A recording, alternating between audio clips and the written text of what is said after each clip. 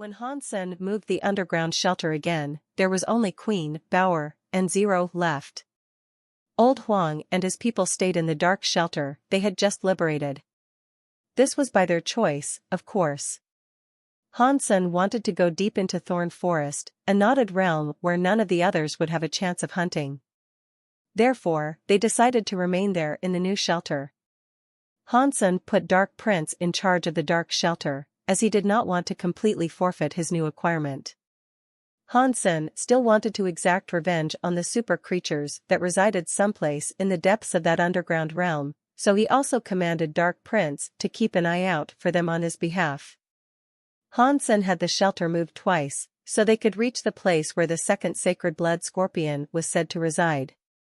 This scorpion was different from the others Hansen had seen near the underground realm, as this one seemed to live alone. It was, however, bigger than a tank. The chitin was probably thicker than metal plating, too. For food, it seemed to enjoy munching on the many thorny vines in the area. When they prepared to engage the beast, Queen was the first to run forth and charge. Hansen sat back and merely watched her fight. He noticed how well she had copied his phoenix techniques, and judged the accuracy of her attempt to be around the 80% mark.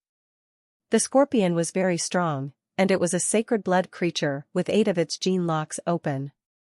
Queen had not been a surpasser for very long, but she had so far managed to open 4 gene locks. She wouldn't have been able to fight the beast without the beast souls she had been given. That's not to say the beast souls made it easy. She still struggled to fight the monster solo. Hansen, while watching her fight unfold, said to himself, "Bones like those of a crane, a figure like that of a swallow, wings brush the ground." Hansen was reading the texts he had obtained when he first learned the phoenix techniques.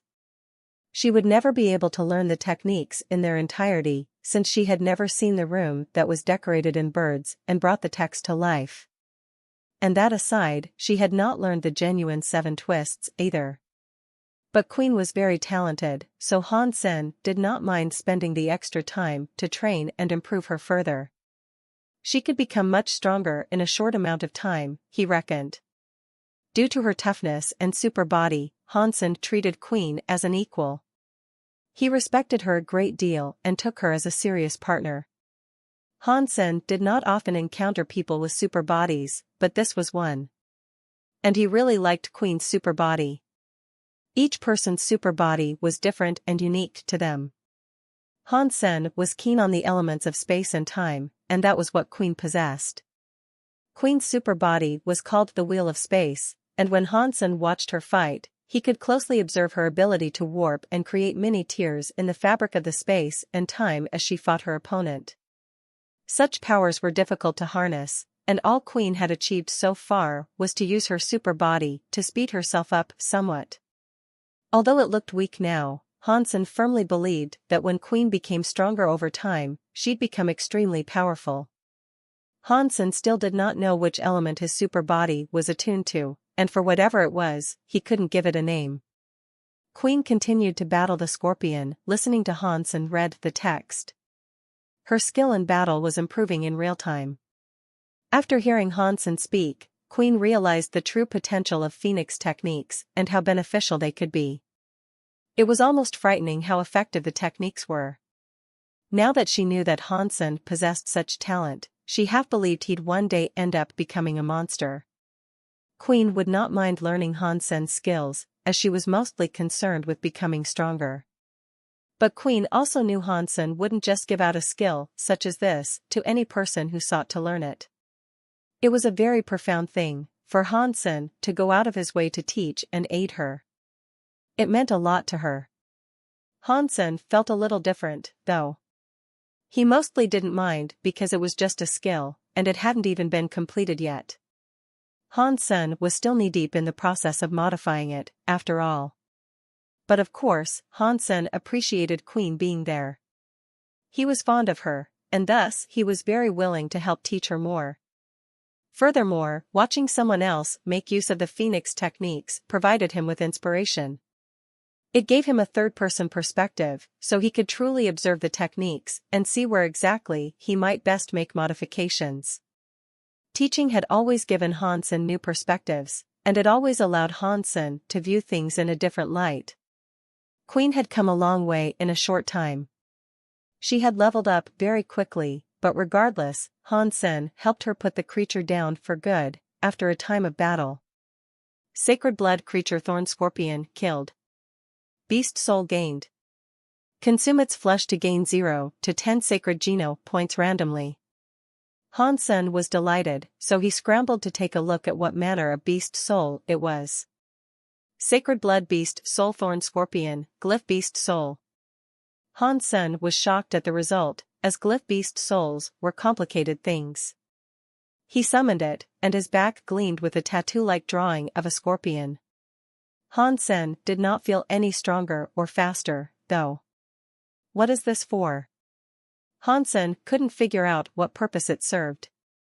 When he was in the second god's sanctuary, he obtained a glyph beast soul that was called evil-blooded condor.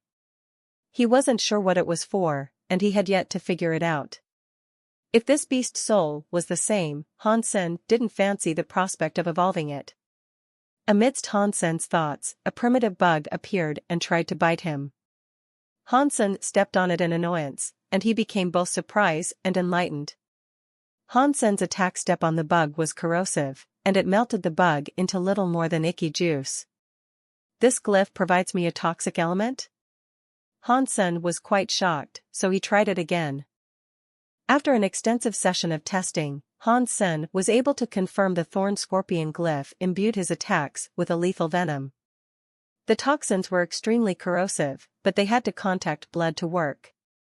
Once Hansen came into contact with a creature's blood, it'd boil and fizz like acid. All he would have to do was make an enemy bleed, and then he could allow the toxins to work their magic and taint the rest of the bloodstream. If the foe's toxic resistances were low, it'd be dead in no time at all. Hansen loved the concept of this glyph, but the power was not very compatible with the invisible King Scorpion's power. With this discrepancy, Hansen could not tell what would happen if they were combined. After a period of thinking it over, Hansen put the idea aside for the time being. He wanted to see if he could stumble across a better beast soul before making a final decision. If there was no greater choice, he'd use the gem on the glyph.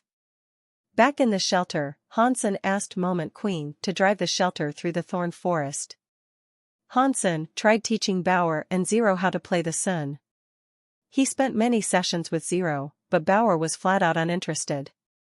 The first time she was given it to hold, she lobbed it away. Fortunately, Hansen was quick enough to catch it. Bauer loved animals, though. The white bear, rabbit king, red bird, and even the blue dinosaur were now subjected to her bullying. I hope my real kid won't turn out like that, Hansen thought to himself. If Queen wasn't out hunting, she was spending her time practicing hyper-geno arts in the shelter. Hansen half believed she was a machine, one that could not turn off, at that. If she turned out to be a machine, Hansen wouldn't be surprised. Queen's figure was as voluptuous as ever, perfectly sculpted as if through masterful design. Whenever she exercised, her boobs bounced vigorously and almost unnaturally. Their physics were hypnotizing to watch, and it was something Hansen believed only robots designed for that purpose could achieve. Queen's face was unwelcoming 24/7, too. She certainly had the warmth of a cold-blooded cyborg. Zero was far gentler, by comparison. She cooked, cleaned, and even took the time to massage Hansen. Her only downside was her lack of speech, as she was fairly silent on a day-to-day basis. Moment Queen continued to think Hansen was an enemy, and she was now giving him the silent treatment. It looks like Ji Yanran is the only normal woman in my life, Hansen said to himself, before his thoughts lusted over her. The underground shelter, after 5 daily jumps, finally reached the super creature Moment Queen had mentioned.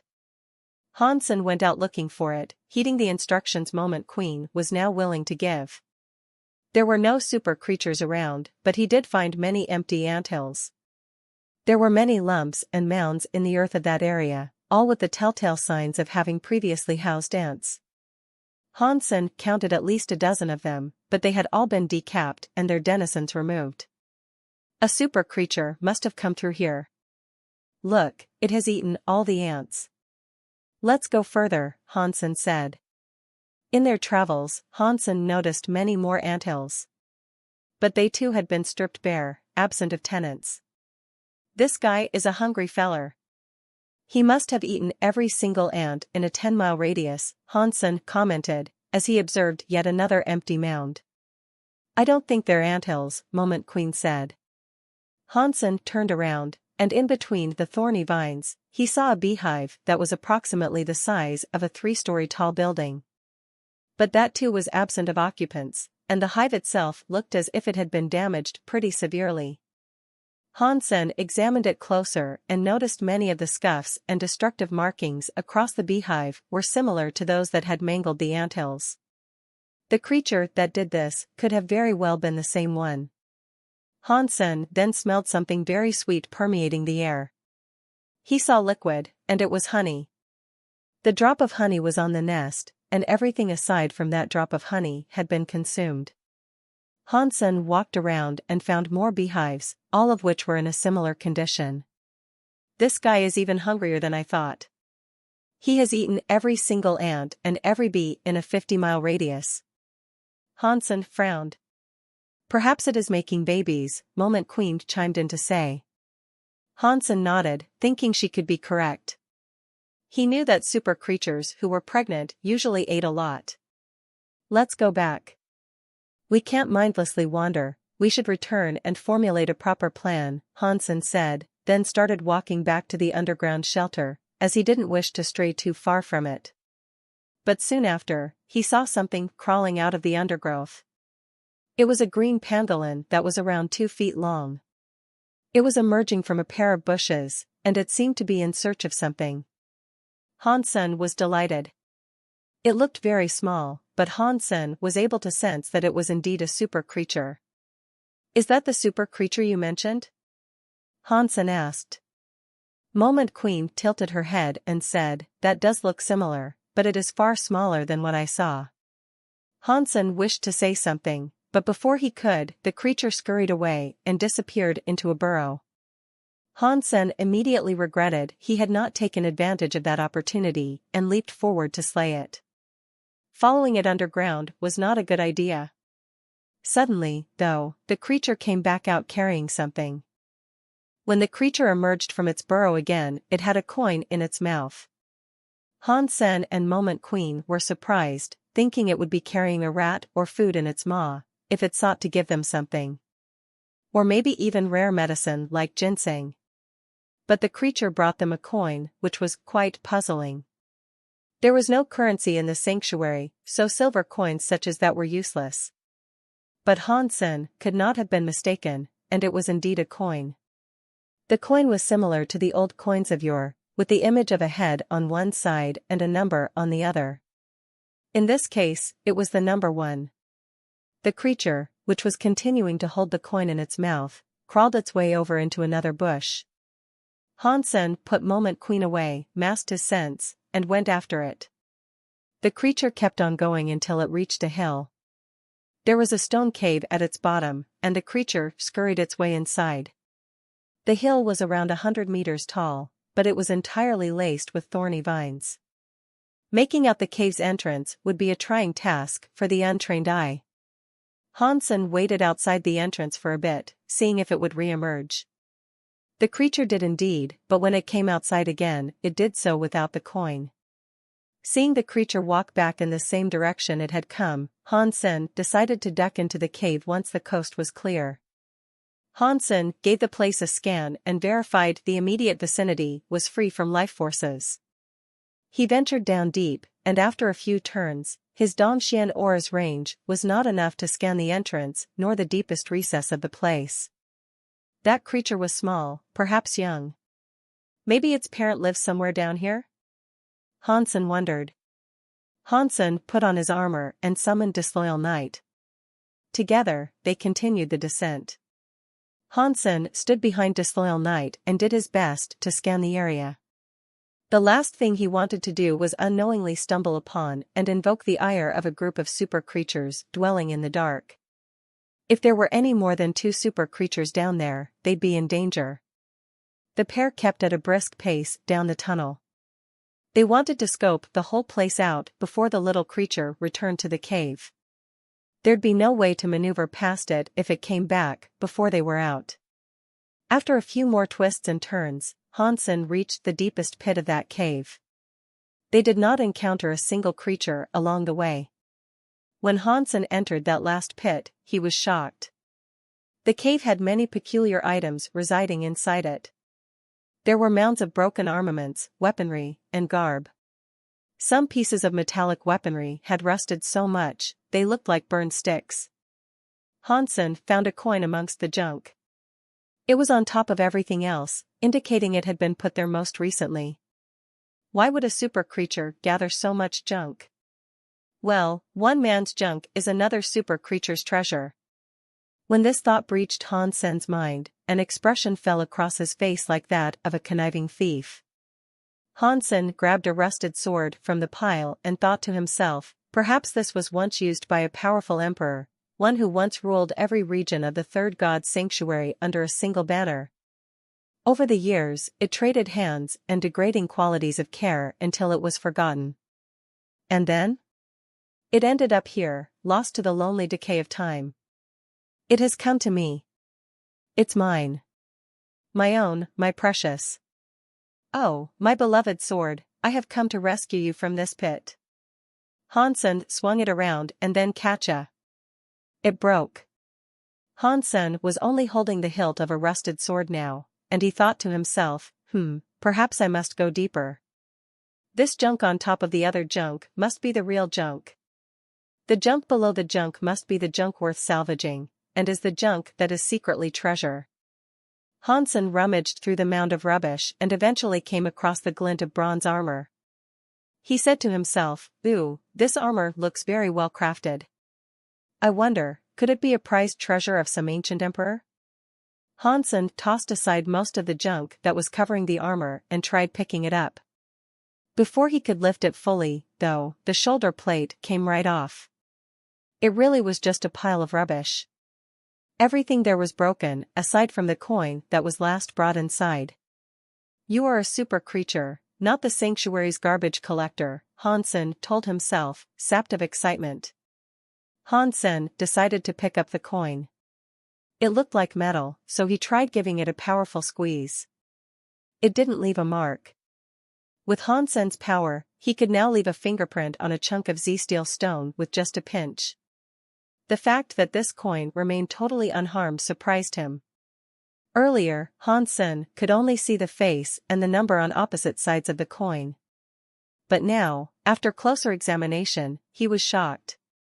The carved head of a woman looked alive, and it suggested to Hansen that it must have been designed by someone famous.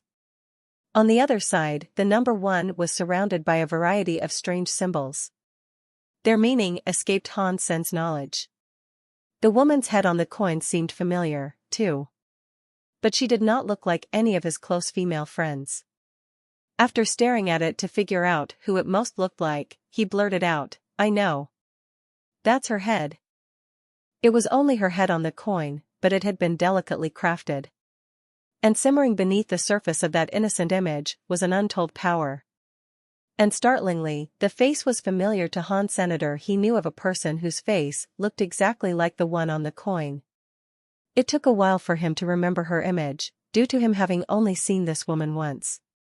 When the empty witch ascended to the third god's sanctuary, a spirit escorted her through the door that manifested in the air. Hansen's remembrance of that spirit's face was a little woozy. A lot had been going on when he saw her, and it was a very long time ago. So, even though his memory of it was fuzzy at first, it was now coming back to him. Staring at the coin intently, Hansen couldn't shake the feeling that it really was her. The resemblance, at least, was uncanny. She had also left the mark of a lotus on Hansen's forehead, but it was destroyed by Dragon King. Dragon King told Hansen that he had been marked by the Lotus Empress. This must be her. It has to be.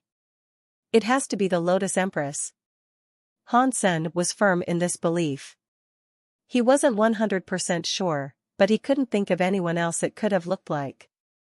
Hansen looked around, wondering if there was anything else worth taking, but there wasn't. Proper currency was worthless in the sanctuary, so coins must have been forged by the Alliance. But the hardest material in the Alliance was Z-steel alloy, and it wasn't as sturdy as the material used to craft the coin. The coin had been retrieved by the creature from below the earth, so it was also quite puzzling why it had been buried in the soil of such a random location. Hansen had been rattled by this discovery, and it made him a whole lot more curious about the creature that had initially collected the coin. But alas, Hansen had been lost in thought for some time, and he hadn't paid attention to how long he had been down there. Hansen was afraid the little creature could show up any second. He went over to hide beneath the garbage. There was a mighty shield amidst the junk, and it was perfect for him to hide behind. He masked his scent and clutched Taya tightly.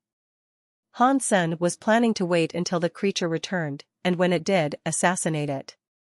It was a super creature, and if he was able to insta-kill it through assassination and forego the need for a drawn-out fight, that'd be a mighty swell thing indeed. It wasn't long until Hansen started to hear sounds coming from further up the cave. They were the sounds of the creature, on its way back down as predicted. Hansen made sure his scent was hidden. Then, he went into a state of focus, ensuring the hand that held the sword was firm but relaxed and ready to strike. To perform the strongest assassination strike, your body had to be relaxed. It was something he had practiced extensively during his time in the first god's sanctuary. He was very proficient in the ways of the assassin. Not too much later, Hansen felt the little creature approach. He could sense something scraping against the ground, and this made Hansen think the creature was bringing a bigger item along with it. Hansen did not very much care what the little blighter was carrying with him, he just remained focused, preparing to strike. And the closer the creature got, the more relaxed Hansen became. A noise rang out, sounding like the creature had chucked the latest scrap of junk onto the garbage pile. Hansen could see every movement and motion made by the creature, all through his mind's eye. He could sense it all without the need for his true naked eyes. When the item landed on the heap, that was the time for him to strike. And so he did. Hansen leaped out from behind the shield with Taya, ready to plunge Taya deep into the witless super creature that was none the wiser. His heart and kidneys pumped fast, as his entire body began to glow red. Hansen knew he was performing the perfect strike, as expected. 9 gene locks of the Bloodpulse Sutra and Taya made for a lethal combination. Super creatures would do well to fear such a combo. The creature turned around, but Hansen still had his eye on the prize. Being so fast and so accurate, he thought he had ticked all the boxes, and he was more than ready to see Taya plunge through the creature's throat. There was no chance the creature could react in time. Dong. The sword was aiming for the neck with pinpoint accuracy, but before a connection was made, the scales of the creature lit up with a bright green light. An aura of light suddenly enveloped the little beast, as if it was encased in a tight bubble of impenetrable protection. The creature was sent flying, but it was dealt no harm. The creature escaped the assassination attempt unscathed. A super creature with defensive powers, huh? Hansen was quite shocked. But while the creature was still airborne, Hansen drew his phoenix sword. Dong. The phoenix sword was incapable of penetrating the creature's green shield. Die. Hansen used all his power to repeatedly strike the creature, keeping it airborne amidst a flurry of hits. The phoenix sword and Taya beat against the shield non-stop. The shield looked like a balloon under fire, as if it'd break any second. Boom. Hansen batted the creature into a wall, and before it could recover, pounced on the creature like a madman. With another barrage of strikes, Hansen went to town on the creature. I don't need Super King Spirit mode to kill a super creature. Hansen was insanely excited. Die. Hansen was shouting as he slashed, and eventually, the green bubble shield shattered into a faint haze of dust. Without the shield, the creature was naked and helpless. It was like a little lamb, prepared for slaughter. but before Hansen slew the creature, he froze in place. "Ah, I was just playing games with you." Hansen suddenly looked incredibly kind and gentle, and he brought his hand down to stroke the creature. Hansen slowly turned around, and that was when he saw a number of giant creatures behind him. They all stared at Hansen with menacing eyes. Boom! Hansen hit the wall of the cave like a cannonball, and in the haze of dust and debris that accompanied his fall, he spat out blood. Before Hansen was able to stand up again, a big monster stood above him, with legs on each side of him. His pupils grew bigger. Unable to stand up, Hansen had to roll in evasion, to avoid the crushing legs that began to work like pistons in an attempt to stomp on him. The frightening feet were far too close to comfortably avoid. As Hansen rolled, he could feel the ground shake with each pounding stomp, and he could hear the echo of each thump carry through the cave. Boom! Boom! Boom! Hansen kept on rolling as 6 massive creatures did their best to try to trample him underfoot. He was already using Super King Spirit mode, but even so, he was unable to fight back. When Hansen was able to stand back up, a scaled tail lashed his back like a whip. More blood oozed from his mouth as he was sent careening through the air once more. His bones were starting to feel like cracked glass, ready to shatter with the slightest additional jarring. Hansen came down against an awkwardly shaped rock and broke it in his descent. Things had rarely turned so sour and remained so dire for Hansen ever since Hansen had come into possession of Super King Spirit mode. Things had never gotten this bad. There were 6 super creatures in that cavern. They were the same breed as the little one he had attempted to assassinate, but these were monstrously large. What's more, they all had the same green bubble of protection. He had tried throwing coins on them, but it was all to no avail. Hansen believed he had stumbled across an entire family of super creatures, as their cooperation was even better than the army. Whenever Hansen tried to attack, they each weaved together to protect one another.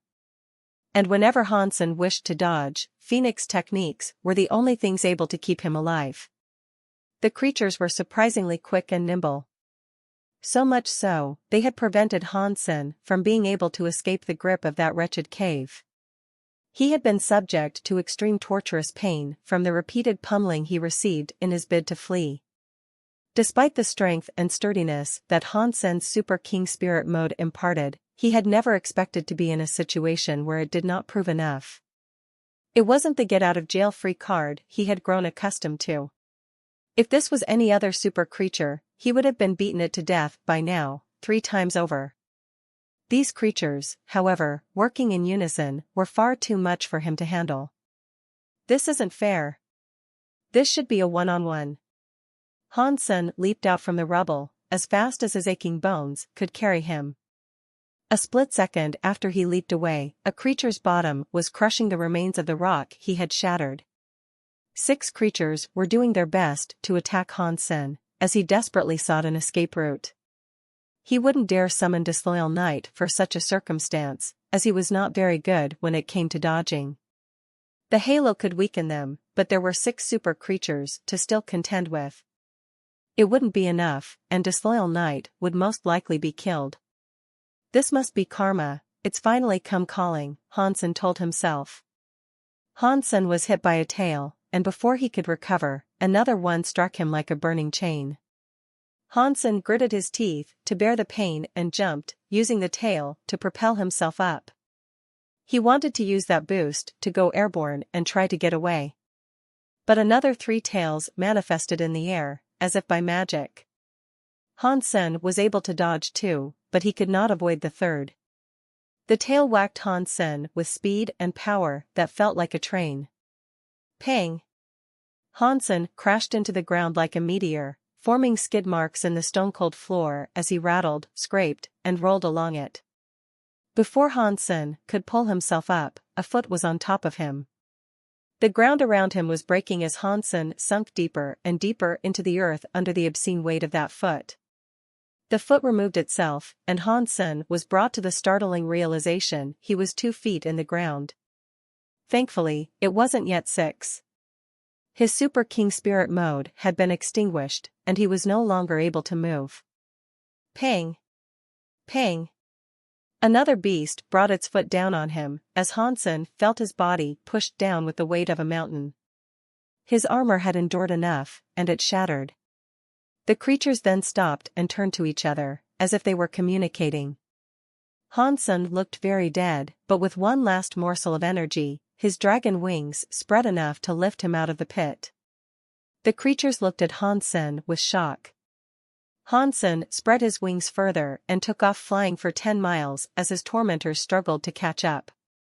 Eventually, Hansen brought himself down and summoned Golden Growler to take him the rest of the way back to the shelter. My bones are like sand, Hansen thought to himself. Fortunately, Hansen was able to play dead and buy enough time to escape. If he hadn't, he really would have been killed there. He had survived, but the mantis armor had been destroyed. What's worse, he had not obtained a single return from the investment of that horrible affair. All Hansen had acquired was a coin, and he couldn't wear that. Whenever Hansen wanted to bully a small super creature, he ended up getting attacked. It was like a curse. I hope this coin turns out useful. I can't stand the thought of all that being for nothing. Hansen teleported back to the Alliance and jumped into a recovery pool. He stayed there for a whole week, and even still, he had not fully recovered. He knew he would have to take a small break from adventuring. Hansen's body was strong, and due to prior practice with hyper-geno arts, his abilities of recovery were good, though. It wouldn't take much longer to be back in tip-top shape. Returning to the sanctuary, Hansen entered a room that was empty in the shelter. There, he summoned Dragon King. Do you know what this is? Hansen asked, showing him the coin. Dragon King looked at it with shock, and he said, Is that an Empress coin? Where did you get it from? Is it worth anything? Retrieving this thing almost cost me my life. Hansen was already feeling better, judging from the reaction Dragon King had given him. Dragon King examined the coin, and after a while, he tossed it back to Hansen. What is it? Say something, would you? Hansen frowned. Dragon King shook his head and said, This is an Empress coin, but first, tell me where you got it from. Tell me what I want to know first. What does it do? Hansen gave Dragon King an intense stare. He was still feeling a little sour from his horrid experience in the cave, so he wasn't in the mood to play games. Dragon King smiled and said, This thing is special. I can't just sum it up in 2 seconds. Hansen sat down and gave Dragon King another look. Dragon King was able to tell Hansen was not in a good mood. There are many emperors in the third god sanctuary, and there are many empresses, as well. The most famous of all was Night Empress. Even ancient Devil Emperor feared her. Hansen picked up the coin and asked, Is this her Geno treasure? Not quite, Dragon King answered. Hansen gave him another stare, saying, Then why tell me this? The Empress coins are not Geno treasures, but they did belong to Night Empress. They don't do anything, but perhaps they can be used to trade for something decent, Dragon King explained. What might I be able to trade it for? Hansen asked. Dragon King told him, Do you see the Night Empress on the coin? Don't you think she looks a little like the Lotus Queen? I wondered that myself. Are they related? Hansen asked. Dragon King said, Night Empress is currently in the fourth god sanctuary. Lotus Empress is her heir. When I came here, she had already built a name for herself and become famous. Dragon King went on to explain, saying, Lotus Queen likes to collect the coins of her mother. You could probably go and see her and exchange this coin for a lotus seed. You can push your luck and ask for more, but that is a decision I'd best leave up to you. What good is a lotus seed? Hansen inquired. Think about it. You could grow fruit worthy of an emperor. It'd be great for opening gene locks. Only Lotus Queen can make these lotus seeds, too. They are highly sought-after things, Dragon King said. Hansen looked at the coin and said, if you're saying this coin is useless, why does the Lotus Queen want them so much? I imagine it's for more than simple sentimental value. Dragon King said, people who possess Empress coins have come to conclude that they are incredibly sturdy. Sturdy, but useless. Night Empress created 13 of these coins and gave them to the king spirits she liked most. Although Hansen believed the coins had a greater worth and purpose than he was being told, if he couldn't figure out what that was, the coin really would be useless. But he still thought swapping it for a few lotus seeds would make for a decent exchange. Opening more gene locks could never be frowned upon, after all. His Dongxian Sutra was coming along nicely, but Hansen still felt as if its development was a bit too slow. Lotus Empress had seen him in the second god's sanctuary, though, and given him a mark. He was worried she might try to imprison him if he approached her. Perhaps I can get a spirit to do the exchange, in my stead, Hansen thought to himself. Dragon King looked at Hansen and asked, so, can you tell me where you got this coin from? Hansen explained to him what had occurred with the little creature, but left out the part where he tried to assassinate the creature and got cruelly beat up by its family. He merely said he stole it from the nest after following it inside. Dragon King was surprised, and he said, wow, you found a metal eater. I found a metal eater? Hansen was unfamiliar with the name. Dragon King said, yes, metal eaters are an infamous sort of super creature. They dine on metal and absorb the powers of it. The items in those rusted piles of junk were grand things, I imagine, once upon a time. It's just that their properties were absorbed by the creatures. Now it makes sense. Hansen knew the rusted stuff had to be special. That must have been why the metal eater took the coin. It's quite the artifact, and it is composed of a very resilient metal. Dragon King felt it was a shame, so he went on to say, I cannot believe there were 6 of them. You might have fared okay against one, but 6. Not even an emperor would provoke those things, so I'm glad you had the sense not to do anything stupid in there, like attacking the little one. Even emperors wouldn't provoke them? Hansen gulped, almost unable to believe what he had just been told. Dragon King smiled and said, metal eaters can become berserk super creatures. They can have greater vitality and defense than an emperor, and metal weapons are entirely ineffective against them. No emperor I know would approach one of those creatures with confidence, especially those with 9 gene locks open. They are vengeful things, too. If you killed one, those that knew about it would hunt you down until the end of time. Hansen was glad he did not kill the little one. If he had, he'd have been in trouble. Hansen was then very excited, thinking about something. The little creature collected the coin from a burrow or hole in the ground. Do you think there might be something else inside? Hansen asked, with a manic glint in his eye. Dragon King said, it is certainly possible, yes. I don't see why an Empress coin would randomly appear there, of all places. And if there was something more there, it should still be there.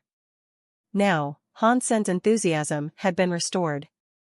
He was wide awake and ready to go. He packed his stuff and left the shelter, wanting to go dig through the hole the creature first came out of. He was keen to find out if there was anything else inside. Because the hole was not too far away from the nest of the metal eaters, Hansen approached it with great care. The last thing he wanted to do was make them aware of his presence there. Hansen wasn't afraid of the metal eaters, he had just been caught with his pants down when he encountered them before. He had only expected there to be the baby metal eater and no others. They were fearsome foes, and he simply wanted to exercise caution. With great care, he approached the hole. If he caught sight of them again, he'd shoot off back into the trees as quick as he could. Fortunately, though, he didn't see any of the creatures as he ventured towards the hole. He poked about its surrounding vicinity to ensure there weren't any lurking about, either. All seemed good. Hansen squatted down at the hole. The hole was around the size of a bowl, and he could not tell how deep it went. Due to the hole not being completely vertical, scanning what may have been down there was difficult. Maybe I should just dig a hole of my own. Hansen summoned his devil pill and created a shovel. With that, he started to dig. The soil was cumbersome to dig up, as there were many rocks to remove. Fortunately, Hansen was a very strong man. He managed to dig a hole for himself that was 5 meters deep in no time at all. Quite the feat, considering the ground was mostly rocks beneath the thin layer of grass and soil. Dong! Hansen's shovel struck something quite hard, and try as he might, he could not dig any further.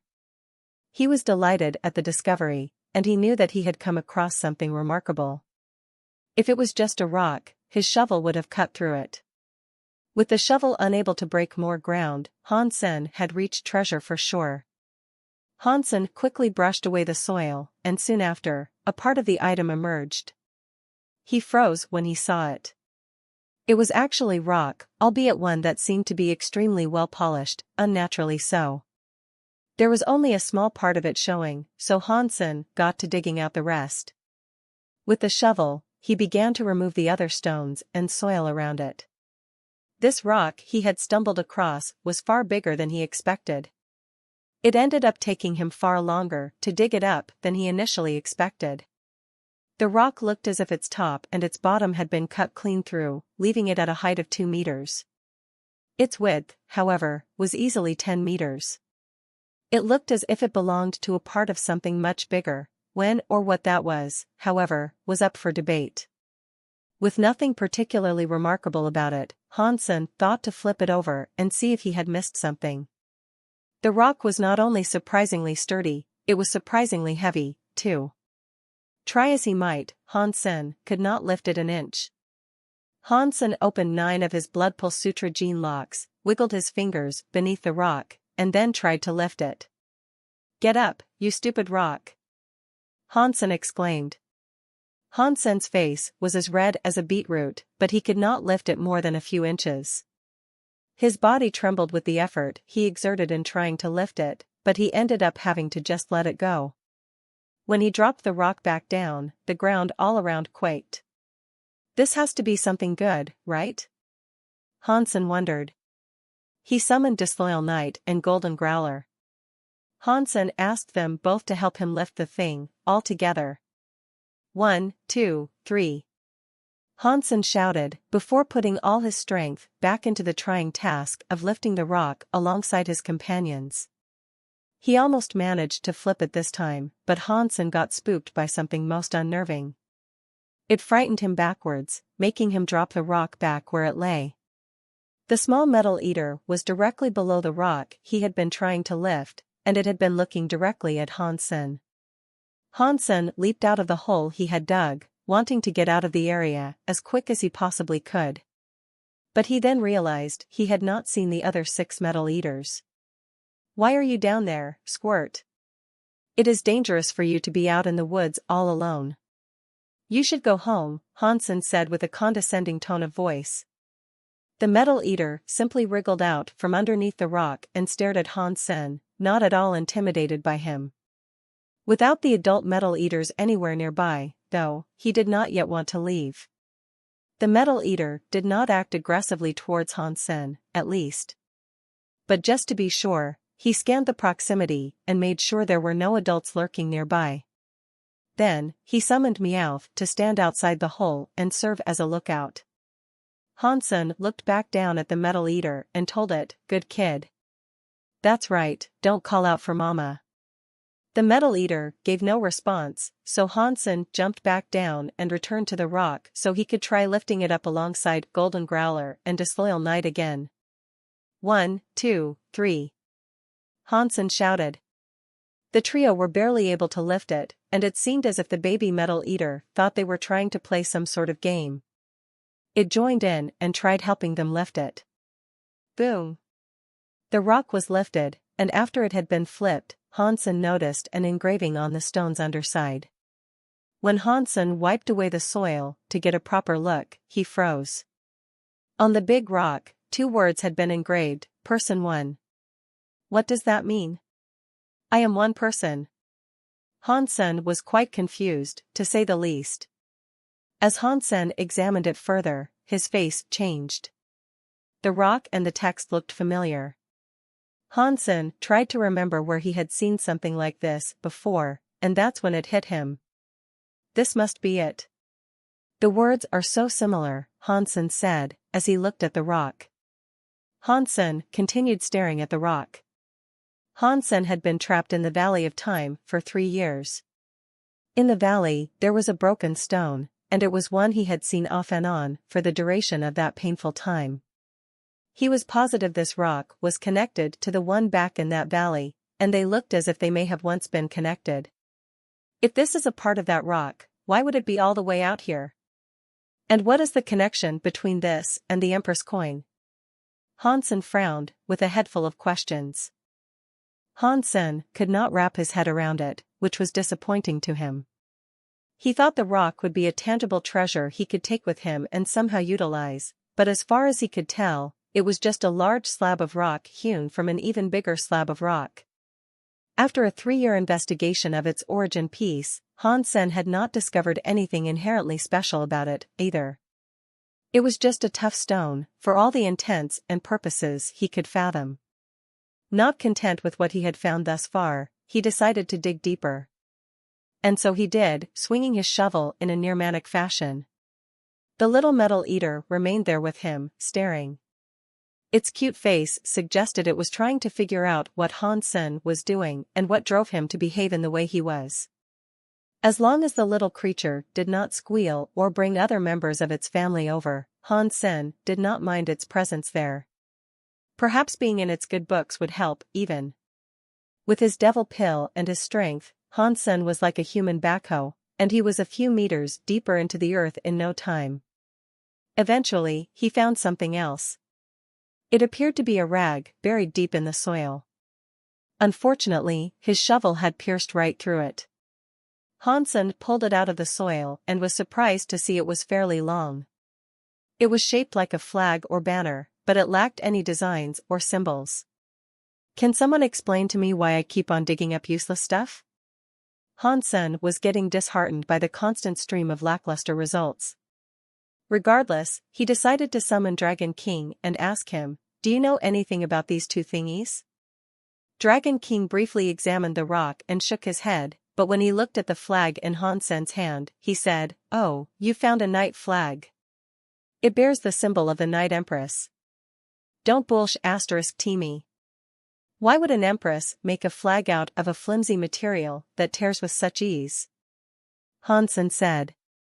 Dragon King frowned and said, "You don't know anything. Do you see this? It was stitched from night silk, it just seems to have lost its energy, that's all."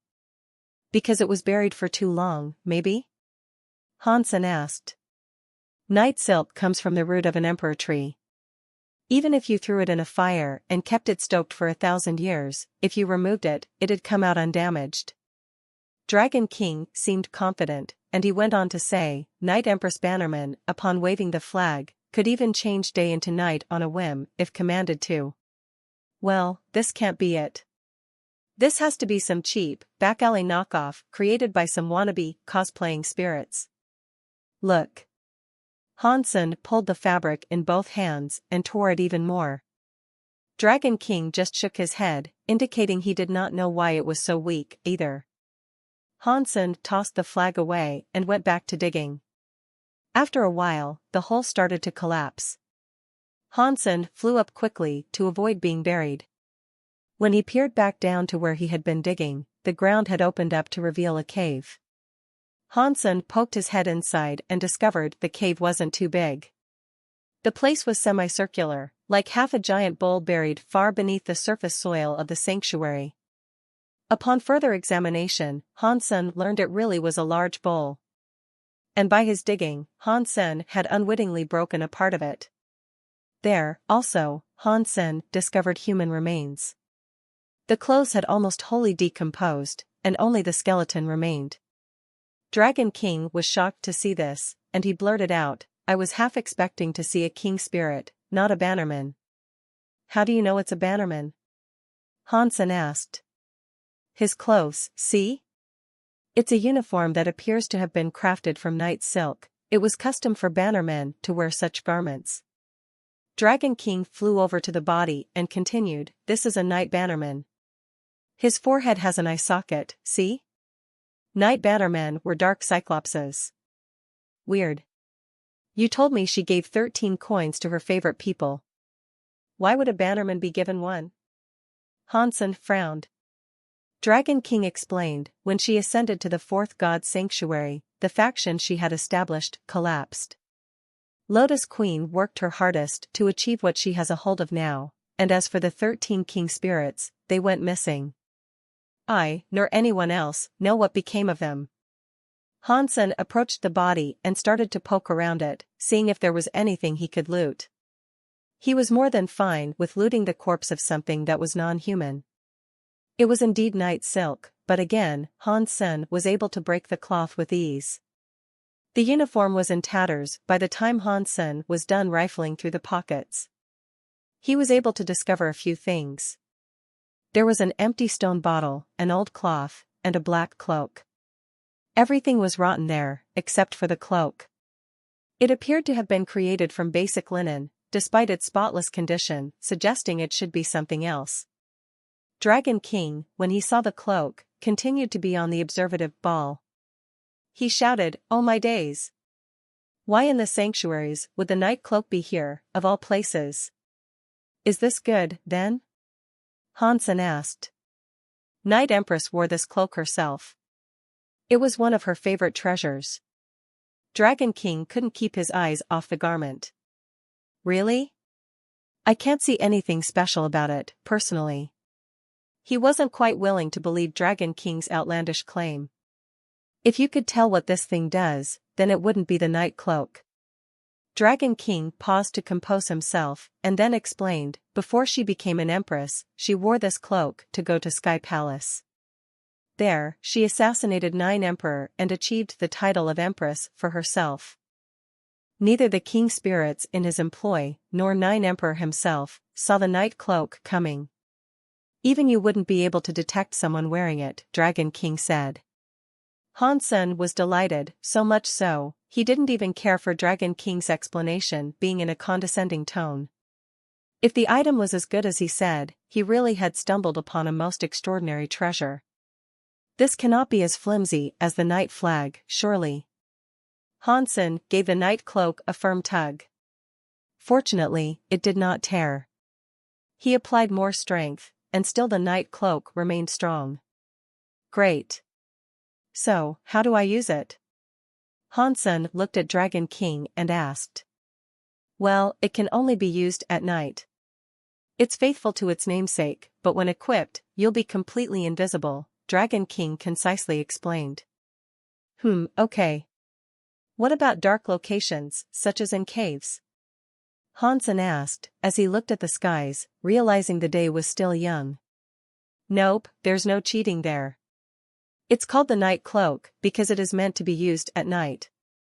Dragon King pointed towards the bannermen then, and said, the reason she wanted a team of bannermen was so night could be called upon whenever. She wanted darkness to come when she needed it. She was by far the strongest emperor or empress the third god sanctuary has ever known, when it came to strength during the night.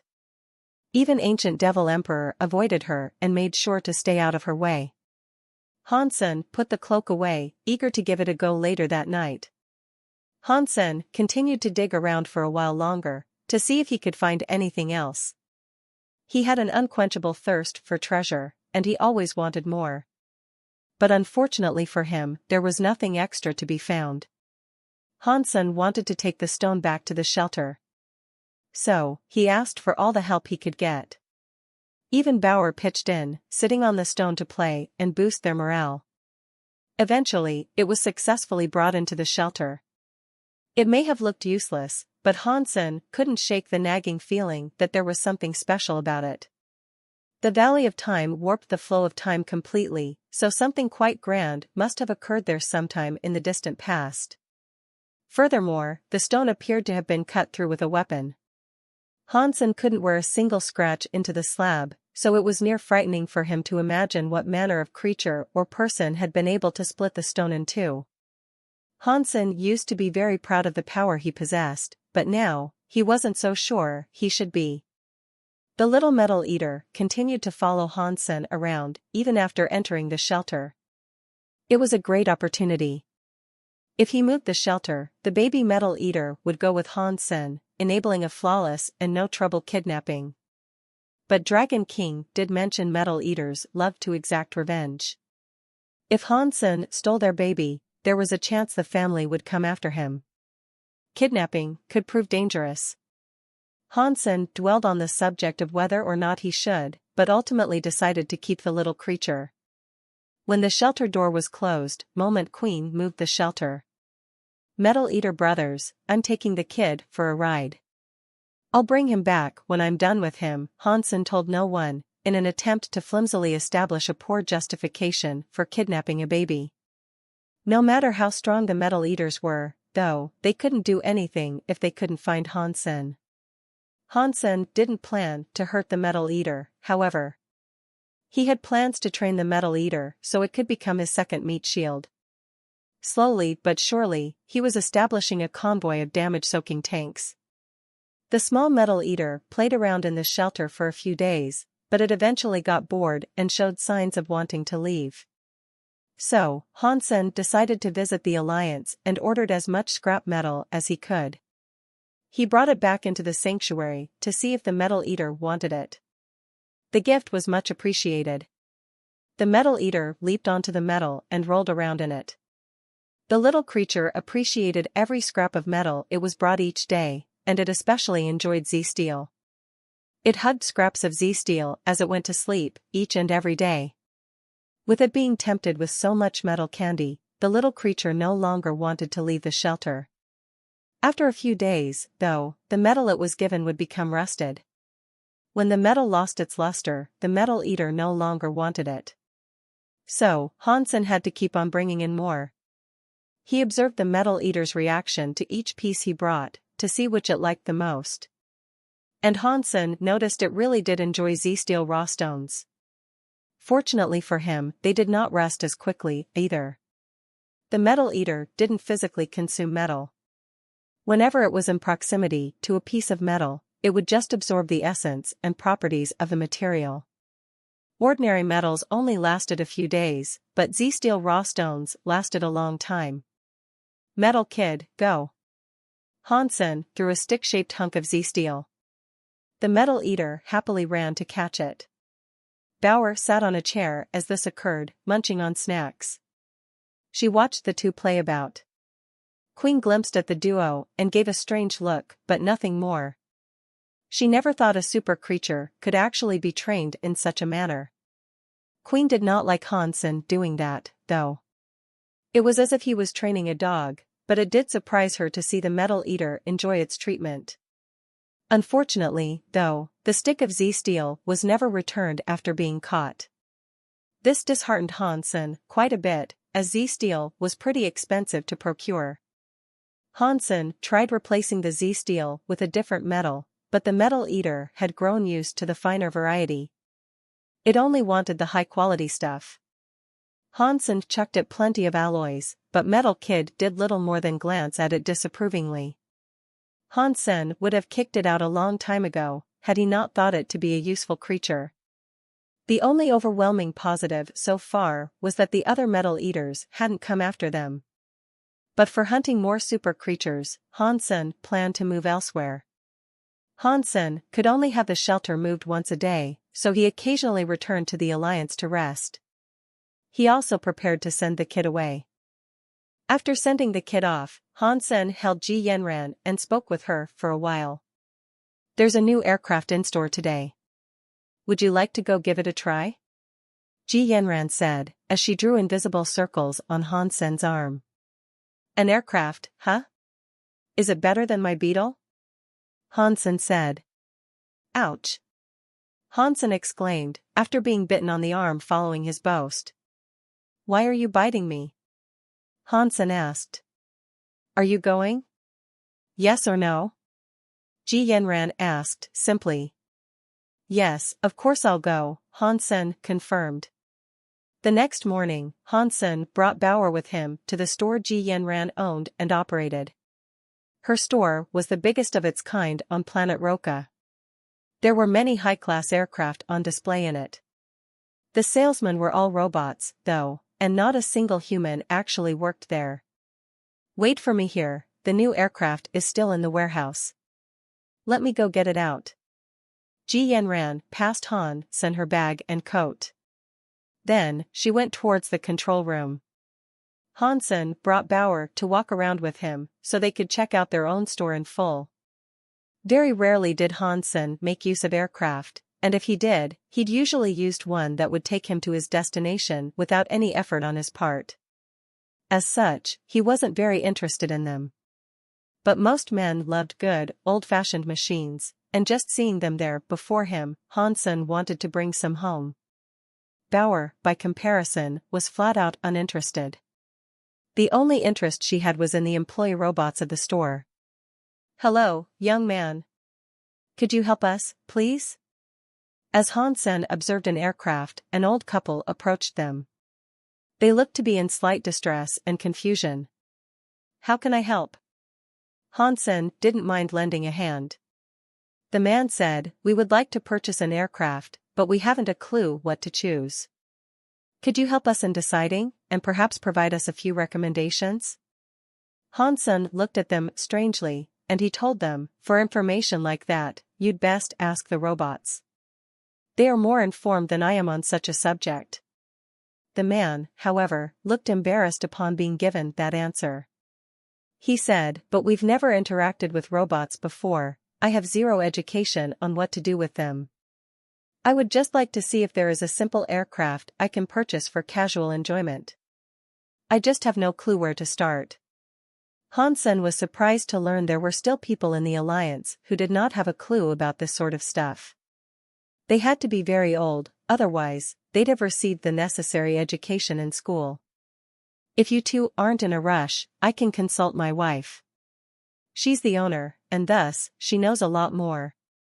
She can answer all your questions, and then some," Hansen proposed. "That sounds delightful. Thank you so much." The couple were very happy, and until Ji Yanran showed up, they began to chat about other things. The old couple seemed very polite, and subjects of conversation came easy to them. Hansen was able to learn they were both nearly 300 years old, and they were natives to planet Roka. They had never before left the planet. There were more and more old people like them in the Alliance. They hadn't been to the sanctuaries, but their lifespans were long. They owned a garden, and in their younger years, managed a pet store. They were very good at taming pets, apparently. When people discovered the sanctuary, though, average pets were rarely wanted. Due to this, they had to shut down and keep all the pets for themselves. The old man even told Hansen he had trained creatures for people in the sanctuaries, though. Hansen asked quite a few questions on this subject, and he was able to learn a lot. When Ji Yanran returned, Hansen introduced the old couple before handing them over. She then told them everything they needed to know and helped them in their decision-making. When she figured out what the old couple were looking for, Ji Yanran picked out a few aircraft for them to try out. They ended up selecting a model of aircraft called Cloud Crane. They thanked Hansen and Ji Yanran a lot, telling them they were free to come and visit them whenever they wanted to. "Do you know who they were?" Ji Yanran asked. "No, I just met them today." "Why? What is the problem?" Hansen asked. "You were born on planet Roka, how could you not know them?" Ji Yanran looked at Hansen queerly. "Are they famous, then?" Hansen truly did not recognize the couple. Ji Yanran shook her head, telling him, "Well, the old couple themselves are not famous. Their son, however, is." "Who's their son?" Hansen asked. "Have you learned about the Battle of Renault?" Ji Yanran asked Hansen. "Yeah. It was the most important battle humanity ever fought upon entering the space age. It laid the foundation for all we have managed to accomplish." The battle was indeed very important, so much so, Hansen still knew much about it. Do you remember there was a general who ran out of ammo? So he drove his ship into a ship belonging to the Shura? Ji Yanran asked. Wait. They cannot be Su Henian's parents. Hansen was shocked. In the Renault system, Su Henian controlled the ship called Phoenix.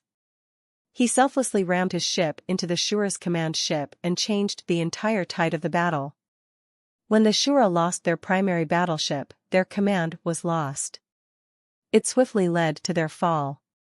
Humans were then able to take the system, and ever since, the alliance had been strong and able to grow freely. Su Henian and the Phoenix, with its 10,000 soldiers, had been written as a tale of paramount importance for the development and future expansion of humanity. By most of humanity, it was regarded as a great triumph. But for the families of Su Henian and the 10,000 families caught in grief and mourning, it was a disaster. Now, Hansen was able to understand why they chose the ship Cloud Crane. Hansen spent the next few days with Ji Yanran, attempting to make babies. The following week, Hansen decided to return to the shelter. Now, where might I next find a super creature? Hansen mulled to himself.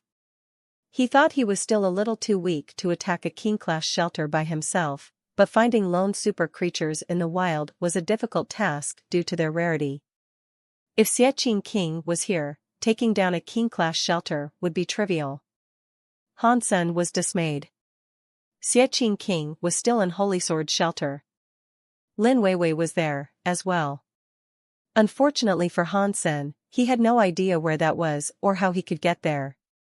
After another couple of shelter jumps, they came to a portion of forest that was brimming with fruit. Fist-sized green fruit was everywhere, and even more delightful, they were proper Geno plants. The plants looked to be primitive class at best, but still, the number of them was incredible. It excited Hansen to see them all there, due to the fact he could use his black crystal to absorb all their life forces and generate an ocean's worth of special water drops. Aside from aiding the growth of Geno plants, water drops were also able to improve the strength and sentience of beast souls and creatures. Hansen used to have a ton of water drops, but now he had very few. He had to be very careful who he chose to feed. If he was able to absorb all the trees that filled the landscape before him, he could feed whatever pets or creatures he fancied. Hansen scanned the region ahead of him before blindly wandering in. When he confirmed the absence of creatures, he went forth. He picked up one of the fruits first and broke it in two. When he opened the fruit, the waft of some bitter scent filled his nostrils. While the fragrance may have caught him off guard, Hansen was also surprised at the fruit's composition. There wasn't much flesh, as the core took up most of its inside. Hansen pulled away the flesh and took a look at the fruit's core. It's a walnut. Hansen examined it closely. He pinched the shell of the walnut to break it, and indeed, there was a walnut inside. He ate it, and it tasted lovely. There was no benefit to eating it, though. He thought he might as well have been munching on snacks. Even though it's just an ordinary class Geno plant, shouldn't the fruit still be of some service? Hansen pondered the peculiarity of the walnut he had just consumed. Hansen ate a few more and felt nothing special occur with his body. That being said, it was not like he had reserved any lofty expectations for the fruit, given its low class. Hansen then proceeded to absorb the life forces of the tree. He placed his hand on the trunk of the one in front of him, and it died fairly quickly. The black crystal generated the water drops just as Hansen hoped it would. From that single tree, Hansen had gathered 3 months' worth of energy. Wow, that's so little. I can only suppose it must be an ordinary Geno plant, Hansen said to himself, as he walked over to another tree. Hansen absorbed 100 of the trees and received quite a bit, as one might expect. After he was done absorbing the trees, Hansen noticed something else was residing in the same portion of the forest he was. He couldn't see anything, but he could hear something hitting a tree someplace ahead of him. Hansen went to check it out, and he found a rhino-sized boar beating its tusks against a tree. The nutty fruits above were falling to the ground. The boar gobbled up each fruit in its entirety. It was only a primitive creature, so Hansen couldn't even be bothered lifting a weapon to end its life. But then, just as Hansen turned to leave, he noticed something weird occur to the boar. Heaven knew how many walnuts the boar had eaten, but it began to writhe around on the ground, as if in agony. Oh, snap. They can't be poisonous, can they? A wave of shock and worry cascaded over Hansen's mind. Hansen then turned to think about how strong and powerful his body was. Even if the walnuts were poisonous, he didn't fancy the chances they'd do much damage to him. He continued watching the boar roll around on the forest ground, and all of a sudden, he was hit with another daze of shock. The boar suddenly looked much smaller. Hansen rubbed his eyes to make sure his eyes weren't playing tricks, but without a doubt, the boar had shrunk in size. It was not uncommon for creatures to be able to change their size, but it was concerning to learn a primitive creature was able to do such a thing. It seemed to Hansen that the boar had become smaller due to its eating of the walnuts. Hansen watched it for another 10 minutes, and by then, the boar that was once the size of a rhino was now the size of an average one. Hansen remained there to watch it shrink even further, and after half an hour, it was the size of just a puppy. The walnut does make things smaller. Hansen's face warped into one of panic, so the first thing he did was unzip his pants to take a look.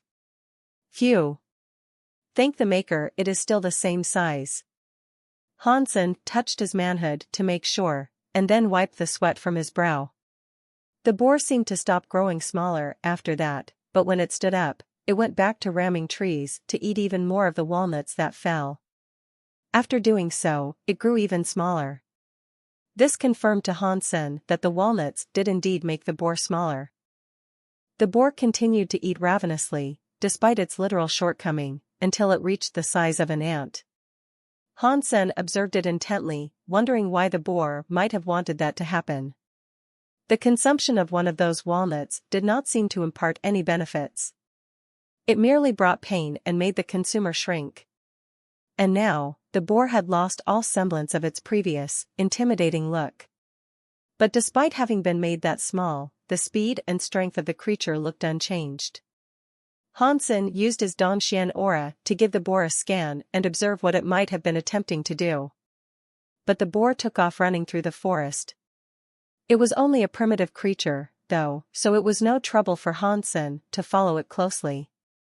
The boar skittered its way over a distance of 10 miles before coming up to another, albeit stranger, walnut tree. The tree was of similar size to the others, but this tree had leaves that were black and red, not verdant green. Furthermore, the tree looked as if it had been made from metal. Each leaf, and even the composition of its trunk, looked to be metallic. And even stranger, Hansen was unable to detect the presence of a life force stemming from that particular tree. If it was a tree king, there had to be a life force. But if it really was a tree, it must have died a long time ago. And yet, despite that, many fruits decorated the twigs and branches of the tree. That indicated it was actually alive. The mini boar took to climbing the tree, and it went up and up until it reached a small hole on the trunk's surface. The hole was almost as small as a needle hole, and Hansen reckoned an average ant would have a difficult time squeezing through. At least Hansen knew now why the boar wanted to make itself so small. It wanted to enter that little hole. Of course, this posed another question. Hansen now wanted to know why the boar wanted to enter the hole so much. It had costed a lot to do so, and all that effort had to be for some tangible result. Hansen scanned the whole tree, top to bottom. He could not get a look at what might have resided inside the tree, due to its only point of entry being so small. Suddenly, though, Hansen saw another creature approach. This time it was a snake, but it was just as small as the boar. It climbed the tree and entered the hole, just as the boar had. There must be something inside that tree hole. Hansen thought he might be able to find out by simply sawing the tree in two. But he ultimately decided against this, preferring to wait and watch for a while longer. Over the course of an hour, Hansen was able to witness a number of similar creatures enter the tree. They were all tiny, just like the boar. It was quite perplexing, and difficult to fathom why so many creatures were shrinking themselves to enter the tree hole. One mini creature even looked like a titan. Does a special treasure reside in there? Is that why so many are going inside? Hansen wondered, but then, he saw a creature exit the hole. It looked like a monkey, except it possessed 3 tails. The monkey seemed bloated, following its exit. And eventually, after reaching the forest ground, it suddenly transformed into a 3-meter-tall ape, directly in front of Hansen. The 3-tailed ape didn't remain there, though. After its sudden burst of growth, it took off running into the forest and disappeared from sight. Hansen then thought to himself, are the effects of becoming mini temporary? He was very curious over the ongoing event, so Hansen decided to remain there for a few days and watch what went on. Over that time, Hansen was able to witness many different creatures come to and fro from the tree. The boar that had led Hansen there came out on the 3rd day of Hansen's watch. When the boar exited the tree, it returned to its original size. Hansen was positive it was the same boar, but he couldn't help but notice it looked a little different. Hansen remembered its fangs were a creamy color, but now they gleamed with the color and brightness of gold. Furthermore, its life force had become much stronger. Maker knew what happened inside that tree over the course of a few days. Most creatures that Hansen saw enter left the tree in 3 days. A few of them, however, did not return. It made Hansen wonder what happened to them on the inside that prohibited their return. After a few more days, Hansen decided to do something about the ordeal. He opened his 9 gene locks, and with Phoenix sword in hand, he hacked the tree. Hansen believed there had to be some sort of treasure inside, otherwise, the creatures wouldn't be so eager to go in and neither would they appear different after leaving. But when Hansen slashed the tree, the sword was only able to leave a streak of white against the tree's metallic, glimmering surface. Hansen was shocked, so he thought to himself, this really is special. If Hansen was unable to bring the tree down through brute strength, he was going to do as the creatures did and dine on a feast of walnuts. He first tried grabbing the walnuts on the tree he stood before, but strangely, he could not remove the walnuts. They were hard and firm in place, as if they had been nailed to the branches. This did not dismay him, though. In fact, it made Hansen happy. This proved to him that something awesome had to reside within the tree. Hansen wasn't going to give it up, so he decided to spend time eating the ordinary walnuts. If the creatures could grow smaller after eating many of them, Hansen believed he could do the same. Since I'll be able to change back, I might as well give it a shot. Hansen still wanted to exercise caution, though, despite this assumption. So, he brought out a creature he had captured a while ago to be his guinea pig. Hansen's captured creature did not know it was being tricked. It thought it was being treated kindly, and so it happily gobbled up all the walnuts it was given. Before long, however, it started to writhe around on the ground in pain. Hansen was then able to again confirm that the walnuts made creatures grow smaller. 3 days later, it returned to its ordinary size. Hansen then decided to eat the walnuts himself, anxiously wanting to enter the tree hole and see what may have resided inside. The creatures always returned from the tree with the same or even greater strength than they had before. If Hansen was to do as the creatures did, he thought he'd share the same boon or at least go back to his original size in 3 days, with all his power still intact. He ate quite a few, but nothing happened to him. He wasn't keen to give up just yet, so he kept on munching as many walnuts as he could, non-stop. After a while, it felt as if he had been delivered a massive electric shock. He fell to the ground and started twitching and convulsing. When the pain passed, Hansen could already feel that he was much smaller. He felt himself having shrunk to the size of a 7-year-old child. Hansen ate a whole heap more walnuts until he was the size of an ant. Then, he proceeded towards the tree hole. Hansen did not immediately walk inside. He saw a primitive creature just ahead of him, so he masked his presence and followed it in slyly. The tree hole was almost like a tunnel, and it seemed more and more like something that had been bored into the tree. It could not have developed naturally, and so it had to have been built for some purpose Hansen had yet to figure out. Hansen followed the creature for a bit, and then, Hansen saw something most shocking. He came to a street. It was wide and well-paved, lined with buildings. It was like another world inside the tree. Many creatures were there, too. The Titan he had once seen was there, but there were also a whole host of others he hadn't. There were snakes, insects, and beasts of all kinds. There was harmony inside that miniature world. There was no conflict, and Hansen was even able to see a few spirits in the mix, interacting with the rest of the denizens in peace. Is this a spirit shelter? Hansen asked himself with much shock. He followed the street he first came to. The mini-world was crazy, and it delighted Hansen with every twist and turn.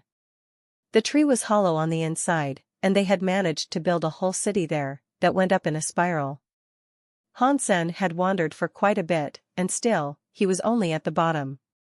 The creatures there looked as if they all wanted to go up, but there were spirits guarding the way up. It seemed as if one would have to beat them, if they sought to ascend the city. Many creatures had been beaten by the spirits, and others had even been killed. The creature Hansen followed managed to succeed, and upon its victory, it was allowed to go up to the next level of the city. Hansen was unsure whether or not he should join in. He wondered if the spirits would be angry due to the fact he was human. But then, Hansen suddenly saw a human join a fight. In it, his leg was broken. Seeing the man get one of his legs broken, Hansen instinctively ran up to him. "Are you okay?" Hansen asked, as he helped him upright. The man looked surprised to see Hansen, and he asked him, "Are you new here?" "Yes, I just came here today." "What is your name?" Hansen answered and asked. The man Hansen helped was called Zhang Yuchen, and Hansen helped bring the man back to his lodging. He explained what he could about the place.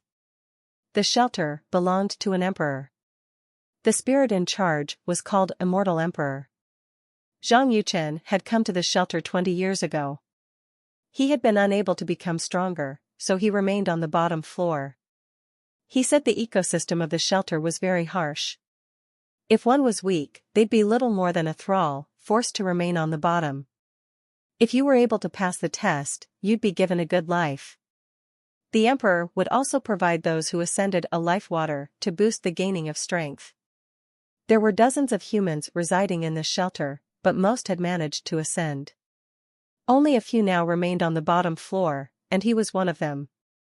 Zhang Yuchen was too weak to go forward, and he had only managed to max out his mutant geno points. Still not being strong enough, he had been on the bottom floor of the shelter for 20 years. Many of the people who had come, even those who had come much later than him, had leveled up and succeeded in ascending. Hansen was very interested in the life water he spoke of, though.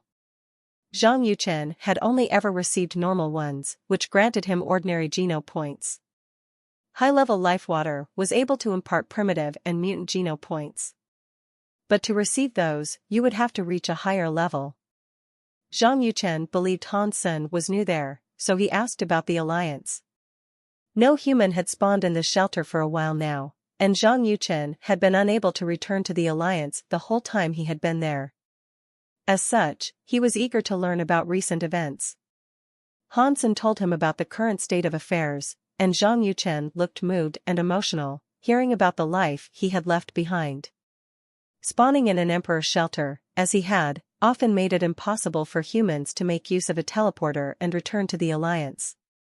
After Hansen learned more about the location he was in now, though, he was very happy. They very much welcomed outsiders there, and if you were strong enough to prove your mettle, you could take part in the trial of ascension without establishing a contract. Hansen could obtain life water with little to no trouble. The place needed a lot of manpower to remain operational, and regardless of your race, the stronger the better. There were a few humans there with spirit geno points who had also managed to open 8 gene locks. They had been unable to return to the alliance, but they were happy with their life as it was. "No one wants to help you?" Hansen asked.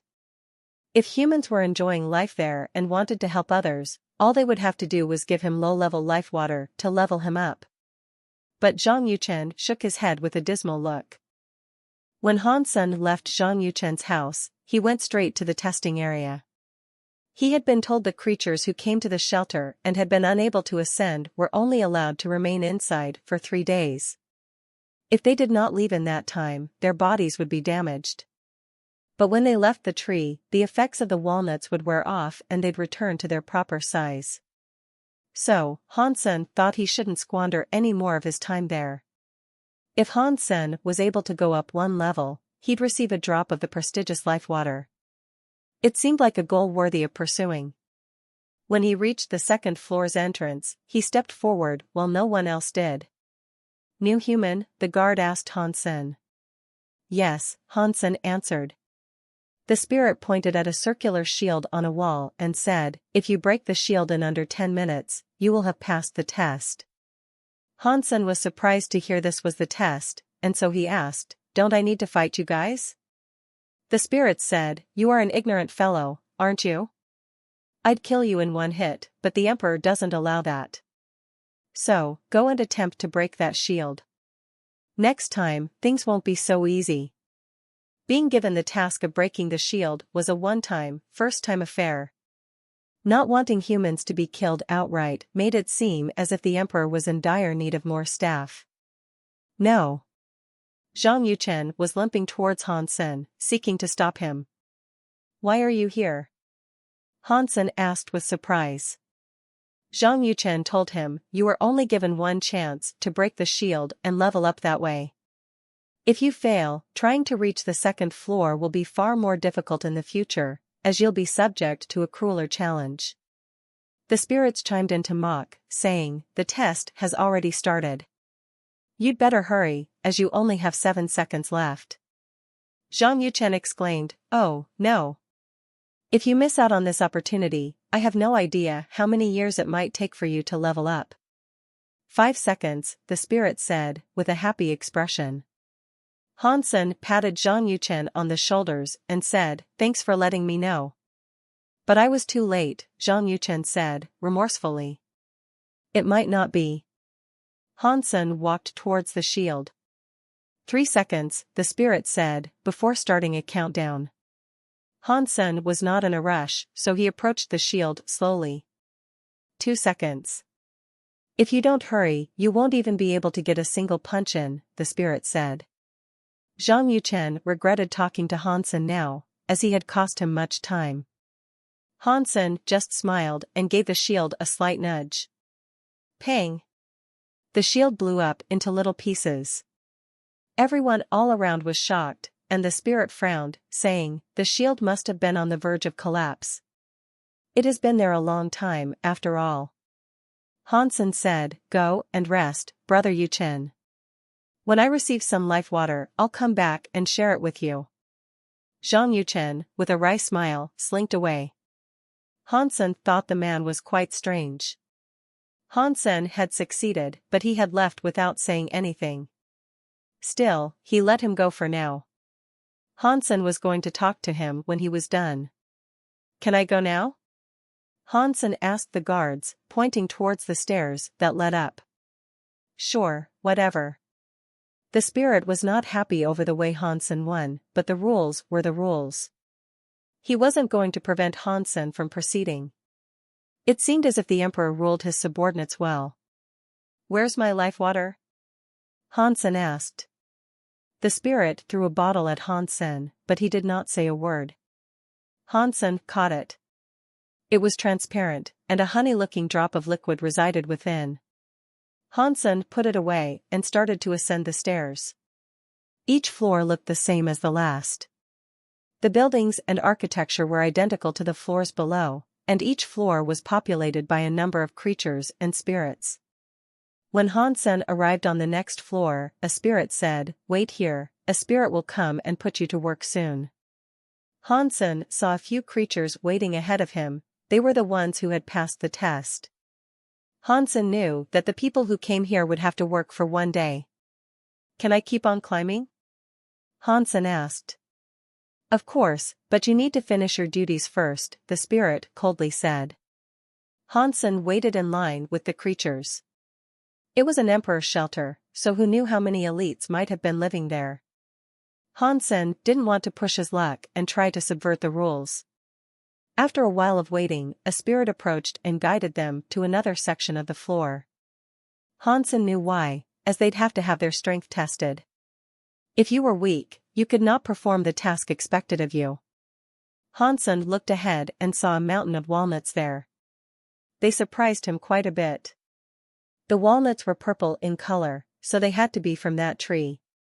There were creatures in a chain gang, pushing a stone mill, grinding them into dust. The stone mill was very heavy, and the primitive creatures were having a difficult time operating it. New human? Hansen was sent to a stone mill. Another human stood next to him and tried to strike up a conversation, but Hansen ignored him to focus on the work. I have only just arrived. This is my first time doing this, Hansen said. You'll need to put your back into it and work hard. There may be no guards here, but you have a quota of 10 walnut powder sacks a day. If you don't meet that quota, they'll bump you back down a level. Then, you'll have to do the test all over again, the man explained. What use is the powder for? Hansen asked, as he began to work. Those of us down here don't have a clue. But it's a material that's wanted by the big cheese, and since we're required to produce it, we don't question it any further. The man briefly paused, looked around, and then spoke again in a quieter tone. You didn't hear this from me, got it? But, rumors say that Immortal Emperor, the big boss of this place, uses it to craft what has been dubbed immortal pills. What are they for? Do they make him immortal? Hansen inquisitively asked. The man laughed and balked. Spirits are immortal already. Immortal pills, however, are said to grant spirits access to the fourth god sanctuary.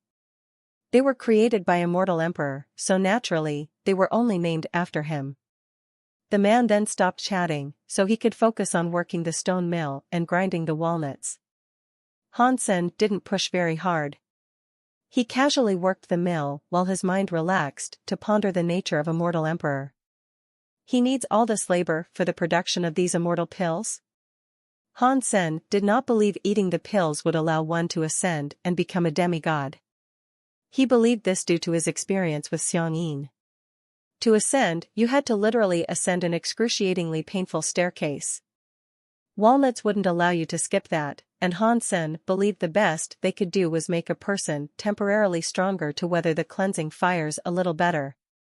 By the time the day was done, Hansen had created 20 sacks of walnut powder. When the spirits came to take them, they provided him with 2 drops of life water. You're good. You've only just arrived and you've already produced 20 sacks worth, the man, receiving his life water, said to Hansen. The man had produced 15 sacks, but that only granted him 1 drop of life water.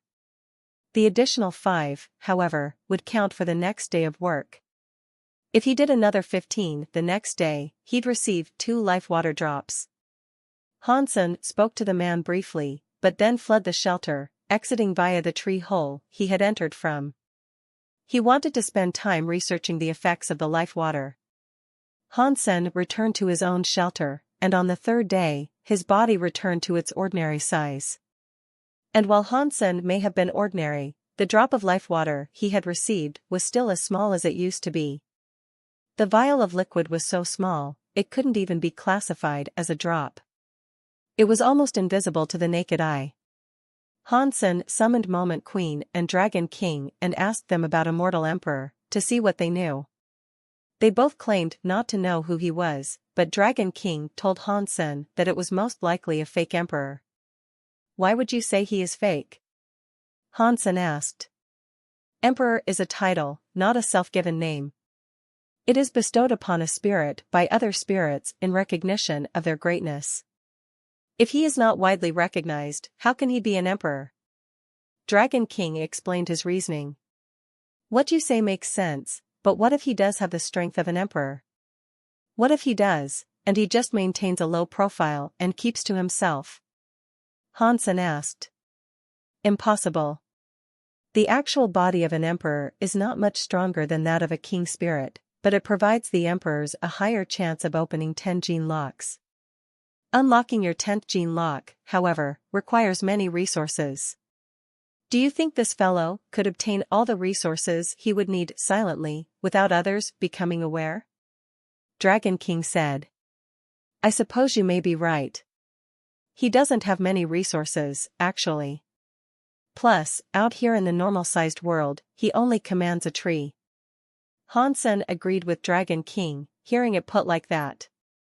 Hansen then showed Dragon King the life water he had received, and to this, Dragon King said, Holy smoke! Life water, you say? This is a skydrop. You've met Sky King. Who? Sky King? Skydrop?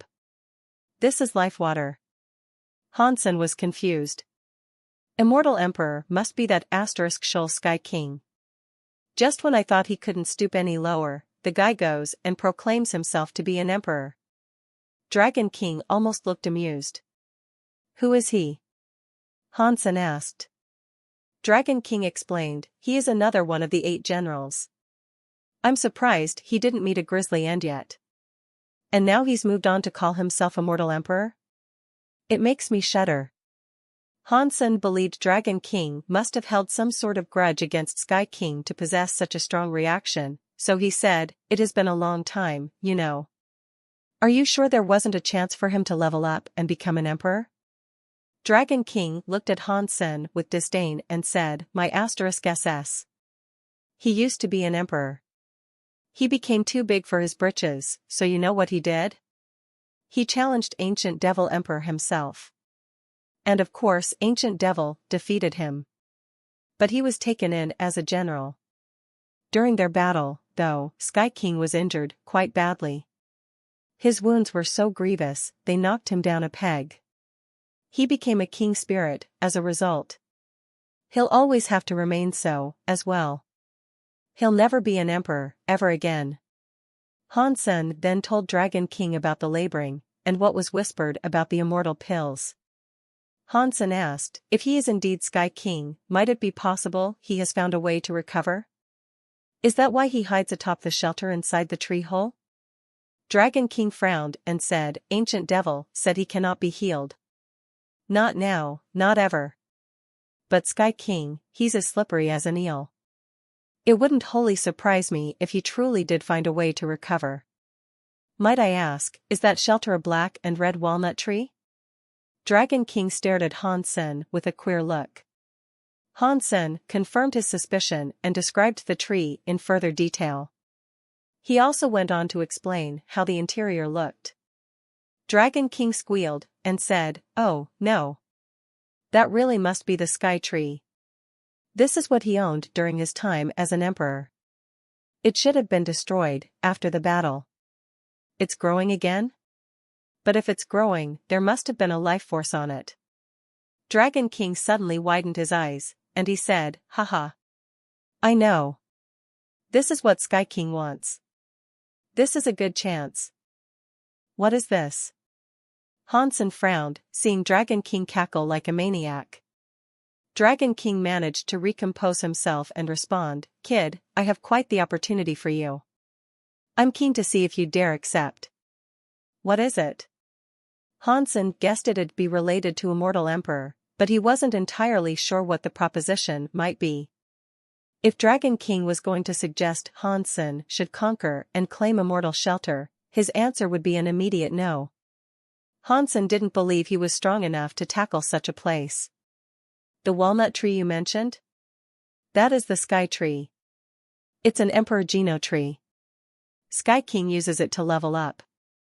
Dragon King went on to say, the tree was supposedly destroyed amidst the battle I mentioned. But you just said the tree had no life force, which would also indicate it was dead. I think he is currently attempting to revive the tree. I know what he is up to, but I must applaud him for the difficulty of the task he has undertaken. And what does that have to do with the opportunity? Hansen frowned. Dragon King said, if I am correct, he is growing another sky tree inside the original sky tree. These things are supposed to take millions of years to grow, though. He must be using the remains of his dead one to jumpstart the growth of a second. A suitably parasitic approach for him. Dragon King looked directly at Hansen and told him, I have a way in which you can get your hands on that new tree. Even at the stage it's probably in right now, a seedling, it can greatly benefit you. If you grow it successfully, well, it would be priceless. And what would you require in exchange? Hansen asked. Hansen didn't think Dragon King would help him for nothing. For Dragon King to tell Hansen the tree was that good, there had to be a catch. Dragon King smiled and said, You know, I only have a tiny piece of my soul remaining. If I continue to stay inside this ring, even that will be extinguished. I'm on a leash, tethered to a ticking time bomb. I'm living on borrowed time. Get to the point. Hansen didn't want to waste time, hearing him beat around the bush. If you can find me a body, I can evolve a bit. Do that, and I'll tell you what you need to do to get a hold of that tree, Dragon King said. How would I help you? You want the body of a king spirit? Dragon King shook his head saying, I'm not doing too good. Even with a king spirit stone directly in front of me, I could not take it. Dragon King went on to say, I just hope you can find me a super creature's egg. A super creature is at its weakest when its egg is about to hatch. If you provide me such an egg, I'll be happy to forfeit my spirit life and take over the super creature's body and live as one. A super creature's egg? They aren't easy to find. Where do you expect me to find one around here? Hansen said. You don't have to get one for me right now. Just make me a promise that if you stumble across such an egg in your travels, you will keep it for me, Dragon King said. If the tree is as good as you're making it out to be, then you have my word, Hansen said. It won't disappoint you, Dragon King said. Although Dragon King could not entirely trust Hansen would help him, it was a chance at something better than his current state of existence. Now, tell me how I can get my hands on that sky tree. Hansen was ready. The new sky tree will be growing on top of the old one. Right now, Sky King is probably trying to amass a number of subordinates to help break down what remains of the old tree, to aid in the growth of the second. You will have to get close. With the night cloak, you can sneak in unnoticed and steal it, Dragon King explained. Hansen thought it'd be worth a shot. The night cloak made a person wholly invisible while it was nighttime. It could even hide one's scent. The night cloak was an item of many layers, and it was difficult for Hansen to get a complete grip on all of its functions. He could, however, use it as an actual cloak of invisibility, and he was content with that function for the time being. Hansen stuffed his belly with more walnuts and went to visit the sky tree. Entering the tree hole shelter, he looked around for Zhang Yuchen. As a thank you, he provided him the life water vials. Hansen asked Dragon King what he thought of the life water, and he was told that the vials of life water could indeed be beneficial, but they were low-tier items. For an elite such as Hansen, they were useless. As a result, Hansen was happy to give them away. Zhang Yuchen, seeing the life water, was shocked. He exclaimed, Whoa! Are you really giving those to me? You helped me, even when you were injured. It's the least you deserve, Hansen explained his reasoning for the generosity. Zhang Yuchen wished to say something, but someone called him. He quickly pushed the door and went out, as Hansen followed. The man who called him was the guy who had worked alongside Han Senator. His name was Qinghu. Brother Zhang, you must hide. Kaping has returned. Qinghu quickly spoke, not noticing Hansen there. Zhang Yuchen shook his head, and with a dismal look said, Where? Where can I run? Let him come for me. What's going on? Hansen frowned. Qinghu was surprised to see Hansen there. Zhang Yuchen gave Hansen the life water back, saying, I appreciate the gift, but it would be wasted on me. Run. If others say you know me, pretend we never met. Zhang Yuchen then pushed the two away and told them both to leave him. Zhang Yuchen kicked them away, and before Han Sen could even ask what was going on, the door was slammed in their faces. Tiger, what's going on? Is there a grudge between the two? Han Sen asked Qinghu. Tiger was his nickname. It wasn't because of his name, but because he practiced a hyper-geno art called Killer Tiger. It borrowed the momentum of a tiger, so in battle, he could pounce upon foes with the ferocity of a great cat. Qinghu sighed and said, "It's a long story, but the reason Brother Zhang has been down here for so long is all because of Qiu Ping. We're all humans and in this together, aren't we? Why would Qiu Ping make things harder for someone else?" Han Sen asked, frowning. Qinghu gave a wry smile, saying, "You can't exactly blame Qiu Ping and call him the bad guy, as much as you can say Brother Zhang didn't do anything wrong here.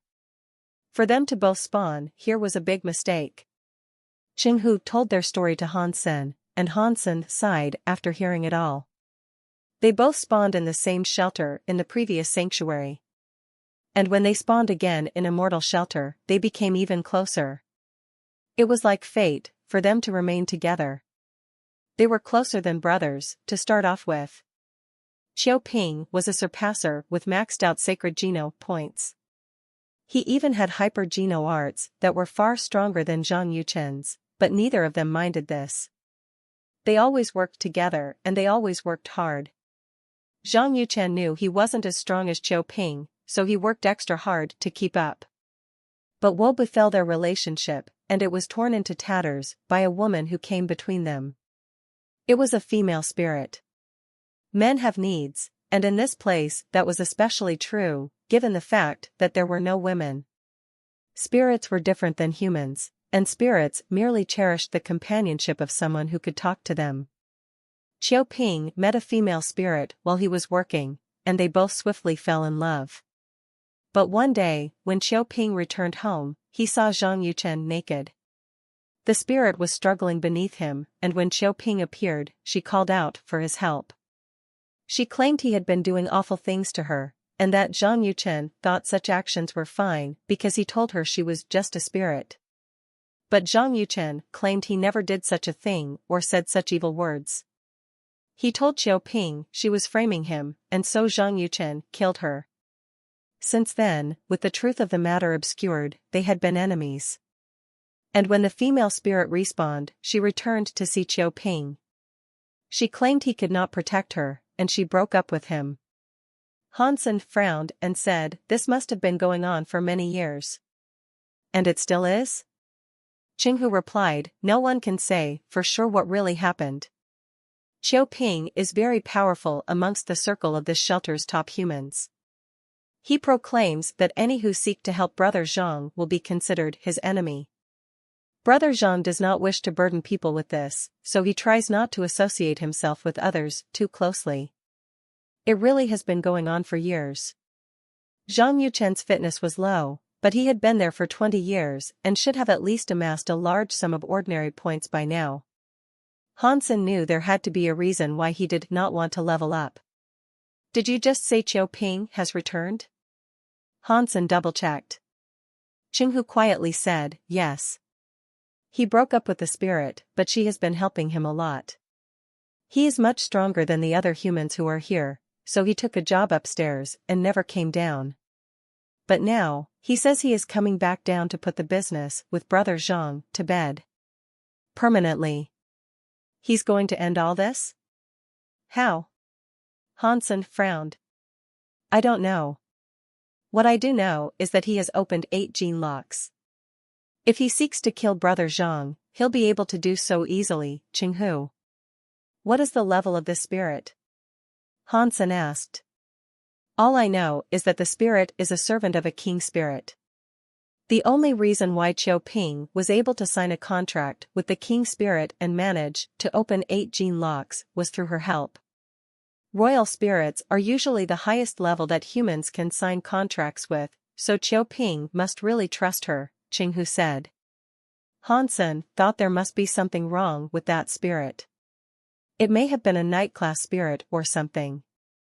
But servants such as that could not help Qiu Ping as much as Qinghu was telling him she had.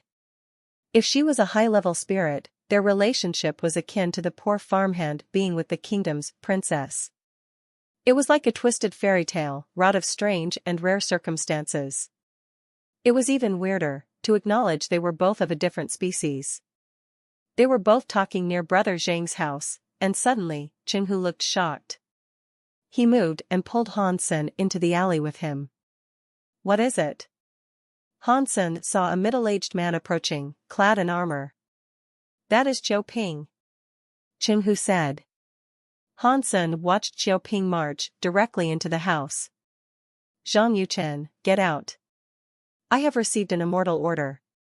"We need to end this today," Qiu Ping coldly said. "What's an immortal order?" Han Sen asked. Qinghu answered, "Immortal Emperor forbids killing of your own volition. Murder must be sanctioned, or come through an order directly from Immortal Emperor. By joining the Immortal Army, though, you may murder as you see fit." I cannot believe he has finally received it. Qinghu stopped talking after that, but Han Sen got the idea. The door opened, and Zhang Yuchen walked through. "Zhang Yuchen, I now have permission to kill you. Do you have any last words?" Qiu Ping showed no reluctance in his confrontation. "There is nothing more for me to say. I did not do anything, but for the pain you have experienced, I can only provide you my condolence," Zhang Yuchen answered. "You don't think I'll kill you, do you?" Qiu Ping looked angry. "When I said I did not do it, I did not do it," Zhang Yuchen said. His complacent attitude fanned the flames of Qiu Ping's heart and temper. Without further ado, he slashed his sword towards Zhang Yuchen. Zhang Yuchen knew he was going to die, and he did not want to fight the cruel twists of fate that had led him to that moment. He stood there and waited for the blow to strike. Qiu Ping's blade was brought up to Zhang Yuchen's neck, but it did not go any further. The sword nicked a small cut across the skin of his neck, and that was it. "Let me ask you one more time, do you admit what you did or not?" Qiu Ping asked. "That spirit spits poison in your ears. Recognize her for the forked tongue she really possesses and wake up," Zhang Yuchen proclaimed. "Even now you try to drive a wedge between me and smoke. D***MNU. Qiu Ping's anger only increased, and he was ready to strike his believed nemesis down. Dong. A hazy longsword flashed before Qiu Ping's sword, and it shattered. If the spirit was unharmed, why kill him? He has suffered down here, in the pits of this miserable place, for many years. Isn't that suffering enough?" Han Sen threw away the sword. Han Sen's body was small, but Taya and Phoenix sword could not shrink with him. As such, he was using a mini-beast soul weapon. Han Sen summoned a primitive class sword to block Qiu Ping's strike. Han Sen did not know the truth, as much as Qiu Ping did not either. But he knew Zhang Yuchen did not seem to be the sort to do what the allegations claimed he had. Furthermore, if Zhang Yuchen was as weak as he believed, it was difficult to imagine that he could force himself on a spirit or even kill her, as the story went. "Who are you?" Qiu Ping said. Zhang Yuchen quickly said, "Thank you for your help, Brother Han, but this matter concerns the two of us and only the two of us." Han Sen said, "I don't care for the petty reasons of your quarrel, but I do hope Mr. Qiu will give me some time." "What do you mean?" Qiu Ping asked. "Give me time to prove Zhang Yuchen did not do anything wrong," Han Sen said. "And how would you do that?" Qiu Ping said. "Give me 10 days. If I cannot prove his innocence to you in that time, you may do as you please," Han Sen said. "Why would I give you 10 days? Qiu Ping looked intimidating. "The last thing you want is to believe your best friend betrayed you as you are so sure he did. Give me 10 days, and faith in your friend will not even be necessary. You will learn, know, and understand that he is a good person." "He did not do what you think he did," Han Sen said. "That is not enough," Qiu Ping said. "Fine. Attack me 10 times, 1 strike for each day. If you cannot kill me, give me the 10 days I request," Han Sen said. "No. You should not get yourself involved in this," Zhang Yuchen screamed. He believed Han Sen was new here and was not strong.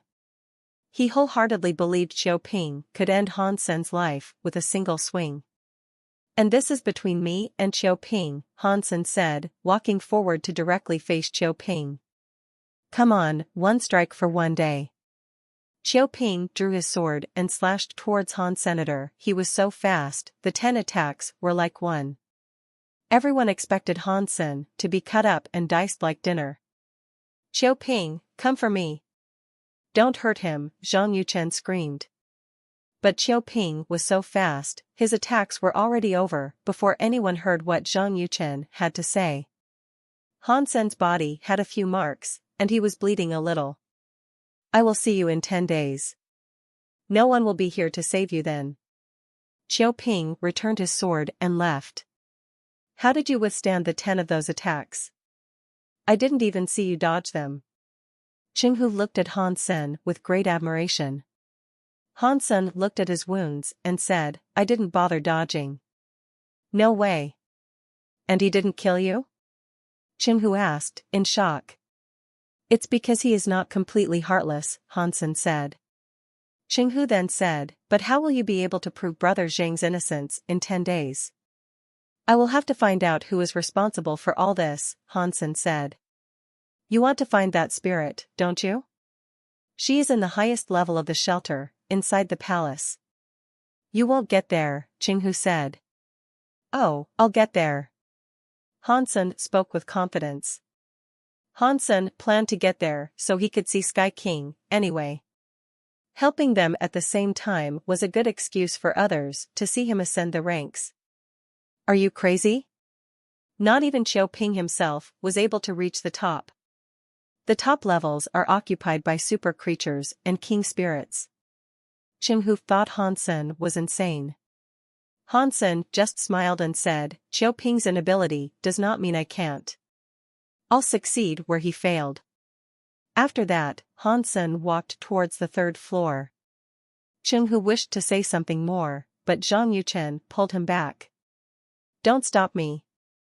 That guy is nuts. We have to stop him from getting himself killed. Qinghu proclaimed. Zhang Yuchen then said, can you not see it? Brother Han is special. How special? He's just a noob. It was when he said this that he realized Han Sen might not have been as green as he had been led to believe. After all, how could a newbie withstand Qiu Ping's attack? Wait here, I'll go have a look, Qinghu said. Zhang Yuchen could not go to the 2nd level, so he was unable to follow. As Han Sen walked forward, he thought about what had just transpired and was sure Qiu Ping was not a murderer. If he had what it took to take another man's life, Zhang Yuchen would have been killed in the first strike. Qiu Ping's 10 attacks were incredibly fast. They were so fast, Zhang Yuchen and Qinghu weren't even able to see the strikes coming. That being said, Han Sen knew Qiu Ping was not going to put his strength into the attack and actually try to kill him. Because of this foresight, Han Sen knew he did not even have to bother dodging. It has been 20 years, so if Qiu Ping really wanted to kill Zhang Yuchen, would he really need permission? Han Sen wondered. Han Sen now stood at the entrance of the 3rd floor. There weren't many creatures conducting the test there. What are you doing here? A spirit guard asked, seeing Han Sen approach. I'm going up. Han Sen smiled and pointed up. The spirit summoned an instrument. He strummed its strings and a noise sounded. It was louder than thunder, and when the noise broke, it was like it whipped Han Sen's heart. Listen to my song. You are free to ascend if you can withstand its might and remain standing. The spirit's fingers rolled across the instrument as more thunderous sounds broke and snapped the atmosphere of the arena. Each note was again like the cracking of a whip against Han Sen's eardrums and heart. Han Sen stood where he was, simply watching the spirit play. He had witnessed Xiang Yin's musical powers firsthand. The strength of a royal spirit's music, by comparison, was weak and unremarkable. Qinghu had now come to understand Han Sen was a very powerful person, but still, he worried for him. Qinghu was standing far away from the source of that music, but he already felt his heart begin to tear asunder. It was incredible how Hansen looked completely unfazed, despite standing right in front of the instrument. As the tune went on, the music grew louder in volume. Hansen didn't move an inch, as if he had gone completely deaf. When the song ended, Hansen walked to the third floor without looking back. Maybe he didn't spawn in this shelter? Ching-Hu thought to himself. He wondered if Hansen had what it took to reach the top floor. After all, that was where the emperor lived. And, if everything he had heard was true, many super creatures and king spirits lived up there with him. Reaching there would be an incredible achievement. Before reaching the third god's sanctuary, Ching-Hu had never heard of something as scary as a super creature existing. Having learned about them, and to now think about a number of them collected in one place, he felt drained of hope for Hansen's probability of succeeding. It was difficult enough for humans to hunt sacred blood creatures. He had never imagined there was something worse and even more frightful lurking in the sanctuaries. Humans who spawned in king spirit shelters never had a hope of returning home to the Alliance. Hansen was currently on the third floor, and there weren't many rules there. Reaching this point was a proof of strength, and it meant you were not some witless yahoo. Here, you could even dictate and choose for yourself the times you wanted to work. Hansen didn't hang around, though.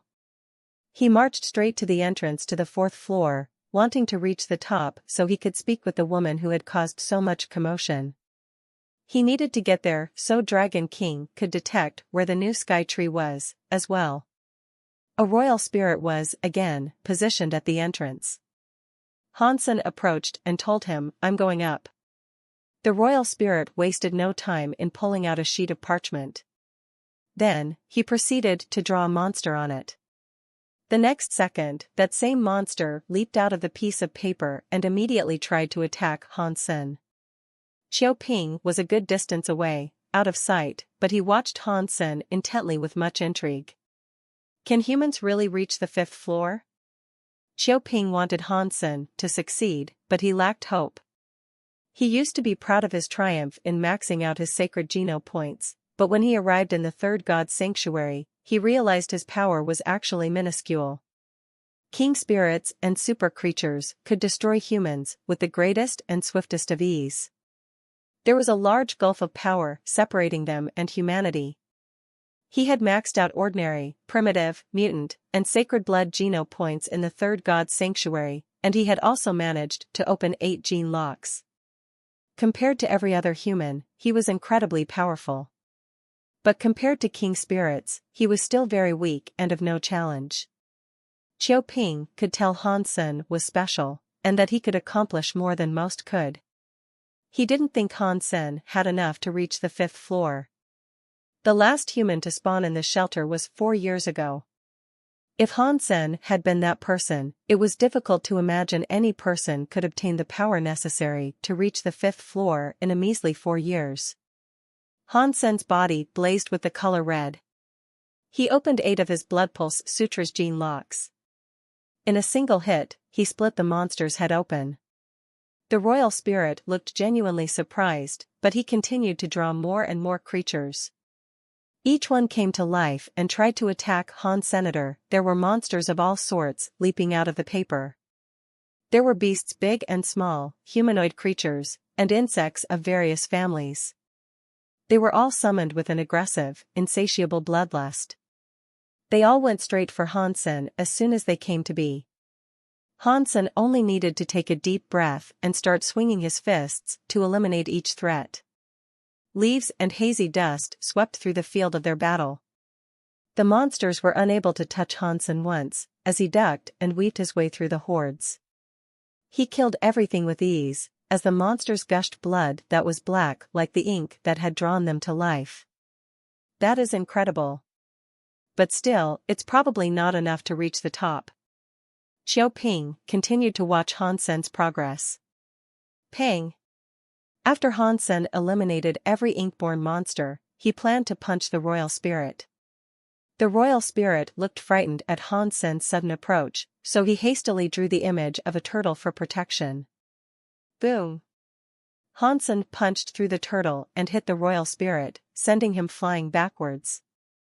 Everyone looked their way now, as Han Sen went on his way to the 4th floor. Han Sen knew Sky King wanted to grow a new sky tree. He needed strong people in his employ, so he'd value Han Sen highly if he was actually there to perform services for him. This would provide Han Sen with the opportunity to get close. So far, Han Sen and Dragon King's plan was going well. Seeing Han Sen walk towards the 4th floor, Qiu Ping chose to follow. Han Sen asked around for the entrance that would take him to the prestigious 5th floor, as that was his next destination. But suddenly, Qiu Ping appeared before him to bar his path. "You really are going to the 5th floor, aren't you?" Qiu Ping said. Han Sen nodded, and told him, "How else am I going to learn the truth? I need to go there if I aim to receive the answers I am looking for." "Okay. Then take this strike." Qiu Ping brought out his sword with an alarming amount of calmness. It was an unsettling calmness, full of the tension that preceded a storm. Han Sen did not think Qiu Ping was as good as he believed himself to be. Han Sen had encountered other humans before who had opened their gene locks through the assistance of spirits. They were much weaker than humans whose strength had been unlocked through deeds of their own. Qiu Ping had opened 8 gene locks through spirit genopoints. That meant his true strength was equivalent to someone who had opened 7 gene locks by themselves. But that was at best. It was likely he was even worse than that. This is what Han Sen had previously believed. But Han Sen's opinion changed when he saw Qiu Ping draw his sword. Qiu Ping was an elite of the truest sense. Seeing how he drew his sword, Han Sen was able to tell how strong he was. Han Sen used his Dongxian aura to give Qiu Ping a scan, but he was unable to feel Qiu Ping's energy flow. Qiu Ping's life force was like an ocean, deep and unpredictable. The next second, Qiu Ping's sword blazed with a glaring flare of light. It was a display of that ocean inside him. And when the sword was out, the ocean inside him changed. As Han Sen watched all of this unfold, he was shocked. He had been witness to many strong attacks in the past, and while Qiu Ping's performance was not as beautiful as Yi Dongmu's, it possessed that same lethal and cunning edge. It was like smelling a rose and waking a lion that slumbered in your heart. Qiu Ping's casual strike looked plain. It was a deceptive facade, though, one that sought to mask the true strength of the strike beneath a veil of weakness. But this plain attack, if you looked closely, looked like a horizon-spanning ocean. If it was a sharp sword coming his way, Han Sen could block it. If it was a bomb, Han Sen could dodge it. But this was an ocean, and it was too much to comprehend and avoid. Han Sen was curious what kind of man could wield an attack such as that.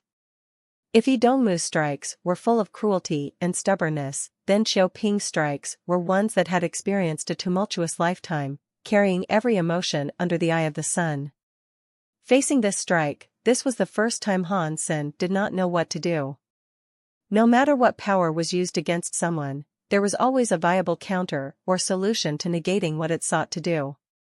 But this attack, for the first time ever, seemed flawless. Han Sen could not think of a way in which he might avoid it. Qiu Ping's move did not have a consistent theme, and it changed whenever it sought to, like the rolling of the tide. To create something such as this, a person would have had to have gone through a lot. This attack gave Han Sen a feeling he had almost never felt before. Ever since he received the Dongxian Sutra, Han Sen had possessed the powers of near-flawless prediction. He very much loved it, being able to tell what was to come. It wasn't perfect. One had to be well-versed in its teachings and practice with it a lot to become proficient, but even still, it could not predict everything. After all, the man who created the Dongxian Sutra was unable to predict he'd die in the first god sanctuary. If people wished to control the world, they had to have control over themselves first. Am I doing well? Han Sen saw this strike, and all of a sudden, every inch of his body was a reflective fraction of a mirror. Catcha! In that moment, Han Sen felt a chain break inside his body. He had managed to open the 6th gene lock of the Dongxian Sutra. I have always thought too much about what my opponents can do. I never take the time to think about what I myself am capable of. Seeing the strike come towards his face, Hansen received a sudden boost of clarity and vision. All the hesitation he was experiencing was gone. The moment he was going to get hit, he used his finger to stop the sword. In the fraction of a second, the hurricane of emotion stopped. The ocean that swelled, bubbled, and boiled with a watery rage was quelled. Qiu Ping was done. In shock over what had happened, Qiu Ping put his sword away. Hansen brought his finger back down as if nothing happened.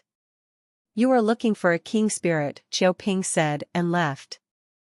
Hansen looked at him strangely. The woman that had caused all this commotion was a king spirit. It was difficult to believe. Qiu Ping should have known Zhang Yuchen would not have been able to do anything to a spirit who was that powerful.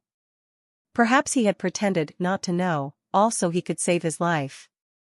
Hansen thought he might have given up more than Zhang Yuchen had. He had not said anything, just swallowed it all this time. Qiu Ping had told Hansen that she was a king spirit, so Hansen would question whether or not he really wished to proceed on his current course. After that strike he had witnessed, Hansen was able to see right through Qiu Ping. Qiu Ping now also knew that Hansen had what it took to handle himself going forward. Interesting. I'm keen to see who this smoke is. How did she make Qiu Ping like that? Hansen wondered, as he approached the entrance to the 5th floor. The news about Hansen going to the 5th floor had spread. As he approached to take the test, though, the guard asked that Hansen wait a day. King spirits and super creatures were unable to guard there every day, so the top dogs upstairs would have to hold a discussion and see who would best supervise the test. Unfortunately, there was nothing Hansen could do about that. So, he had no choice but to wait an entire day. The spirits, creatures, and humans on the 4th floor were curious about what was going on. Going to the 5th floor was quite the event, as it was a challenge beyond comprehension. What made it so remarkable was that a human was attempting to ascend. Humans were small and not worthy of much recognition in that shelter or anywhere else in the sanctuary, so learning the species of the challenger sparked the interest of everyone and everything there. Old Zhao, is Hansen human? I asked Qinghu, and yep, he most certainly is. Wow. Do you think humans can actually reach the 5th floor? I don't know, but Qiu Ping said he was unable to kill him. It would be great if he managed to succeed. In the palace on the 5th floor, 3 spirits and 7 creatures sat before a table in deep discussion. Dry Bone, it should be your turn this time. Why me? Why don't you go? I am afraid I would kill the boy in one hit. It would be a shame to simply terminate someone who has managed to come this far, Baby Ghost said. You are much weaker than me. You actually think I'd be unable to defeat him? What are you talking about? We both know I am far stronger than you. You? Stronger? I'm going to beat the sh*t out of you. Sure. Bring it, you dry, crusty sack of bones. Shut up, both of you, a female king spirit commanded. Immediately, Dry Bone and Baby Ghost went quiet and remained in their seats. The 7 creatures that were watching the discussion now turned to look at the female spirit. Their expressions were full of serious concern for the matters they were supposed to discuss. This should be decided by Mr. Immortal, but he's practicing right now, so we can't disturb him. Should I make the decision, then? The king spirit looked into the eyes of each. The super creatures were fine with her making the decision, and Dry Bone and Baby Ghost said, Qingjun? Yes, you should be the one to decide. Qingjun panned the room until her eyes fell on Dry Bone. She told him, Dry Bone, it is you who should go this time. Do your best and do not relent. Show us the true extent of your strength if you wish to share the sky fruit. Dry Bone King said, Okay. Everyone, prepare yourselves. We will go to another sky fruit in 2 days, Qingjun said. The super creatures promptly left, leaving only Dry Bone and Baby Ghost behind. Dry Bone, you aren't going to kill him, are you? Baby Ghost asked. Drybone answered, Mr. Immortal needs people. If that human is this strong, killing him means I am working against Mr. Immortal.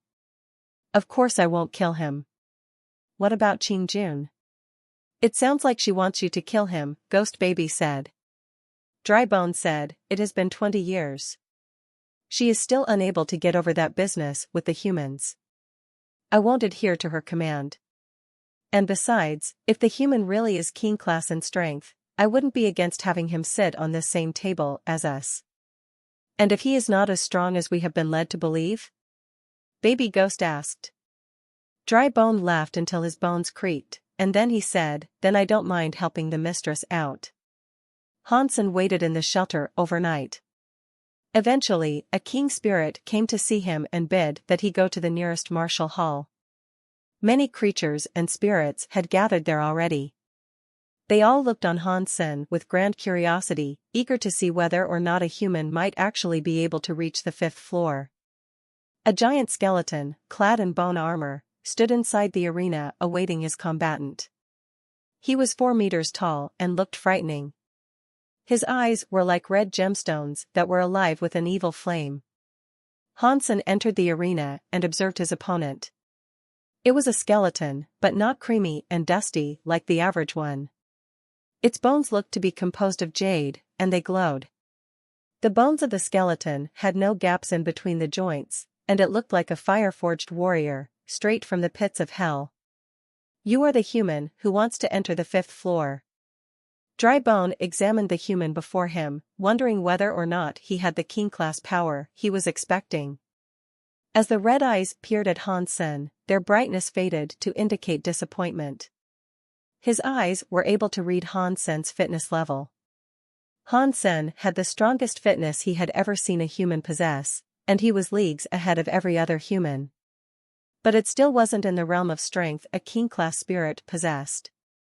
With a fitness level like that, I doubt he's of the strength Mr. Immortal is looking for. I suppose I'll just have to do Qing-jun a favor, Drybone King thought to himself. Yes, Hansen answered. Drybone King wasn't going to waste any more time on Hansen than he had to. He clicked his fingers and said, if you can last half an hour, you pass the test. After that, Drybone threw a punch towards Hansen. The shockwaves it unleashed gave the punch the feeling it could sunder a mountain. Hansen used his Blood Pulse Sutra to open 9 gene locks. He lowered his red body and avoided Drybone's incoming punch.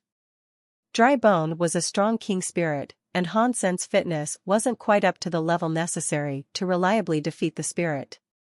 At the very least, he knew he couldn't fight him head-on.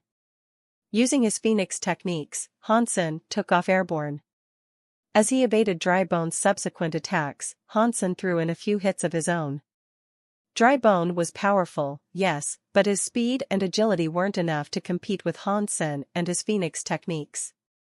He didn't relent in his attacks, but each one missed, and that didn't look likely to change anytime soon. I can't believe humans have come so far and can be that strong. The surpassers who watched the fight were incredibly excited.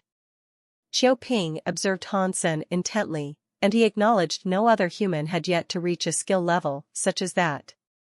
The spirits and creatures were all in shock. Hansen was a nobody who had come from nowhere.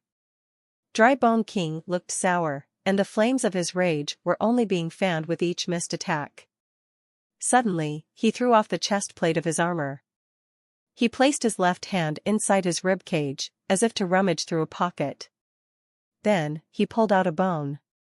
It looked like crystal, but it was clearly bone. Hansen saw it, and it made him hesitate to attack. Drybone King smiled menacingly as he held the heart-shaped bone in his hand. Then, with his other hand, he knocked it with his fist. Dong! It was like he was drumming it, and the acoustics it carried were infused with a strange power. Hansen tried his best to resist it. But the power quickly accelerated and blasted into his heart as if it had locked on like a sentinel beam. He started to feel as if his heart was going to explode due to the sudden influx of that terrifying and malevolent force. Hansen was shocked by the quick turn of events. Drybone King was huge, and he had initially looked like a lumbering lug that was purely focused on strength. Hansen never expected him to be so proficient with sonic powers. Dong. Dong. Dong. Drybone King was like a Buddha on the battlefield now. He held his wooden fish tight and continued to strike it without pause. The strange powers violated Hansen's heart and cascaded into it without reprieve. If Hansen was an ordinary human, his heart would have been incinerated by now. If it was an ordinary super creature that was fighting Drybone King, their hearts would most likely have been torn in two. There was only one thing keeping Hansen resistant to death, in the face of that vile attack. Drybone King's sonic powers were up against Hansen's heresy mantra, and curse of immortality made Hansen's heart stronger than all others. Hansen was no stranger to having his heart suffer aberrant rhythms and be put under strain. This may have been worse than it ever had been, but Hansen had the smidgen of extra resistance necessary to withstand the pain. His heart continued to beat, but each thump was like thunder. Blood began to ooze from his mouth. Drybone King is going all the way. He's quite the menace, and opponents with weak hearts really don't stand a chance against him. Baby Ghost thought Hansen was a dead man, and it'd only be a matter of time before he fell. The audience was in disarray. Drybone King's drumming had affected those in the seats, and sacred blood creatures and royal spirits began to spill blood of their own. They piled out of the arena in droves to avoid dying. King spirits really are in a league of their own. There is no hope for humans to compete against them. The humans who had fled the arena were all in shock, and they could barely comprehend what they had just witnessed. It's a shame. Hansen most certainly has the power to compete, and perhaps even slay a super creature, but Drybone King has an unfair and wretched power. Everyone believed Hansen was extremely unlucky, having to face Drybone King of all foes. Qiu Ping had left the hall as well. He could no longer see what was going on, but he could still hear the solemn, heart-killing rhythm in the distance. The hearts of the audience that had fled continued to twitch and beat erratically, even as they stood outside the martial hall with the doors shut. I hope he doesn't die for me and Yuchen. Qiu Ping was worried. You don't want him to die? A female voice sounded behind him. Qiu Ping's face changed as a female spirit suddenly approached. I just think it is a shame for him to die this way. He could do a lot in the service of Mr. Immortal, Qiu Ping said, with a chilling voice. The spirit smiled, telling him, my patience has its limits. If you don't kill Zhang Yuchen, he will be the first person who dies on your behalf. His blood will be on your hands. And when I'm through with the brat in there, I'll move on and kill another human. On the account you are unwilling to kill Zhang Yuchen, I will mercilessly slay each and every human in this shelter. One life is all it takes, Qiu Ping. One life can stop the coming slaughter. Do it for the greater good. Qiu Ping was mortified, but it pained him to know she would do what she had just told him. Her logic was bizarre, but it was not something he could contend with. He had delayed this for 20 years, but even he could tell her patience was running far too thin. Men like Qiu Ping could not make a decision where lives hung in the balance, and at least one had to be sacrificed. If he was unable to kill his best friend, he'd be doing so at the cost of countless more. Why me? 20 years of contempt had built up inside Qiu Ping's heart. I don't know. You fit the bill? It doesn't really matter. Having reasons to do anything is so petty, don't you think? The woman looked at him, almost uncaring. Qiu Ping was so angry, he drew his sword and attempted to attack her. The skill that had frightened Hansen had no effect against that callous spirit. She simply deflected it with the greatest of ease.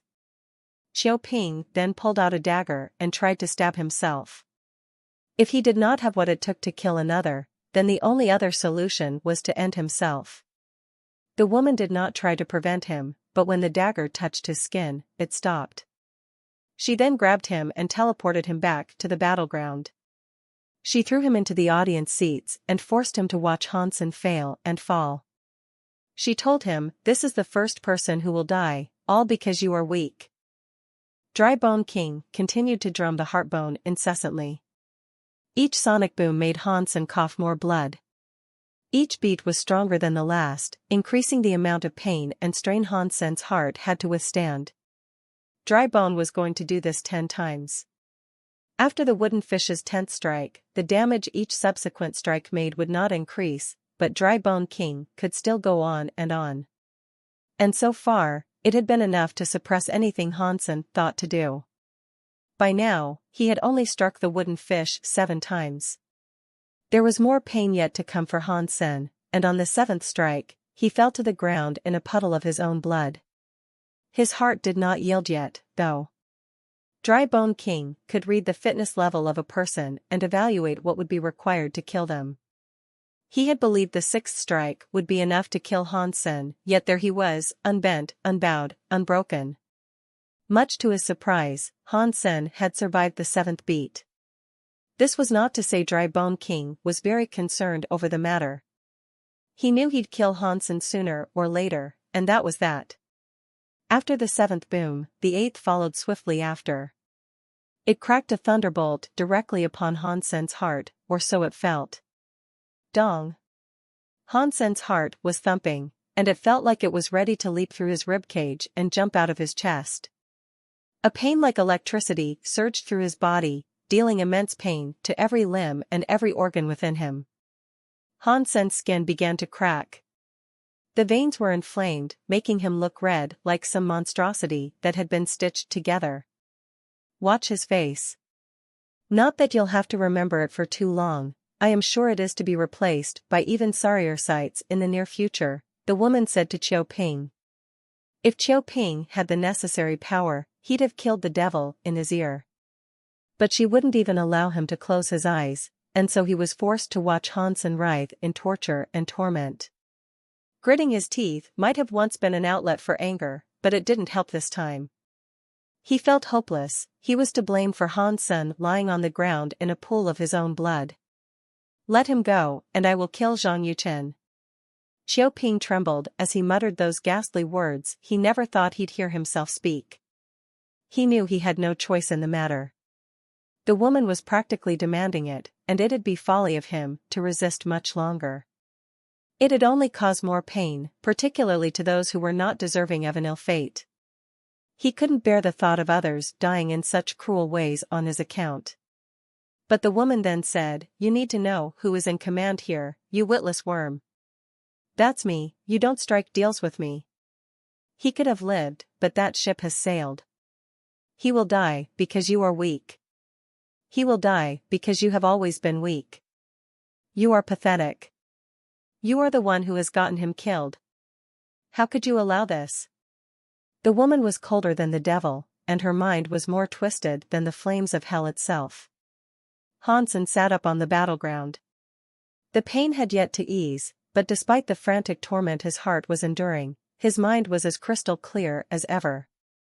The first few attacks from Dry Bone King had not been all that effective, but he noticed something interesting as the power ramped up. Hansen hadn't fought back because he had been mulling this discovery. Heresy mantra came from the Evil Sutra. The Evil Sutra was not too different from the Dongxian Sutra and the Frost Sutra. Because the Evil Sutra was missing, the techniques themselves had been lost. Heresy mantra was another recreation that was simply more complete. Hansen had maxed out all he could with the Heresy mantra, as Curse of Immortality was supposed to be the final tier of the skill. But when witnessing the attacks dealt through the heartbone, Hansen knew he could continue his practice of it. The heartbone attacks attempted to destroy one's heart. For Hansen, it made his heart squirm and thump faster than when he was in the midst of learning Curse of Immortality, and this told Hansen there had to be a way to take Heresy mantra farther. As Hansen's heart pounded like 1,000 drums, he focused his mind, trying to learn what Dry Bone King was doing. He wanted to be able to replicate it for himself the next time he was given the free time to practice. It was impossible to get the Evil Sutra back, but Hansen could at least keep going with Heresy mantra. He was going to unlock the 5th curse and make it stronger, no matter the cost. Dong! When the ninth drum beat sounded, Hansen felt as if his heart was on the precipice of being torn asunder. But his heart was like a balloon. The fierce powers emitted by the heartbone inflated it, but it was all quickly released in the break between each beat. Cracks and seams began to form with each beat, but they did not matter. His heresy mantra ensured that his heart healed immediately and was ready for what came next. The agony made Hansen want to scream in joy, learning his heart was becoming better than what was required for Curse of Immortality.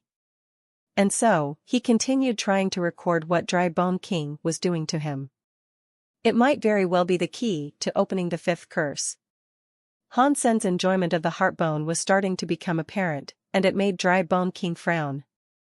Hansen had withstood 9 attacks so far, and Dry Bone King was starting to have second thoughts. His judgment of the human's power might have been incorrect, he thought. His red eyes stared at Hansen once more. The young man's fitness really was not up there with king-class spirits, though. But it was not as if he could turn back now. Dry Bone King had to finish what he had started and push on with the 10th heartbone drum. I don't believe you have what it takes to withstand the 10th attack. Then, Dry Bone King amassed a frightening power in his left hand. He unleashed it on the wooden fish. Dong. It wasn't only Hansen's heart that had to suffer, then. The entire battleground quaked and was thrown into disarray. The entire stadium was wrecked, as a plume of haze and dust began to cake the atmosphere and stifle vision. Qiu Ping's eyes possessed a fury like no other as he stared across the battleground. Beside him, the woman just laughed callously. But when the dust settled, Hansen was sitting still. He looked undamaged. He wiped the blood he had oozed and stood up without trouble. How is that possible? Dry Bone King appeared to be suffering rigor mortis. He was unable to move, frozen through sheer disbelief. When he had struck the wooden fish the 9th time, Hansen looked damaged and under much duress. But when he was subjected to the 10th and final, most brutal pounding of all, he looked fine. He was unbroken, as Dry Bone King had not expected him to be. From the audience seats, Qiu Ping felt happiness in a way he hadn't for a long time. The woman, on the other hand, was at a loss for words. Hansen looked at Dry Bone King happily. He had managed to control the pumping of his heart, making it move in rhythm with the beat. With the power that flowed through Hansen's body, his blood roared through his veins with the freedom and ferocity of a grand waterfall. His blood vessels had almost been unable to take it. He came very close to failing. With Curse of Immortality reinforcing his heart and blood vessels, he was able to inch his way over the threshold for withstanding Dry Bone King's wretched musical attack. Hansen knew he couldn't listen to it anymore, since further duress could make his heart fail. He had to stand up and take advantage of everyone's shock to attack. He did this, though, thinking that the following strikes would continue to increase in power. He didn't know Dry Bone King had capped out on the 10th. Hansen redeployed his phoenix techniques and took off into the sky, speeding around Dry Bone King like a spitfire in the heat of battle. Dry Bone King frowned. He evaded Hansen's attack and beat the heartbone once more. Dong. Hansen's heart was like a fully inflated balloon, but much to his surprise and delight, the power released by Dry Bone King was no stronger than what he had previously endured. Dry Bone King pounded the heartbone again. If it was any other person going up against Dry Bone King, their hearts wouldn't be able to deal with the cruel sound of the wooden fish. They'd be unable to fight, and perhaps even die on the spot with a hole where the heart used to be. Even the elites who could endure his attacks be unable to retaliate. They would still end up losing. But Hansen's heartbeat was in sync with Dry Bone King's malevolent tune now, and it could not affect him. Determining who the victor in this fight was going to be seemed an impossible task. Weird. Why did Dry Bone King's most powerful skill not work on that guy? Baby Ghost was speaking to himself, in intense observation of the battle. Hansen was not afraid of the heartbone, but his fitness was low and he did not have Phoenix Sword and Teo with him. Dry Bone King's body was sturdy, and whenever Hansen punched the spirit's creepy skeleton, it was like throwing his fist into a pillar of steel. Dry Bone King did not have any organs to take advantage of either. Because of this, Yin Yang Blast was useless. As Hansen wondered what he might do next, he suddenly heard the drumbeat of the heartbone move to a rhythm. It was a proper melody, as if playing in tandem with a phantom song. Hansen's heartbeat was disturbed once more, and it made him unable to successfully dodge Dry Bone King's next attack. He suffered a blow to his arm. As a result, he was sent flying a few hundred meters. He barrel-rolled through the air to try to reduce the impact, but it still hurt. And as this occurred, Dry Bone King returned to playing his drum-driven requiem. The melody was able to disturb Hansen's heartbeat without trouble. Hansen used his phoenix techniques to fight again, wishing he had the Sun Xiang Yin had given him. If he had that, he could possibly fight back. But as Hansen was still in thought, Dry Bone King leaped out of the arena and spoke. "Time is up, you have passed the test." Hansen planned to keep fighting, not expecting Dry Bone King to keep his promise. He did, after all, seem extremely intent on killing Hansen. The woman's face turned green as she stood up and ran off. Xiaoping felt great relief wash over him, like some cleansing tide. The thoughts that had gone through his mind in the past half hour were wretched, all dealing with what would occur following Hansen's death. He was extremely glad Hansen had actually managed to triumph and pass the test. Entering the 5th floor meant Hansen was a supervisor of the shelter. The woman would be unable to bully him so easily now, as he had to be treated as an equal. Everyone who was standing outside the stadium, having been chased away by the frightening heartbone, heard the sounds come to an end. They eagerly wanted to know the result. When they re-entered, they saw Hansen talking with Dry Bone King. It took their breath away, acknowledging a human had been able to survive such manic brutality. Dry Bone King brought Hansen up to the 5th floor. He introduced him to everyone, saying, "We are one and the same now. If there is something more you would like to know, come and find me." Dry Bone King had gone into the test expecting an easy fight.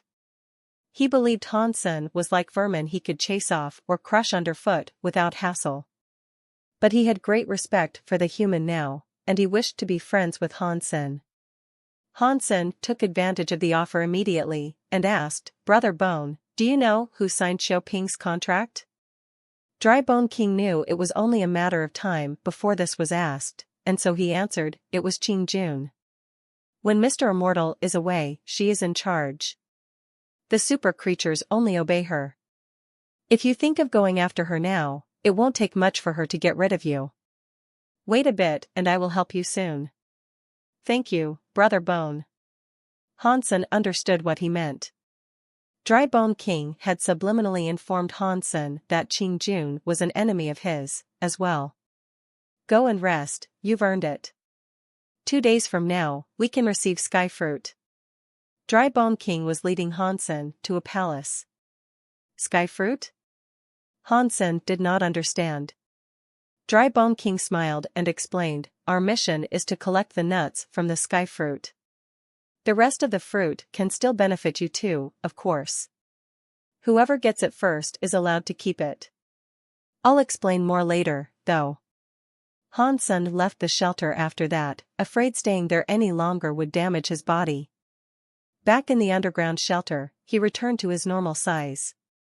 He focused on absorbing and refining his life geno essences, and he was delighted to find that he now made progress much faster. Life Geno Essence absorbed, Super Geno Points, +1. A little while later, Hansen was able to gain a Super Geno Point. It made him very pleased. "My ability to refine life Geno Essences has greatly improved, following the unlock of the Dongxian Sutra's 6th gene lock," Hansen thought to himself as he continued his practice. Life Geno Essence absorbed, Super Geno Points, +1. A little while later again, the familiar voice sounded. Hansen stayed in his room most of the day, focused on the refinement and absorption of the life Geno Essences he had accumulated thus far. He was able to fully refine each life Geno Essence he had collected, aside from the invisible king scorpions. After opening his sixth gene lock, his absorption powers were much stronger. Awesome, he exclaimed, realizing how many life geno-essences he had been able to absorb. In total, Hansen's super geno point tally had reached 24. Now that he was able to quickly absorb the life geno-essences of super creatures, he could focus on hunting them down to max his stats out in the near future. Hansen, Super Body Super King Spirit. Level, Surpasser. Lifespan, 400. Evolution requirement, 100 geno points. Owned geno points, 100 ordinary geno points, 100 primitive geno points, 100 mutant geno points, 100 sacred blood geno points, 24 super geno points. Hansen guessed his fitness level must have been around the 2500 mark. He wasn't far off, possessing the strength of a super creature himself. Hansen gobbled up some more walnuts and returned to Immortal Shelter. There, he took the time to speak with Zhang Yuchen. After that, Hansen returned to the 5th floor. He summoned Dragon King and asked him, "I'm on the highest floor, how are you going to find the tree for me?" Dragon King sniffed around his new environment and said, "I don't smell the sky tree. You're going to have to take me for a walk. I don't have time for that right now. I need to go pick up sky fruit with Dry Bone King later." Hansen then proceeded to tell Dragon King what Dry Bone King had told him. Dragon King said, "That's good. The tree might be dead, but at least the fruit can mature. With the competition, getting it will be difficult, though. The nuts you mill were most likely from the sky fruit. Only Sky King is privy to whatever the powder does, it would appear." Dragon King then went on to say, "Sky King is very generous, allowing you to have as much as you want, leaving him only the nuts. Is there anything else I should know about the fruit?" Hansen asked. Hansen had eaten many of the other walnuts, and save for the shell and nut inside, there didn't appear to be anything special about them. "I'm not sure, but it has to be some good stuff. Dry Bone King wouldn't be working for Sky King, otherwise." Dragon King then pointed at Hansen and resumed his dialogue. "Each fruit is bound to contain a geno treasure of sorts, an item that is superclass, for sure. Wouldn't it be great if you could procure some?" Hansen started to say something but frowned before he could. He noticed a note had been left on his table, one that had been written in the human language. "If you wish to stay alive, follow Qing Jun." Hansen read the words and continued to stare at the paper. He was the only human capable of reaching the 5th floor. So, he wondered, how had someone left that note for him? Did Dry Bone King leave this for me? Hansen frowned. Dry Bone King was the only one he had met since arriving on the 5th floor. But Dry Bone King wasn't a fan of Qing Jun and her wicked ways either. Why would he tell Hansen to follow her? Hansen turned the paper over and was given a shock. On the back of the paper was a symbol drawn in red. It was a large picture of the 9-life cat. Someone from Blood Legion is on the 5th floor? That can't be right. There aren't any other humans strong enough to get here. Hansen was truly taken aback, not having a clue how this had come about. Was it Dry Bone King? Hansen didn't think it was possible, or at the very least extremely unlikely. Blood Legion was a human organization with a murky, sordid past. Still, it was human, through and through, and neither spirits nor super creatures would be members of it.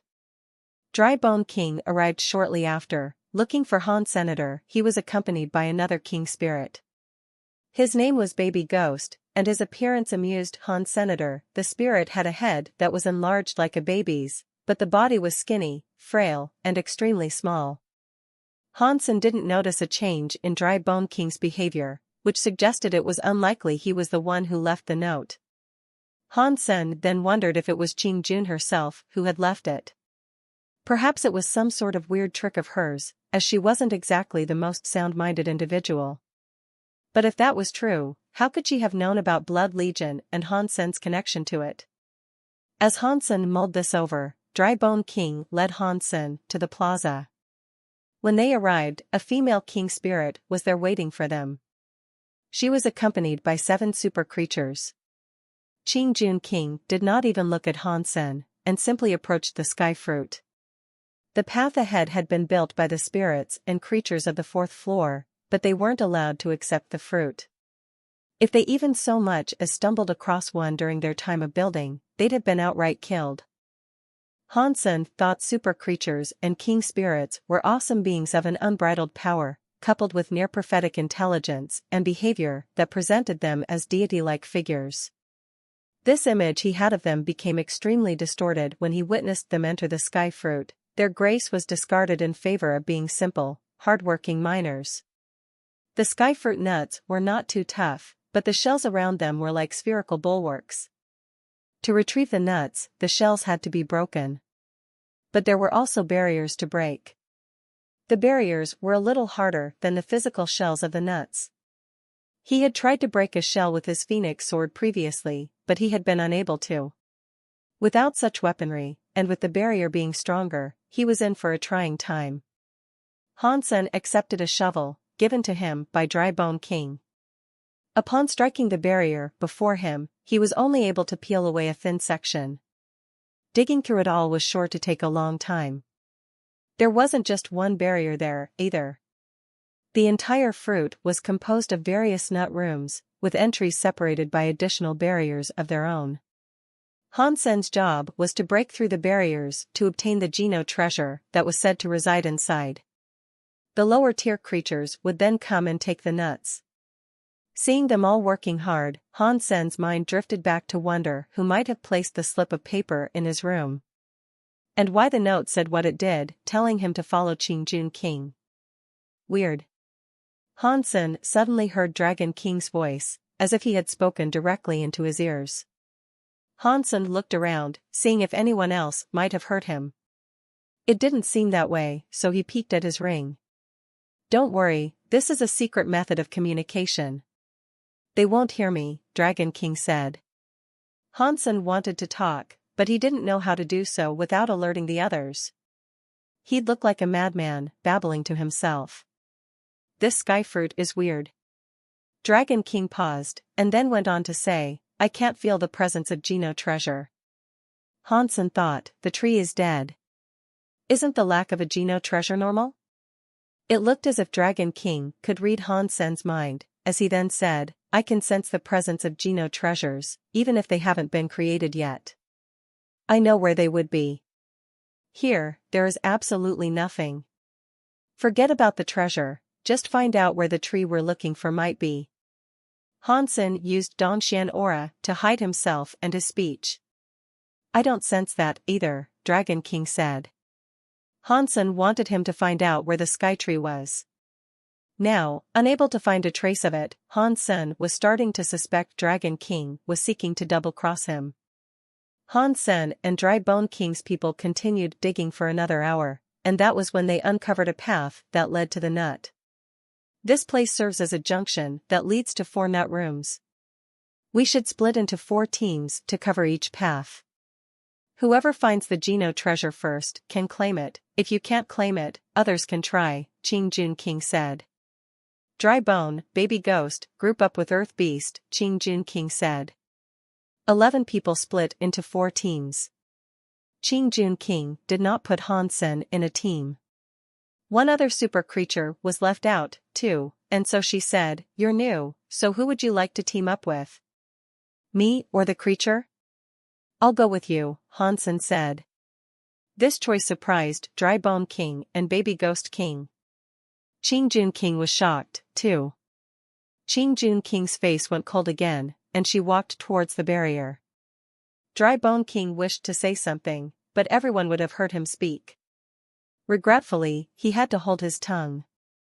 Han Sen saw that he wished to say something, and guessed his words would have been something like, You're committing suicide. But Han Sen did not choose Qing Jun King because of the paper. He wasn't afraid of her, and he could use this opportunity to find out why she so desperately wanted Qiu Ping to kill Zhang Yuchen. She could have killed them both with the greatest of ease, so her need for drama seemed unnecessary and uncharacteristic of a king spirit. They broke the nut and then started to work on another barrier. Hansen was only able to dig up a thin slice each time, but Qing Jun King was able to dig up a whole lot more. It took them 2 hours to dig a path that was big enough. After going through, they arrived in another nut room.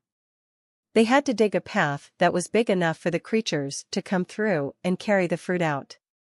For now, though, they were alone together. Hansen knew he had to be careful, but Qing Jun King seemed focused on the task at hand. She got to work on yet another barrier. Hansen followed, but kept his wits about him. This is strange. Real strange. Dragon King's voice started to sound in Hansen's ear again. Qing Jun King was standing 1 meter away from Hansen, so no matter how quietly he sought to speak, she'd hear any response he made to Dragon King. I can feel the presence of Geno treasure ahead. It is behind this wall, but it's strange, Dragon King said. Hansen was happy, hearing he was about to stumble across the treasure. But with Qing Jun King there, they'd probably fight over its ownership. Dragon King said, there is something very wrong with this Geno treasure. Hansen wanted to ask him for more details, but couldn't on account of Qing Jun King being right next to him. Furthermore, I know where the sky tree is. Dragon King suddenly screamed. Where is the sky tree? Hansen almost blurted out. Dragon King continued talking, saying, I cannot believe Sky King is doing this. He wishes to sacrifice everyone here. He wants you all to become fertilizer. Hansen wanted to ask Dragon King to elaborate, but seeing Qing Jun King right next to him, simply decided to continue digging and listen. Dragon King sighed and said, when you break the barrier, you have to get the Geno treasure. If you don't, we will all die here. Hansen frowned, thinking he might be exaggerating. If Sky King had been scheming, he couldn't enact a plan to wipe them all out in an instant. It wasn't as if Dragon King was the nicest person either. He sacrificed a multitude of super creatures to revive himself. Dragon King quickly said, even if you leave the tree, you'll be killed. Everyone who has eaten the walnuts will die, and that includes you. What? Do you think this entire forest isn't associated with the sky tree? Hansen's heart jumped, but Dragon King did not stop explaining. He said, you have to grab that Geno treasure. Trust me on this. I will explain everything once this is over. Hansen could not reply to him right now, but he decided to follow his wishes. He was determined to take the Geno treasure now. Even if Dragon King was lying and this was all just a scheme, there was no harm in obtaining Geno treasure, after all. Qing Jun King was right there, though. He wondered how he might grab it before she did. The rule was, whoever found the Geno treasure could keep it. If 2 people discovered it, the person who was stronger could keep it. Hansen was not weak, but if he wanted to beat Qing Jun King, he might have to activate Super King Spirit mode. A small portion of the barrier had been dug all the way through now, revealing a glimpse of the nut room on the other side. The nut room was strangely empty. Hansen leaned in to take a closer look, and that was when he saw a pair of red eyes peering at him from the other side of the hole. Hansen jumped back as the red thing started to emerge from the hole he had created for it. As it started to come out, Hansen quickly activated his gene locks to scan and get an idea of what he was faced with. The results surprised him. It was a bronze mirror. Its surface was red, and the frame was adorned with a number of strange glyphs and symbols. The reflection Hansen had seen depicted him as an enigmatic red being. Those red eyes, were they mine? Hansen wondered to himself. Qing Jun King lashed the mirror with her whip. Arg! Hansen screamed. Qing Jun King lashed the mirror, but Hansen felt the pain of that attack strike him. Looking at his clothes, he noticed they had been torn. Hansen looked back at the mirror and saw himself inside it. His body in the mirror was a reflection of himself, wound and all, but then he started to smile. Outside of the mirror, a smile was the last thing he could raise. Oh, snap! Hansen knew the moment he looked at that mirror, he had been tricked. Arg! Qing Jun King lashed the mirror again. The mirror was fine, but the doppelganger inside the mirror was damaged.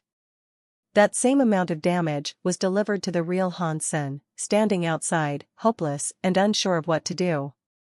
Stop. You are going to kill me. Han Sen gathered up his power, preparing to stop her. She wanted him dead, anyway, so now she had a perfectly valid chance to do what she had hoped. The message on that paper led me here. It wanted me to follow her and die. Han Sen's mind raced for a solution to the current predicament. Even if Han Sen stopped Qing Jun King, the mirror had already copied Han Sen's image. Just as Han Sen moved to stop her, though, she listened. She stopped attacking due to his plight. Han Sen did not have the time to mull the exact reason why, so he just turned his attention back to the mirror and thought of a way he could kill it without bringing harm upon himself. Han Sen's mirror-residing doppelganger gave another crooked smile. Then, he raised his fist and hit himself. Han Sen's real face then started to bleed in response. Han Sen's nose was pummeled repeatedly, and blood oozed from it. In a few more hits, Han Sen believed it'd be flattened like roadkill. It looked like fitness level did not matter in this situation. If the shadow self was damaged, then true person himself would be damaged. There didn't seem to be a way to avoid it. Han Sen didn't think he could break the mirror, as that would be the same as dealing a copious amount of damage to himself. But the person in the mirror seemed happy to hit himself and ensure Han Sen was dealt damage, anyway. All of a sudden, in a matter of moments, Han Sen felt all of his powers were useless. Dumb *SS. Go break it, Qing Jun King commanded. How? Han Sen asked. Just break it. He is you, so only you can break it, Qing Jun King explained.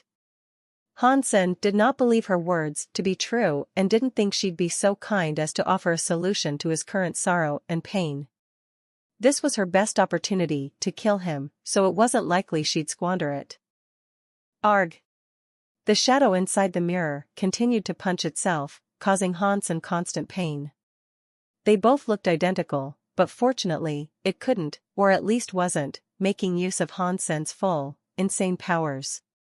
He'd have been killed fairly quickly if it had. Han Sen withstood the pain and threw a punch at the mirror. The mirror did not avoid Qing Jun King's attacks, but it made sure to dodge Han Sen's. This lent credence to what Qing Jun King had told him, and he was relieved to hear she was telling him the truth.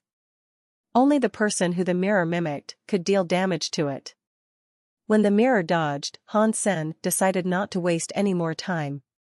He threw another punch at the mirror, but this time it was with all 9 gene locks of the Blood Pulse Sutra. That, combined with Curse of Immortality, Jade Sun Force, and his Phoenix techniques firing on all cylinders, he was aiming to devastate the reflective fiend. Pang! The bronze mirror was sent flying backwards, directly into the barrier. Aside from the shadow in the mirror, it did not look like the mirror could attack in any other way. But the mirror was tough, that much was certain. Despite sending the mirror flying, Han Sen was unable to actually deal it damage. Not a single scratch blemished the glassy surface of the mirror, and much to Han Sen's discomfort and pain, the shadow self continued to self-harm. Han Sen gritted his teeth to withstand the constant pummeling and punched the mirror again. The mirror was against the barrier, so it was a clear shot. Like a hurricane, Han Sen unleashed a flurry of attacks against the mirror's surface.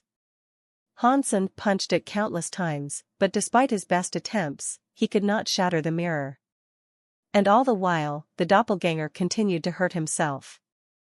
The shadow smiled, as if laughing and mocking Han Senator. He was spiting Han Sen, as if to say he was useless and there was nothing he could do to rectify the situation. You think I'm a coward? Han Sen thought. Han Sen and Qing Jun King had seen the mirror together, but the mirror had chosen Han Sen for some inexplicable reason. Han Sen thought it must have meant the mirror believed he was the weaker of the two. Han Sen did not have any of his weapons on him, and the Blood Pulse Sutra only bettered the body. It wasn't really a skill that lent itself to dealing massive amounts of extra damage. It wasn't a proper combat ability. Han Sen was unable to break the mirror, and he felt as if he had exhausted all options. He couldn't think of anything else to do. Han Sen could have used Super King Spirit Mode, but he didn't want to expose himself as the king to Qingjun King. Han Sen looked into his sea of soul. Little Angel and the Gold Raven were still in the process of evolving. And them aside, he had no super weapons to call upon. Han Sen might have been able to use saving money to break the mirror. But the shadow would hit Han Sen while he was performing it, which would render it ineffective. Han Sen could have summoned Disloyal Knight, but his attack power wasn't very high. And if a pet beast soul could deal damage to Han Sen by striking the mirror, that would be very bad news for him. Han Sen could not think of a way out of this situation. Next time I return to the Alliance, I need to get myself a strong attack skill, Han Sen thought to himself. Just as Han Sen decided to activate Super King Spirit Mode, he heard a movement stem from the Sea of Soul. Han Sen looked inside there, and he noticed a strange energy permeating it. The sky fruit wasn't very big, so the fight against the mirror was easily noticed by the other king spirits and super creatures. Baby Ghost and Dry Bone ran over, in shock at what was going on. When they looked into the mirror, though, they quickly understood what was happening. This is bad. If Han Sen can't break the mirror, this will most certainly be the end of him, Baby Ghost said. The bronze mirror has a reflective power. If someone else hits it, it means hitting Han Senator. We can't help him. He has to help himself, Dry Bone King said. It was difficult to find someone else to go up against Qingjun King, so if Han Sen was to die there, it'd be a grand shame. But they couldn't help. And if they tried, Han Sen would be beaten to death. All the super creatures came over to watch the events unfolding around the mirror. They were waiting for Han Sen to fail, so they could take the Geno treasure. Qingjun King looked at Han Sen, and she seemed to be deep in thought over something. As Han Sen continued to beat the mirror, he was actually more invested in investigating what was transpiring in the Sea of Soul. The light around Little Angel was now very holy. She was like a flower in the midst of blooming, with petals opening to reveal what was inside. A powerful light was being unleashed, and it even frightened Disloyal Knight. Has Little Angel finished evolving? Han Sen was delighted, feeling the warmth and abundant power that was slowly swelling within the Sea of Soul. Han Sen thought a pet beast soul from another sanctuary needed to open gene locks for themselves, and he thought it'd take another long while for her to become effective enough to fight. But seeing all that power now, Han Sen understood there was more to Little Angel than he had first thought. She was a lot more than simple eye candy. She was in battle mode already, and many of her gene locks had already been opened. The petals had all peeled away now, revealing a package of bright golden light. The light sent ripples through the entirety of the Sea of Soul. When it was fully exposed, Little Angel's form came to be. She was divine, clad in a beautiful white robe. She had angelic wings, and in her hands she clutched a transparent greatsword. Her curly blonde hair waved, painting her like a goddess. Translator. Editor. Angel of Principality, Pet Type Evolution. Han Sen looked at her stats. From what he could tell, it was only the name that had changed. The rest was the same. But the energy emanating from Little Angel told Han Sen there was more to her evolution than he could initially ascertain. Below the surface, this was more than just a name change. Han Sen now wondered whether or not he should summon her. The halo on her head always imbued Han Sen with a greater power, after all. Han Sen noticed his head now had a halo, the same as Little Angel. He felt as if it was an inexhaustible vat of power, one that could cascade into his body and fill him with unrivaled strength. It was strong like holy water, cleansing his body and purifying his power. Han Sen did not stop attacking the mirror. The moment the halo ring gleamed above his head, the slight sounds of glass cracking could be heard. A ribbon of strain began to form on the surface of the glass, and then, the crack popped into a web of fissures that coursed its way across the entirety of the mirror. The doppelganger lost its smug smile and was given a shock. It began to run around in fright, making a freakish wailing sound. Boom! The glass of the bronze mirror shattered into 1,000 pieces. A red light manifested itself in the physical world following the destruction, and Han Sen was quick to grab it. It was the core of the mirror. It was bronze and small like a bean. It was quite similar to a walnut. Dry Bone, Baby Ghost, and Qing Jun looked at Han Sen in disbelief. They were more than surprised to see him manage to pull through that horrifying ordeal. The super creatures did not know why or how Han Sen had achieved such power, or where the additional power had come from. You have been hiding your power, it would seem. I was starting to worry, Dry Bone King said. I was merely fighting for my life, Han Sen said. Your luck and power are things to be admired. You obtained the Geno treasure your first time here, Baby Ghost stated. Dry Bone and Baby Ghost were nice to Han Senator. They had initially believed him to be weak, but after this ordeal, they well and truly believed him to be an equal. Go back to work, Qing Jun snapped. And then, everyone did. But due to Han Sen having already obtained the treasure, the effort they put into their work had obviously laxed. Their haste to get the job done had evaporated. Thanks for the help, Han Sen said. Qing Jun ignored him and continued digging. Han Sen wanted to strike up a conversation, though. So, he asked, Hey, can I ask you a question? Because you should know why I'm here, I should be your enemy, after all. Qing Jun just told him, You aren't good enough to be my enemy. Han Sen was not sure what to respond, as he just thought she was a strange character. He didn't quite know what to make of her, on the whole. After another half-day of work, all the barriers had been removed. When the rest of the creatures moved in to secure the walnuts, the rest went back to the 5th floor. Han Sen returned to his house. He masked his presence there and summoned Dragon King. What was that? Han Sen finally had the chance to ask him the questions he had so much wanted to earlier.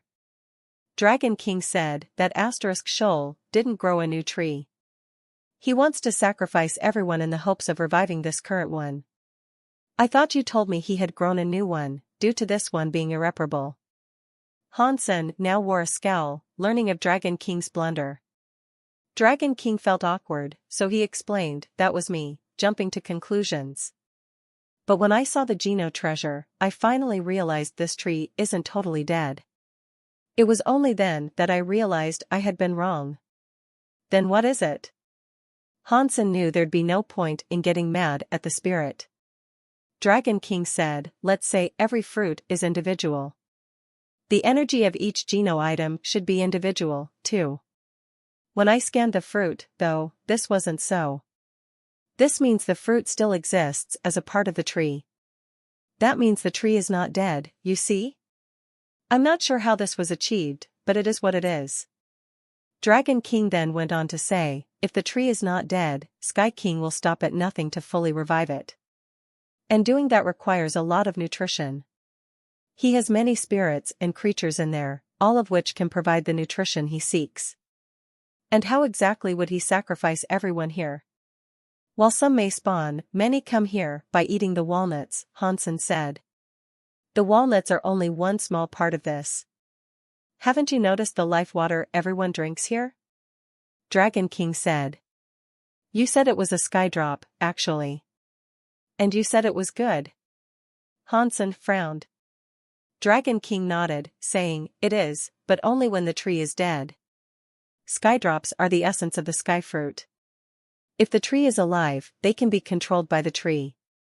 While they may be a benefit right now, the tree could kill you once it has fully revived. Dragon King smiled and said, But don't worry, you obtained the Geno treasure. You can make good use of that. How?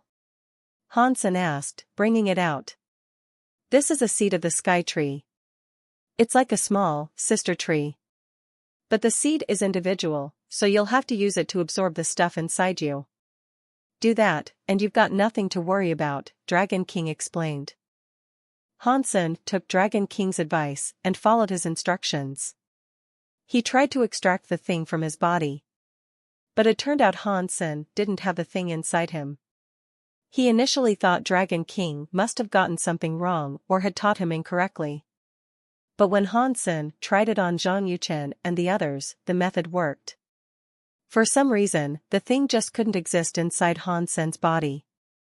Dragon King was shocked by the discovery, too. He expected Hansen to show much appreciation and reward him. Little did he expect that Hansen wouldn't even need such knowledge. Not bad. Hansen still gave him a small compliment for the tip. While Hansen might have been okay, there were still many humans inside Immortal Shelter. He wanted to save as many of them as he could. Hansen went out to find Zhang Yuchen and many of the others, and he helped them break the contract with their spirits. With Hansen's reputation and status, and the backing of Dry Bone King and Baby Ghost, everyone was freed except for Qiu Ping. Everyone else had signed a contract with a royal spirit, but Qiu Ping had signed a contract with Qing Jun King directly. Hansen sent them all to his underground shelter, while he remained inside the sky tree. This was because Qiu Ping was still under contract, and Hansen wanted a few more goodies before leaving. If the tree grew, everyone there would be food, super creatures included. And with 7 mighty super creatures there, Hansen thought it'd be a waste. One more question lingered on Hansen's mind, as well: who left him the slip of paper? He asked all the humans he had rescued, but none were likely candidates. Did a king spirit or super creature write it, maybe? Hansen didn't have a clue, much to his annoyance. But Hansen was also willing to stay due to Little Angel's finished evolution. Seeing the halo rings buff, Hansen knew she had to be incredibly powerful. And with Disloyal Knight also there for backup, it gave Hansen the courage to hang around. In his private room there, Hansen was practicing when all of a sudden, someone barged through his door. It was Qing Jun King, and she approached with great anger. She immediately shouted, "Where did you hide Zhang Yuchen? You are a king spirit, aren't you? Why do you care so much about a human?" Hansen responded, "That is none of your business. Give him to me." Qing Jun King said. "I don't have him," Hansen said. "Do you really want me to become your enemy?" Qing Jun King asked. "I'm not your enemy, but it's true. I really don't have him," Hansen said. "Fine." Qing Jun gave Hansen one last cold stare, then marched out. Dry Bone and Baby Ghost had arrived just in time to see the commotion. Dry Bone looked at Hansen and said, "You really made her mad this time." Hansen asked, "Why does she care about him, a human, so much?" Dry Bone answered, "You may not understand. It has to do with her practice of a skill. It is called love. Humans can become far more emotional than spirits, so Qing Jun selected Qiu Ping and Zhang Yuchen as her target for this. If Qiu Ping kills Zhang Yuchen on her behalf, and she then kills Qiu Ping, her practice with the skill will be complete. But... Dry Bone King broke out in laughter. "But what?" Hansen asked. Baby Ghost continued the speech, saying, "But Qiu Ping is smart. He genuinely liked her, but he wasn't willing to kill Zhang Yuchen for her. He knows about her plan, and he has known for a very long time. He just pretends he doesn't know anything. This entire thing has been going on for 20 years. She has grown impatient over the course of that time due to her being unable to finish the skill herself." Dry Bone then said, "She knows she has failed, but she is a spirit. Pride is as important for her as it is for us. She will never admit it. Now that you have sent him away, though, the slim chance for a future success may have well and truly disappeared. It angers her, and she won't let you slip away so easily." Hansen now fully understood why she cared about the humans so much. "What do you think she'll do? What can she do? Is she going to try to kill me with her 7 super creatures?" Hansen wondered out loud. Qing Jun King was only a spirit with 9 of her gene locks open. With Little Angel ready to be unleashed, Hansen wasn't afraid at all. She can't do that. Mr. Immortal won't allow her to hurt anyone. The extent of her command starts and ends with manual labor. They aren't her pets or anything, Drybone reassured Hansen. Hansen knew Sky King needed them as food, so it was likely true. He wouldn't allow them to kill each other over squabbles of their own. Then what is there to worry about? Hansen said. Drybone King answered, to be honest, me and Baby Ghost don't have what it takes to fight her together. She is that good? Hansen was surprised upon hearing this. Yes. Why else would she be the one in charge? It's why you need to exercise some caution and be careful, Baby Ghost replied. Thanks for the information, you too. I'll definitely try to be more careful, Hansen said. After sending Drybone and Baby Ghost away, Hansen noticed another slip of paper on his table. Did one of them just leave this without me realizing it? Hansen looked on the back of the paper first and saw another 9-life cat symbol. Didn't I tell you to follow Qingjun? Give Zhang Yuchen back to her, or die. The handwriting looked as if it had been hastily scribbled. With no concern for what had been written, Hansen threw it away. He didn't care for the content of the paper, only who wrote it. It didn't seem as if Drybone or Baby Ghost were responsible. They had made it clear they weren't fond of Qingjun and wanted to overthrow her, but even if it was them, how could they be associated with Blood Legion? For now, Hansen could only wait for the person behind the curtains to reveal themselves. Hansen thought Qingjun would come after him, but after waiting a few days, nothing happened. After a few more days passed, Hansen noticed the presence of another slip of paper. Leave this shelter, you are in danger. Hansen crumpled it up and threw the paper away once again. He had worked hard to get where he was, so he wasn't quite willing to leave just yet. And still, he was extremely curious about who was leaving these messages for him. After all, who could have secretly delivered the slips of paper, time and time again, without him noticing? Perhaps it was a king spirit or super creature. It couldn't have been Drybone and Baby Ghost, as their behavior did not appear remotely concerning. They were the same as ever. And aside from those two, there were only 7 other super creatures. Hansen went to investigate them. There was a 9-headed dragon, an armored beast, a hellbird, a rock king, a ghost eye, a water fairy, and a demon flower amongst them. The 9-headed dragon was a cruel and ruthless fiend. The armored beast kept to itself and was a private thing. The hellbird did not stay in the shelter often and spent most of its time away. The Rock King worked hard, and when it was done, it went home to relax. If it was a super creature behind the letters, it had to be the Ghost Eye, Water Fairy, or Demon Flower. The Ghost Eye was restless, and never stayed put. It frequently traveled around, sticking its nose in other people's business. It had even come over to see Hansen once, but due to Hansen not speaking its language, it didn't stay for long. The Water Fairy was a humanoid creature. It was in the shape of a voluptuous-looking woman, but one that was composed by running water. The Water Fairy was able to speak with Hansen, but she had never visited him at his home before. The Demon Flower was a walking plant that could speak in every language.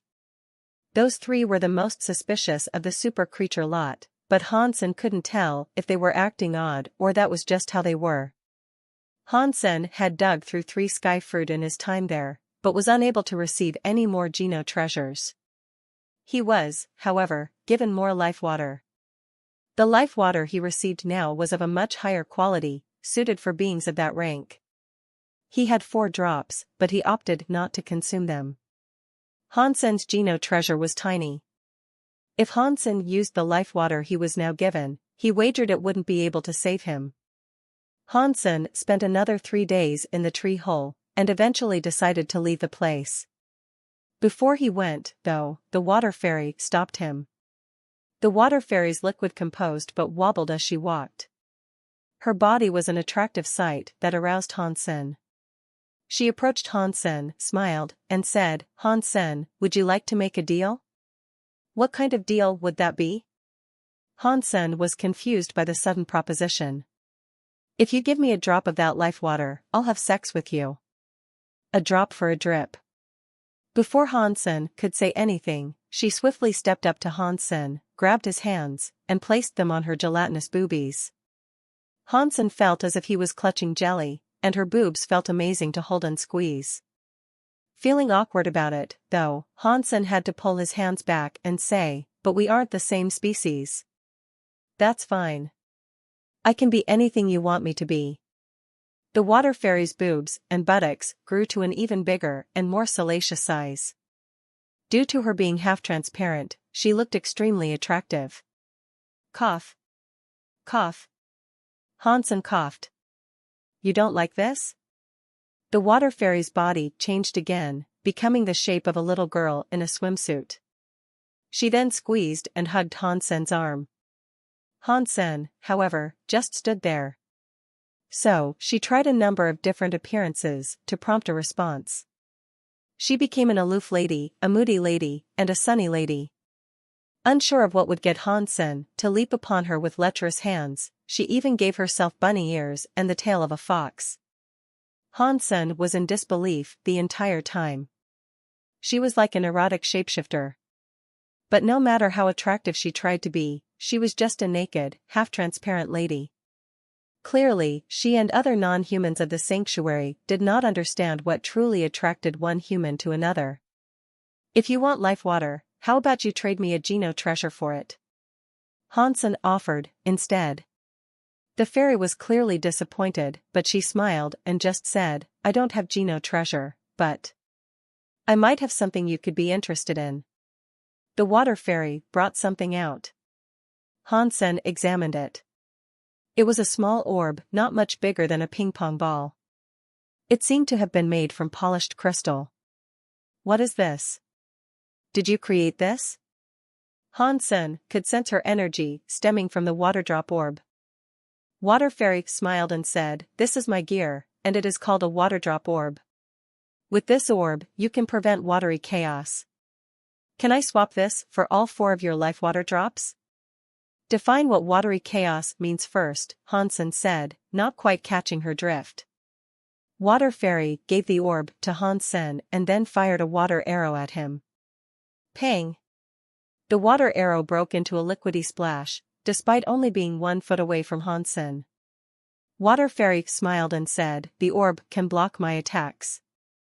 It can only block water damage, mind you. And after some use, it'll take a while before it can be used again.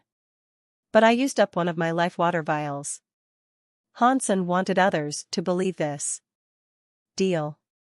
Water fairy was happy to swap the water drop orb for Hansen's remaining vials of life water. Hansen played with the water drop orb. Although it only blocked water damage, and it wasn't the most useful item in the sanctuary, it was better than nothing. The life water was outright harmful, after all, so it was little more than a waste of space. The other super creatures soon learned about their trade, too, and they all wanted to do the same. Unfortunately, Hansen had no more life water left. After a while, Hansen was able to obtain another 2. Ghost Ike came to him shortly after, wanting to make an exchange. Ghost Ike threw him an eyeball that was black and white. It was reminiscent of Tai Chi in some ways. Hansen was not sure what it could do, but the eyeball was obviously gear that the creature had created. Much like the fairy, it wanted to swap the gear for Hansen's life water. "I only have 2 life water drops. Do you still want to make the trade?" Hansen asked, while pulling his 2 vials out. Ghost Eye was actually an ape. One of its eyes was a murky shade of white, and it was an unsettling creature to look upon. But it was also the most active super creature amongst them. It swallowed the life water and left immediately. Hansen looked at the eyeball-like item he had been given. He noticed it was able to do something with yin and yang. If Hansen practiced yang, he could use the item to make it yin. If he practiced yin, then he could make it yang. Hansen had yin-yang blast, which meant the item wasn't very useful for him.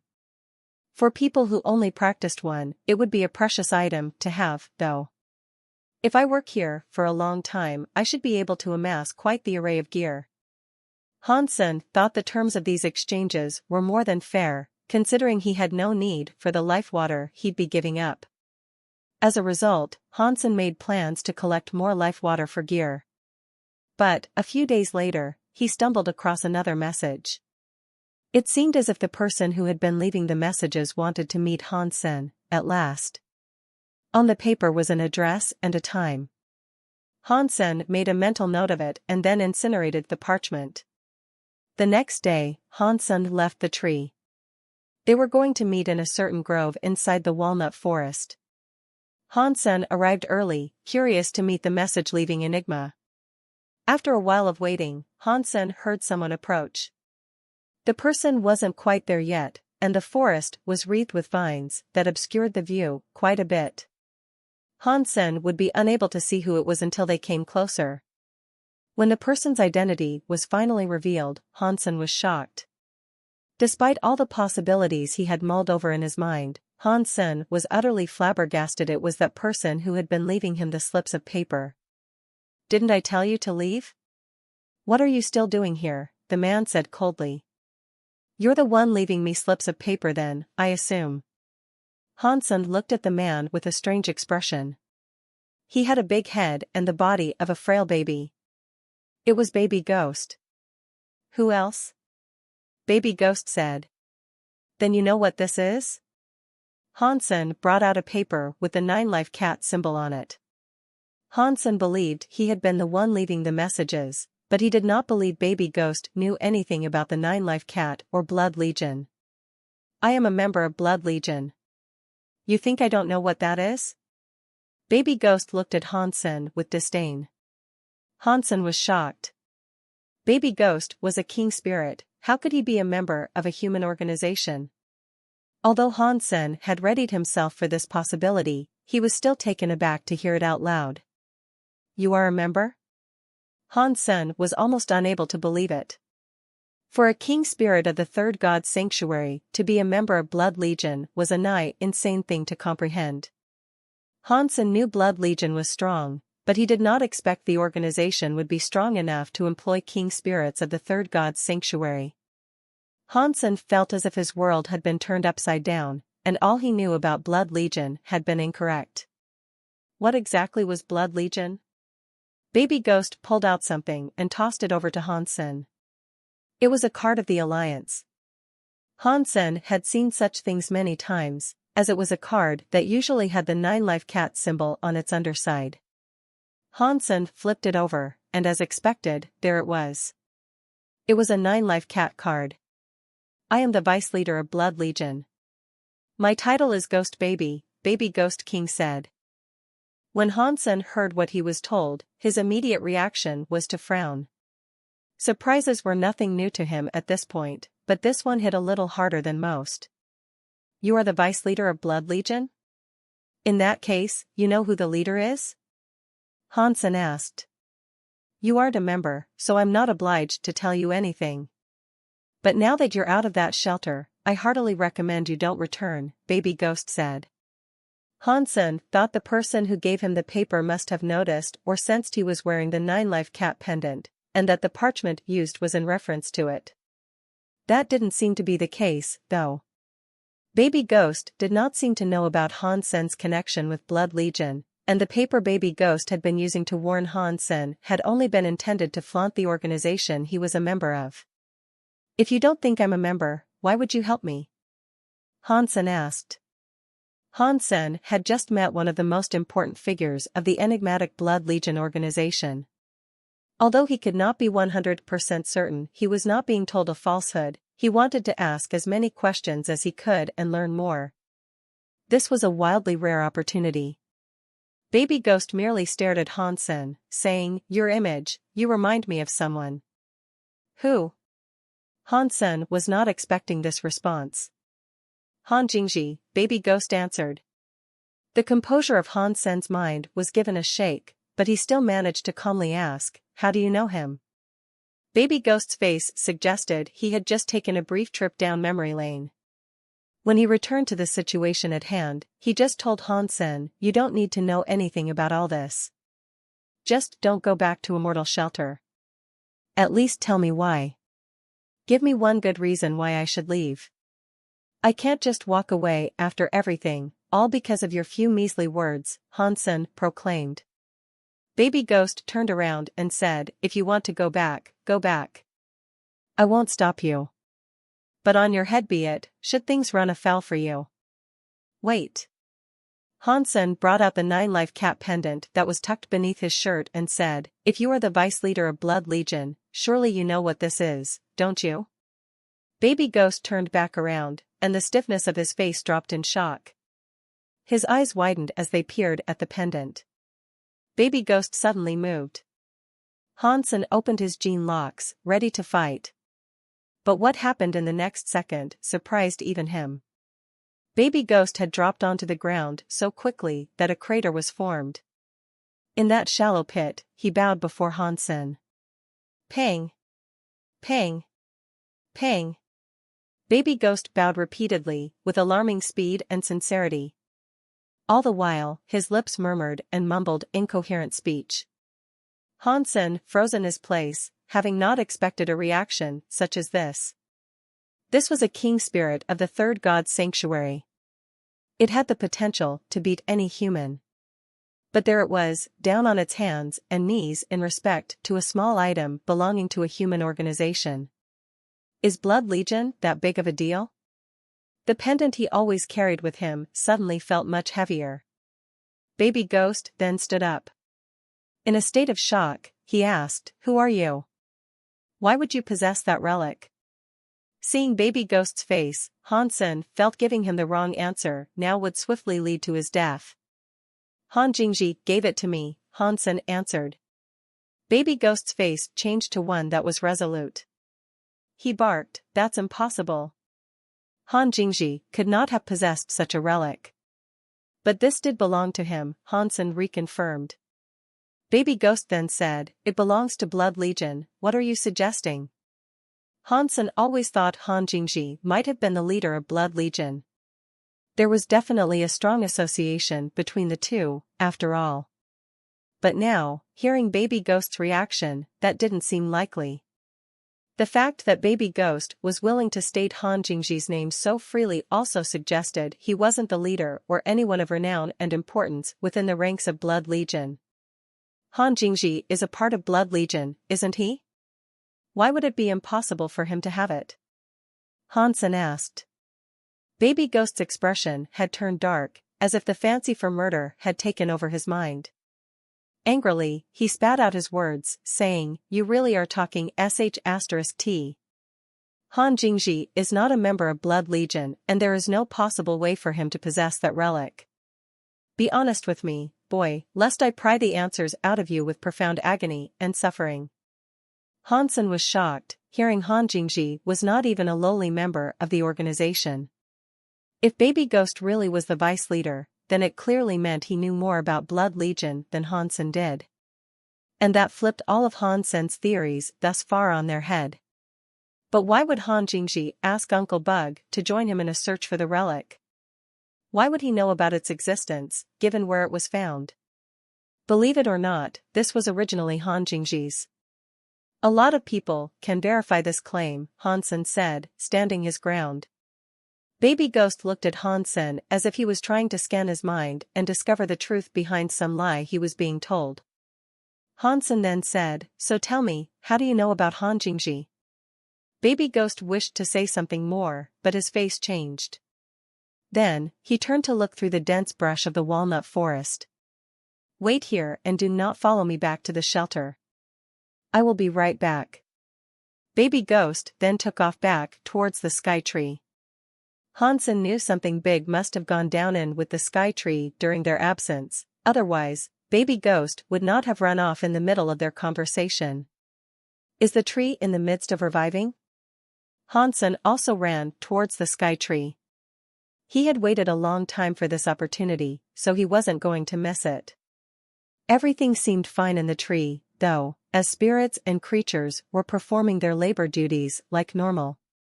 Drybone King quickly ran over to see Hansen, though, and promptly brought him up to the higher floors. Mr. Immortal has finished his practice. He has summoned us to the Immortal Hall. Where have you been? Dry Bone King asked as he pulled on Hansen to move quicker. Hansen was shocked. If Immortal Emperor was becoming a reality, then that meant the tree was ready to spring back to life. Hansen removed the dragon blood ring from his finger. If Immortal Emperor truly was Sky King, he'd recognize Dragon King right away. Hansen and Dry Bone King arrived at the Immortal Hall. Hansen was eager to see what Immortal Emperor looked like. Qing-jun and Ghost Eye were there, as well. When Baby Ghost saw Hansen, a visible look of surprise came over his face. Hansen waved at him cheekily and then went to sit down. Hansen looked over towards the primary seat of the table, which was currently empty. Immortal Emperor had yet to arrive. No one spoke during the wait, not even the oh-so-talkative Ghost Eye. It just sat where it was, taking part in the eerie silence. Qing-jun was the one who sat nearest the primary seat, and she looked at Hansen as if she were looking at a dead man. Hansen didn't care very much what she may have been thinking, though. He just sat in his seat, waiting for Immortal Emperor to arrive. Catcha! The latch of the back door was lifted. The sudden sound was loud, and it shocked those in their seats. Hansen turned to look in the direction of the noise. When his eyes fell upon Immortal Emperor, he was surprised. He had often wondered what the enigmatic spirit would look like, and he had come up with numerous visions and images in his head. But this spirit subverted all his expectations. Immortal Emperor looked like a peacock. The peacock was gold, with a number of multicolored ornamental eye spots decorating its plumage. It was stunning. I thought he was a spirit. Why is he a peacock? Hansen mulled the appearance, as the peacock waddled its way over and took its rightful place in the primary seat. All the king spirits and super creatures in the hall bowed before it, so Hansen did the same. The peacock's eyes glanced over everyone in the hall, but paused when they passed over Hansen. When it was done, the peacock screeched, prompting everyone to look at it in wonder. It stretched its wings, and its eyes shot out a beam of golden light. Within that gold light, a thin shadow formed. Hansen could not make out the face of whatever or whoever it was, but its mere presence there rattled his nerves.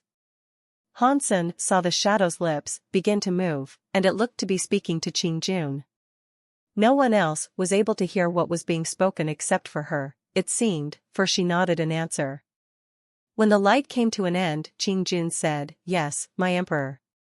The shadow nodded and faded as the light dimmed. Then, the peacock flapped its wings and flew out. After the peacock left, the king spirits and super creatures in the hall all felt great relief. It was as if they had been holding their breaths the whole time. Qing-jun, what did Mr. Immortal tell you? Water Fairy asked. Qing-jun quietly said, Mr. Immortal is going to open the holy door. He needs a lot of sky fruit to make pills, so he wants us to gather as much as we can over the next month. A month isn't very long. There are still 23 of them to go. Do we even have enough time? Dry Bone King said. We will have to form the paths, too. It is best that we hurry. Delaying Mr. Immortal would be most unwise, Qing-jun said. Dry Bone's face changed. Everyone works beneath my command. I will be most cruel and unpleasant to anyone who seeks to disturb Mr. Immortal's business, Qing-jun said. I don't want to delay anything, but I have to eat walnuts every 3 days. If I don't, I cannot participate in the work, Hansen said. Qing-jun said, life water can keep you in your current state, child. There is no need for you to exit. I don't have any life water, Hansen then said, as cover for not wanting to consume it due to the possible consequences they could result in. Qing-jun expected Hansen to say this, though, so she gave everyone a bottle of the stuff. Then, she said, everyone is given 10 drops of life water as a bonus. If we finish the job within the allotted month, we'll get 20 more as a reward. Everyone was delighted to hear this. They accepted the life water merrily, thanking the emperor for the gracious gift. Hansen accepted the bottle and listened to Qing-jun's work instructions. Qing-jun took them straight over to the sky fruit. The spirits and creatures were supposed to create the paths that led to them, but now they had to chip in and make their own due to the rush. Qing put everyone in charge of 2 sky fruit. If things go according to plan, the tree will indeed see a revival in the next month, Dragon King said. Han Sen had re-equipped the ring and was consulting with him. Is there any way we might be able to muck up his plans? Han Sen said. Dragon King said, I don't think so. The spirits and super creatures have all consumed too much life water. They are beyond saving, and the sky tree is sure to absorb them all. Unless you can cut down the sky tree, it is hopeless. Not even Sky King himself could make a comeback after that. Han Sen frowned. He had yet to save Chiu Ping, and he had just learned about Baby Ghost being a vice leader of Blood Legion. It would be a proper shame if the latter died. Just as Han Sen was thinking about Baby Ghost was actually approaching him. Didn't I tell you not to return? Baby Ghost looked uglier than usual. Give it a rest, will you? You're like a broken record. I'm fine where I am, okay? Han Sen said. If it wasn't for that relic you showed me, I wouldn't care about you one bit. Baby Ghost paused for a moment, before going on to say, but for you to come back at this time, it is as good as suicide. Why? Han Sen asked. Baby Ghost then said, honestly? Aside from Qing and me, you're all going to die here. Why? Han Sen was surprised by this, and it seemed as if Baby Ghost knew a thing or two about what was going on. Baby Ghost said, you don't need to know the specifics. You are going to die, so give me the relic and speak your last words. Is this about a mortal emperor sacrificing the whole tree? That's old news, Han Sen said. Baby Ghost looked as if he'd swallowed a bug, and in utter shock, he gasped, how do you know about that? Han Sen smiled and looked coy. He didn't answer him, and instead said, you don't need to know the specifics, but tell me, what makes you think you and Qing will be spared? Baby Ghost was still in shock over the fact Han Sen knew what was going on, and he answered, Qing is a mortal emperor's daughter. And me? I'm the one who concocted this scheme. I see. So, have you been avoiding the consumption of life water? Han Sen asked. What does the life water have to do with anything? Baby Ghost asked, but right after, his mind seemed to get snagged on a sudden, disturbing thought. Whoever has been drinking the life water will be sacrificed. There's no particular discrimination, as it's a catch-all type of thing. Han Sen was extra smug, rubbing it in. He could tell Baby Ghost had been drinking the life water. Baby Ghost's facial expression was beyond distraught, and so he said, impossible. Qing has been using life water as well. Who has been feeding you these lies? Well, let me ask you, have you been told how these sacrifices are to be, sacrificed? Han Sen asked. Baby Ghost looked clueless. He wished to speak, but he seemed to be struggling to force out words. His face turned green at the sudden turn of events, and all his throat could end up spitting out were the words, have I been tricked? After that Baby Ghost turned to run, but Han Sen stopped him. If you're going to consult the Emperor with this, you're a dead baby. Tell me about the relationship between Han Jingji and Blood Legion, Han Sen told him. Baby Ghost said, I don't fully believe your forked tongue. Not yet, leastways. I must go and confirm something. No. You tell me what I want to know now. Han Sen didn't think Baby Ghost would ever come back, once he left. Baby Ghost then answered, but it's a long story. The short version is, something huge happened within the Legion. We needed help. Han Jingji was then kidnapped by Blood Legion forces. Han Sen was shocked. The revelations were coming thick and fast. There was a connection between Han Jingji and Blood Legion, but the way it came about was very unexpected. Han Jingji had actually been the victim of kidnapping. Han Sen wished to ask more, but Baby Ghost was already gone. Han Jingji was kidnapped by Blood Legion forces? That must mean he was there with them for some time, in some way or another. That might also mean he learned much about the organization, including the 9-life cat. But why was he kidnapped? Why did they need to do that? Did they kidnap just anyone? Did it happen before or after he visited that realm with the maybe a god maybe a demon being? Han Sen's mind was now racked with countless more questions. Han Sen hoped Baby Ghost wouldn't be killed, so he could ask the spirit a bunch more questions. Han Sen was not too worried what he might do, though. If Han Sen was attacked and had to make an escape, he believed he could do so with the aid of Little Angel. A few days later, Qing Jun came looking for Han Sen. Han Sen was surprised to see her, and when she approached, she asked, "You didn't drink the life water you were given?" "Nope," Han Sen answered simply. "Good." Qing Jun handed something to Han Sen, turned around, and left as swiftly as she appeared. Han Sen wasn't sure why she had just done what she did, and truthfully, he fancied asking her a few questions. It seemed like Baby Ghost had told Qing Jun what Han Sen had told him. She had given Han Sen a small bottle with a piece of paper attached. The paper said the contract on Qiu Ping had been forfeit. Han Sen had long wondered how he might get Qing Jun to let Qiu Ping go free, and now, it had been done without any effort on his part. Han Sen was delighted, so he left the worksite. He wanted to visit Qiu Ping and guide him out. Han Sen thought someone might stop him, but no one did. He scanned the nearby area and then realized the king spirits and super creatures were all gone. Han Sen returned to the 4th floor without issue and escorted Qiu Ping out of the tree. When Han Sen returned to the underground shelter with him, he noticed all the walnut trees in the forest were dying.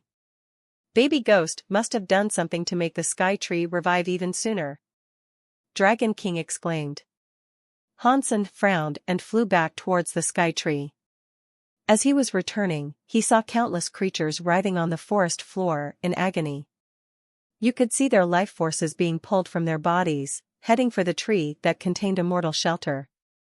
Green sprouts began to grow from their corpses, becoming vines that absorbed their flesh.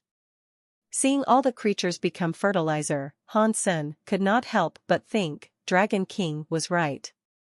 Creatures that have consumed walnuts or life water are being absorbed no matter where they are. Before Han Sen arrived back, though, a scary presence startled him on the approach. A black and red tree was growing incredibly quickly, heading high up into the clouds. There was a menacing spire in the land now, surrounded by countless dried-up trees and creature corpses. Even the ground and earth were being sucked dry of life, transforming the area into an apocalyptic hellscape.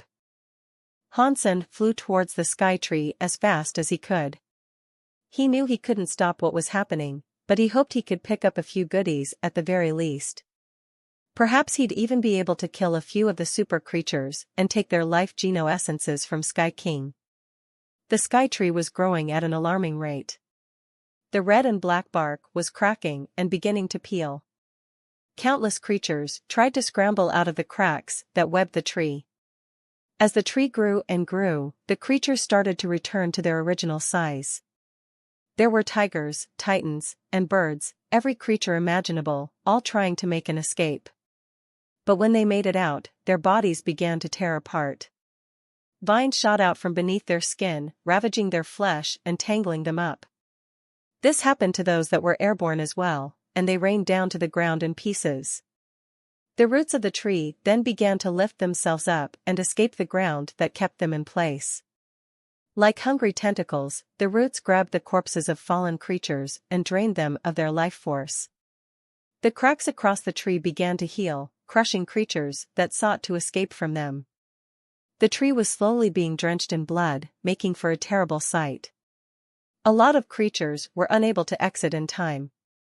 For those that weren't crushed by the devilish lumber, they were instead ripped apart by the phantom vines that had been slumbering inside their bodies. The place was like a forested depiction of hell, and just as Han Sen thought it would be best if he left, a light appeared. The light was Qing Jun. Her life force was draining, as green sprouts began to pop up over her body. "Get the cruel bottle," Qing-jun was not doing well, evidently. As she approached Hansen, she did so with wobbling movements. She was in great pain and suffering, that much was clear. Why?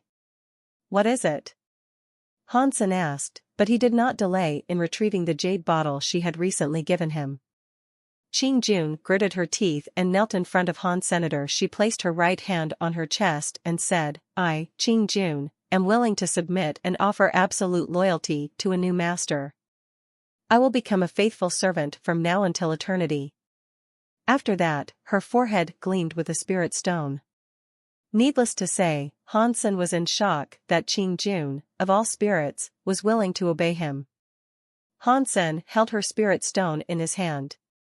It shone brightly before becoming one with Qing-jun again. Qing-jun might have become Hansen's spirit, but the green sprouts were still on her. Open the bottle and let me in. Qing-jun shouted. How do I open it?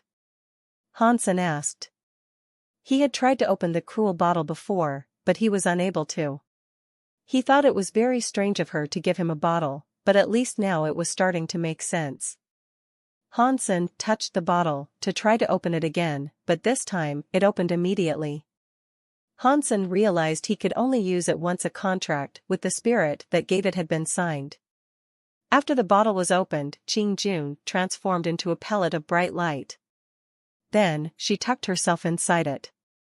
As Hansen wondered why Qing-jun was doing this, another light appeared. This time it was Water Fairy. Water Fairy's body was transparent, and you could see the sprouts manifesting inside her watery body. Her body bubbled and boiled, and if this was to continue, it'd only be a matter of time before she evaporated out of existence. She shouted, "Help!"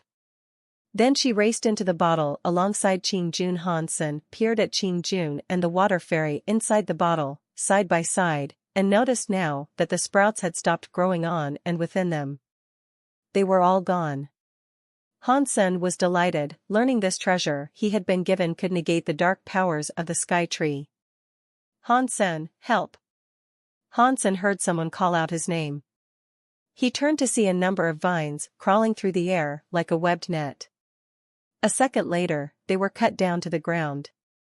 A mound of bones had given them a shave, and when Hansen's eyes came to focus, he saw Dry Bone King doing battle. Hansen flew over towards him, bottle in hand. As he pointed it at Dry Bone King, he asked, "Can you come inside?" Dry Bone King spared no time in diving into the purifying comfort of the cruel bottle. Then, looking up, Hansen saw a 9-headed creature soar through the sky, screeching in pain. It was headed straight for him. But before Hansen could do anything for it, the heads began to separate from its body as vines ravaged the poor beast. Its life force was all going to the tree. When the body hit the ground, roots sprang out of the earth and dragged it underground. Hansen felt it was a great shame and waste. Turning around again, though, Hansen saw Ghost-Eye becoming consumed by the hungry, lecherous vines. He was going to pull out his phoenix sword and do what he could to help. But before Hansen could do anything, Ghost-Eye saw the bottle and dived right into it. "I'm here to get easy kills. Why am I inadvertently saving these things?" Hansen thought, but then he noticed something. It didn't seem like anything could exit the bottle without his explicit permission. The sound of an explosion rang through the forest. A rock giant was headed Hansen's way, covered in vines like angry moss. The sturdy golem was able to defy their attempts to tear it apart, though. And as expected, before the vines could do what they wished to, the rock giant jumped inside the cruel bottle. Hansen was made up, and he thought to himself, perhaps this is not all bad. Give me a few more, and I'll have myself a personal army. In the sky, the hellbird raged with great curtains of fire that smoked the skies and turned them black. Try as it might, it was unable to incinerate the vines that sought to ravage its fiery body. The green vines had put a strain on it and quelled the ferocity of its flames. The wretched, lecherous vines did not fear anything. The vines lashed the bird whose flesh they were born from, and they swayed like manic green firelicks of their own. Eventually, they proved too much, and they tore the bird apart. The bird had hoped to reach Han Sen and his bottle, and it had been rapidly descending as all this unfolded. Unfortunately, it was too late. The only thing to reach the ground was a rain of fleshy chunks and blood-stained feathers. It was another meal for the sky tree. Han Sen saw a giant flower get torn apart at the entrance to the sky tree. The other super creatures had all been too late for Han Sen to save, and they all ended up as food for the sky tree. "Where is baby ghost?" Han Sen asked as he searched amidst the ruin, thinking of all the questions he still wanted to ask. The walnut forest was a vile hellscape now, painted dark with the blood of spirits and creatures. Han Sen asked Qing Jun, who was in the cruel bottle, "Where is baby ghost? Why did he not exit alongside you?" "We got separated." "He was supposed to be here," Qing Jun said. Han Sen asked the water fairy if she had seen him, but she said she had not seen him either. Han Sen thought this was boding poorly for baby ghost. His failure to escape didn't make sense, though. Han Sen had informed him about the true nature of the conspiracy surrounding the operations of Immortal Shelter, so he should have been among the first to get out. Han Sen could no longer find the entrance to the sky tree, as the original tree hole was now filled up. There was no other way inside. But then, a scream sounded in the sky. Looking up, Han Sen saw a gold peacock descending from atop the tree. A person was on top of the peacock, a figure with gold-colored hair adorned with a crown. The man's simple aura was one of immense power, and Han Sen felt it was comparable to Xiang Yin. "Is that Sky King?" The man was incredibly handsome. His beauty and strength transcended that which seemed achievable by humans, and one could have easily mistaken him for a god of sorts. "That's him," Dragon King said. The gold peacock landed near Han Senator. The man's eyes gleamed with the color of gold, but they seemed empty and devoid of emotion. "Leave them, and I'll grant you a swift and merciful death," Sky King said.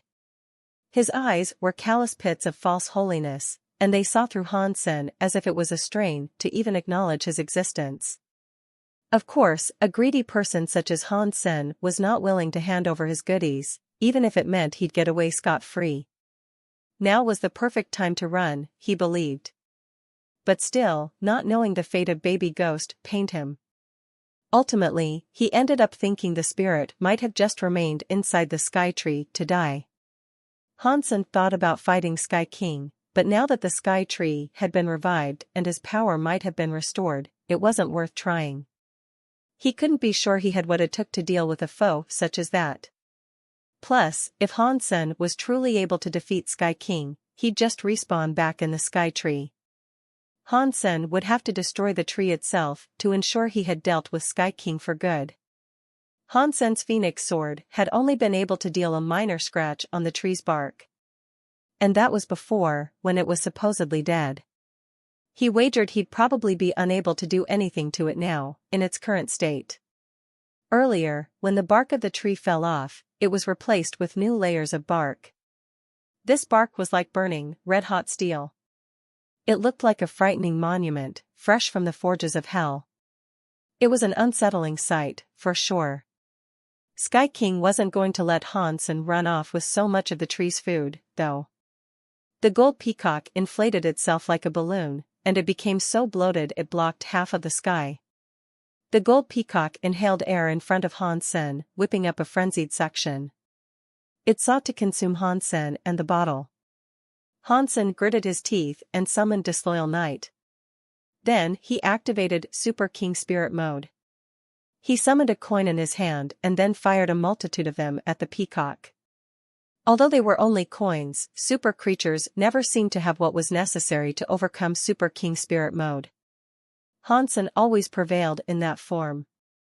The peacock, seeing the coins coming towards it, stopped sucking. With its mouth, it chomped a number of the coins to break them and their power. Disloyal Knight used its halo to dye the peacock and Sky King a delightfully unholy, tarnished bronze color. Then, as it very much liked to do, it moved toward the creature and let loose a flurry of punches. The peacock's beak struck one of its fists, knocking Disloyal Knight back with a mark across its gauntlet. But this was good, as Hansen took advantage of this opportunity to leap onto the peacock's back and dash before Sky King. Hansen's mighty fist, draped in a shroud of purified power, was thrown towards Sky King.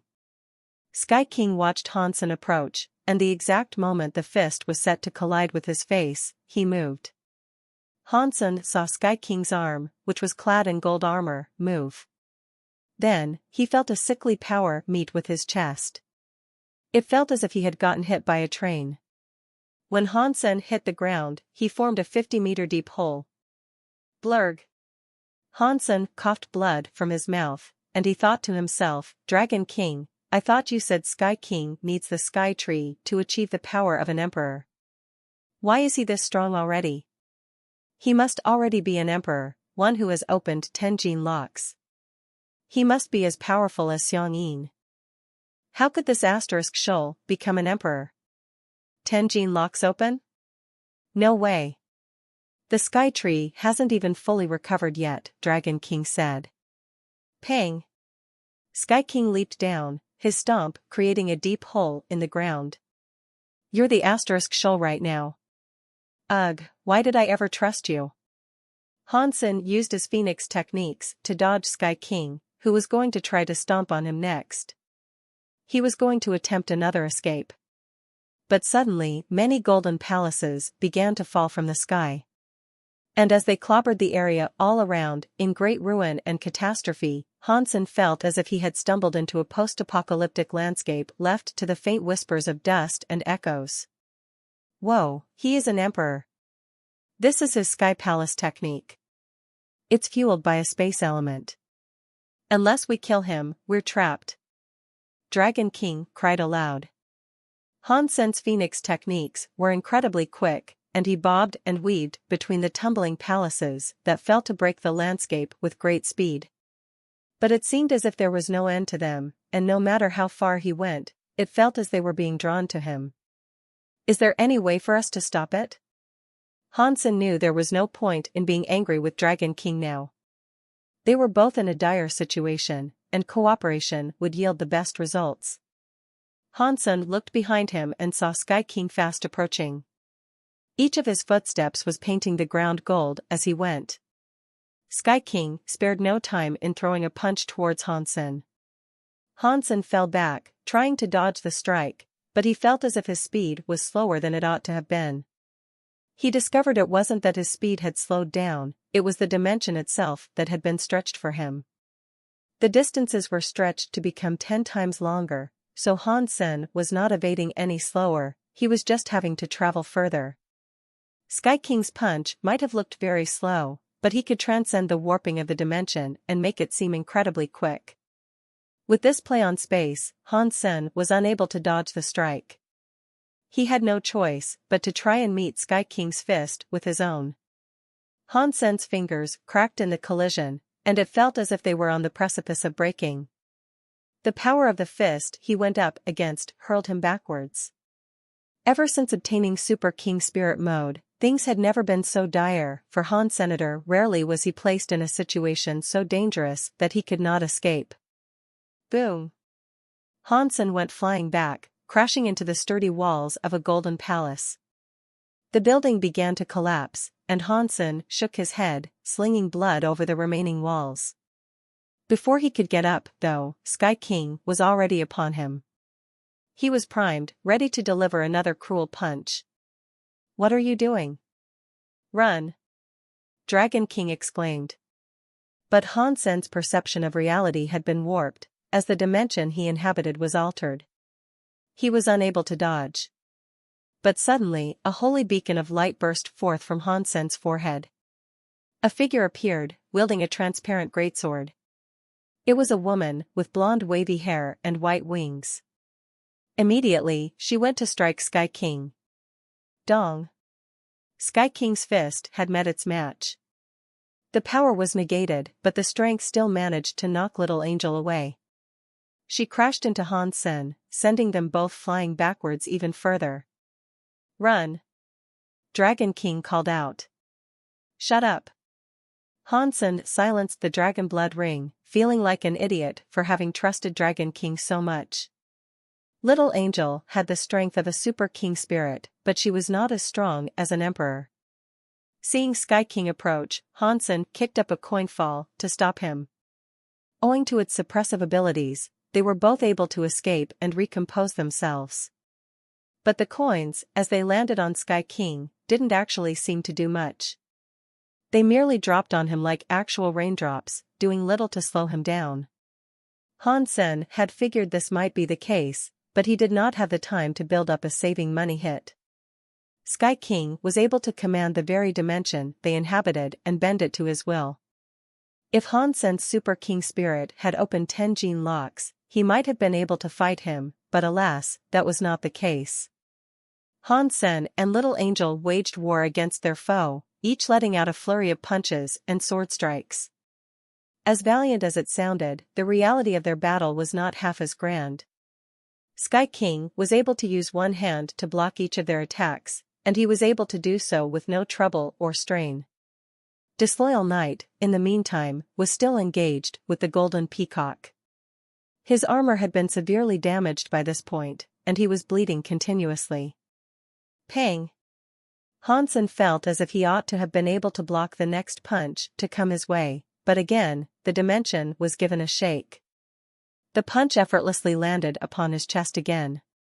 Hansen was sent flying. Not only did he break a number of palaces, but he also broke a few ribs. Little Angel could not dodge the punch she was delivered either. That sent her flying backwards, too. Hansen went to catch Little Angel, and as he did, he thought about escaping by using his night cloak. After moving forward to catch Little Angel, she paused in his arms. Then, she turned around and kissed Hansen upon the lips.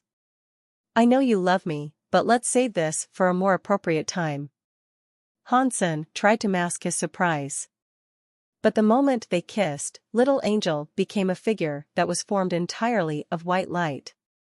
Then, she entered Hansen's body and became one with him. Hansen felt rejuvenated, as if he had been gifted a vast amount of power, the likes of which he never thought he'd be able to wield. His head was dressed with a gold halo ring, while his back sprouted wide angel wings. Then, a new weapon spawned in his hand, the transparent greatsword. Roar! Hansen roared to the skies, as a new power surged through his being. It combined with his cells to make changes to his body. Catcha! Hansen felt as if his body had been freed from the clutches of chains he never knew existed. The holy light enveloped Hansen's entire body, wings, and greatsword. He felt as if he was submerged beneath water, floating free. Sky King warped the dimension again and threw a punch with the illusion of near teleportation levels of speed. Seeing another punch head his way, Hansen readied his greatsword. But even though the fist was only a meter away, it felt like it was miles away. In the next second, he was swinging his greatsword as if it was weightless. It cut through the twisted, perverse dimension and struck Sky King's wrecking fist. It was too late for Sky King to pull back, as half of his fist was lopped off. Sky King bled profusely from his fist, which made him reel back aghast. He couldn't believe what had just happened, and truth be told, neither could Hansen. But Hansen was happy at the sudden turning of the tides. Little Angel had helped Hansen open his 10th gene lock for Super King Spirit. Now, Hansen could not be suppressed by the warping of dimensions. Hansen wasn't yet sure about the extent of his power with 10 gene locks open. He didn't exactly have the opportunity to thoroughly test it due to the current circumstances. Neither did he know if this was a permanent opening of a gene lock, and if it would remain open if Little Angel exited his body. Regardless, Hansen now had what it took to fight back. Victory did not seem impossible now, and so he had to focus on ending the current threat. Hansen flapped his wings. In a flash of holy light, he teleported directly before Sky King. Sky King frowned and raised a golden palace in response. It was a few hundred meters away to begin with, but now it had blinked forth to separate the two. But Hansen was able to flap his wings again, and with the greatsword, he sliced through the new distortion of the dimension. Then, Hansen cut through the palace.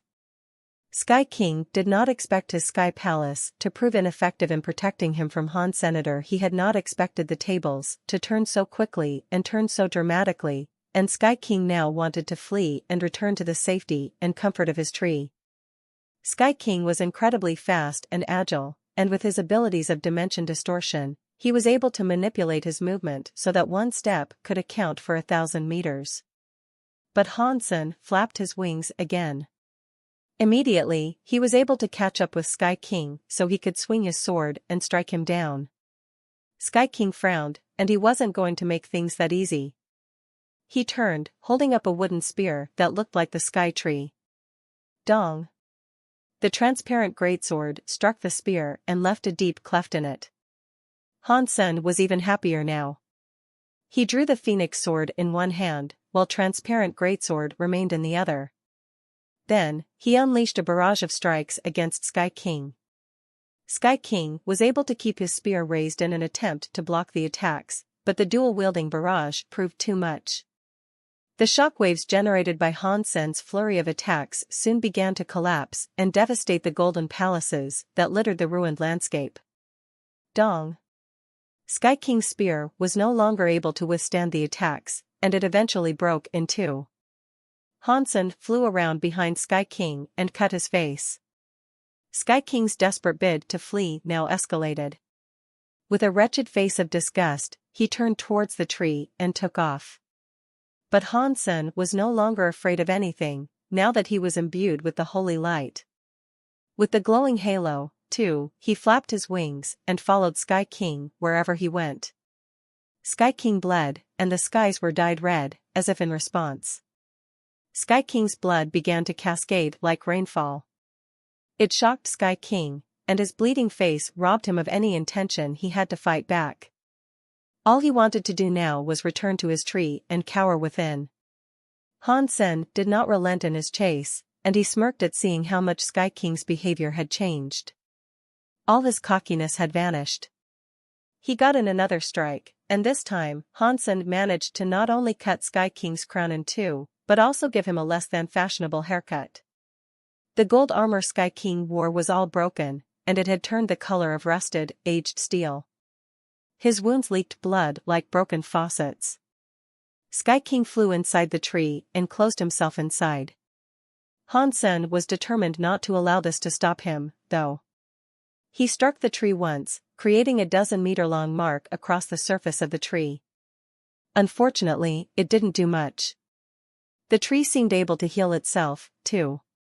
So Hansen began striking the tree fiercely. He hoped he could keep up the DPS to outpace the healing. And all the while, Sky King was inside, cowering in fear over his nemesis. As Hansen excitedly fought against the bark of the tree, it soon revealed itself to be a futile endeavor. But Hansen suddenly smiled in the remembrance of something. He turned around and went after the golden peacock. The golden peacock wasn't expecting Hansen back, and it really wasn't expecting his newfound strength. With its beak, it attempted to block Hansen's greatsword. Catcha! The gold peacock was no match, and it was promptly cut in half. Super creature Sky Peacock killed. Beast soul gained. The flesh of this creature is inedible, but you may harvest its life geno essence. Consume its life geno essence to gain 0 to 10 super geno points randomly. Hansen grabbed the yellow life geno essence from its body and put Disloyal Knight back inside the Sea of Soul. Then, he returned to the underground shelter. Hansen's Super King Spirit mode could last 1 hour, but after combining with Little Angel, he felt drained of all energy within the space of a few minutes. As Hansen flew back home, Little Angel departed and returned to the Sea of Soul, looking equally tired and drained of energy. Hansen was feeling worse than usual. He was in very poor condition, and he had to make use of his Blood Demon Dragon wings to return home. He couldn't even fly home by himself, he was so weak. While Hansen was flying back, someone called out his name. When he turned around to take a look, he saw an 8-year-old child squirming and writhing around on the ground as if in pain. baby ghost?" Hansen was surprised to see him there. He was glad he was alive and had not been killed. He didn't have any green sproutlings popping up all over him, but there was definitely something wrong with him. He used to have the face of a child, but now he was a child completely. The head was still frighteningly large, however. His life force was weak, almost as weak as a newly spawned golden growler. "What happened to you?" Hansen asked. "Talk later. For now, we should get moving." Baby Ghost clearly did not know Sky King had returned to the tree. Hansen grabbed Baby Ghost and returned to the underground shelter with him. Then, he ordered Moment Queen to move the shelter. Little Angel and Hansen were weak, and in their current state, they no longer had the ability to combine together and fight Sky King. As such, they decided the best course of action was to leave. Hansen spoke to Baby Ghost and asked, "I thought you went looking for Sky King after I told you the truth of matters. What happened to you?" Baby Ghost answered, "I told Qing Jun, and we only went and spoke to the others. We didn't consult Sky King, but we were going to.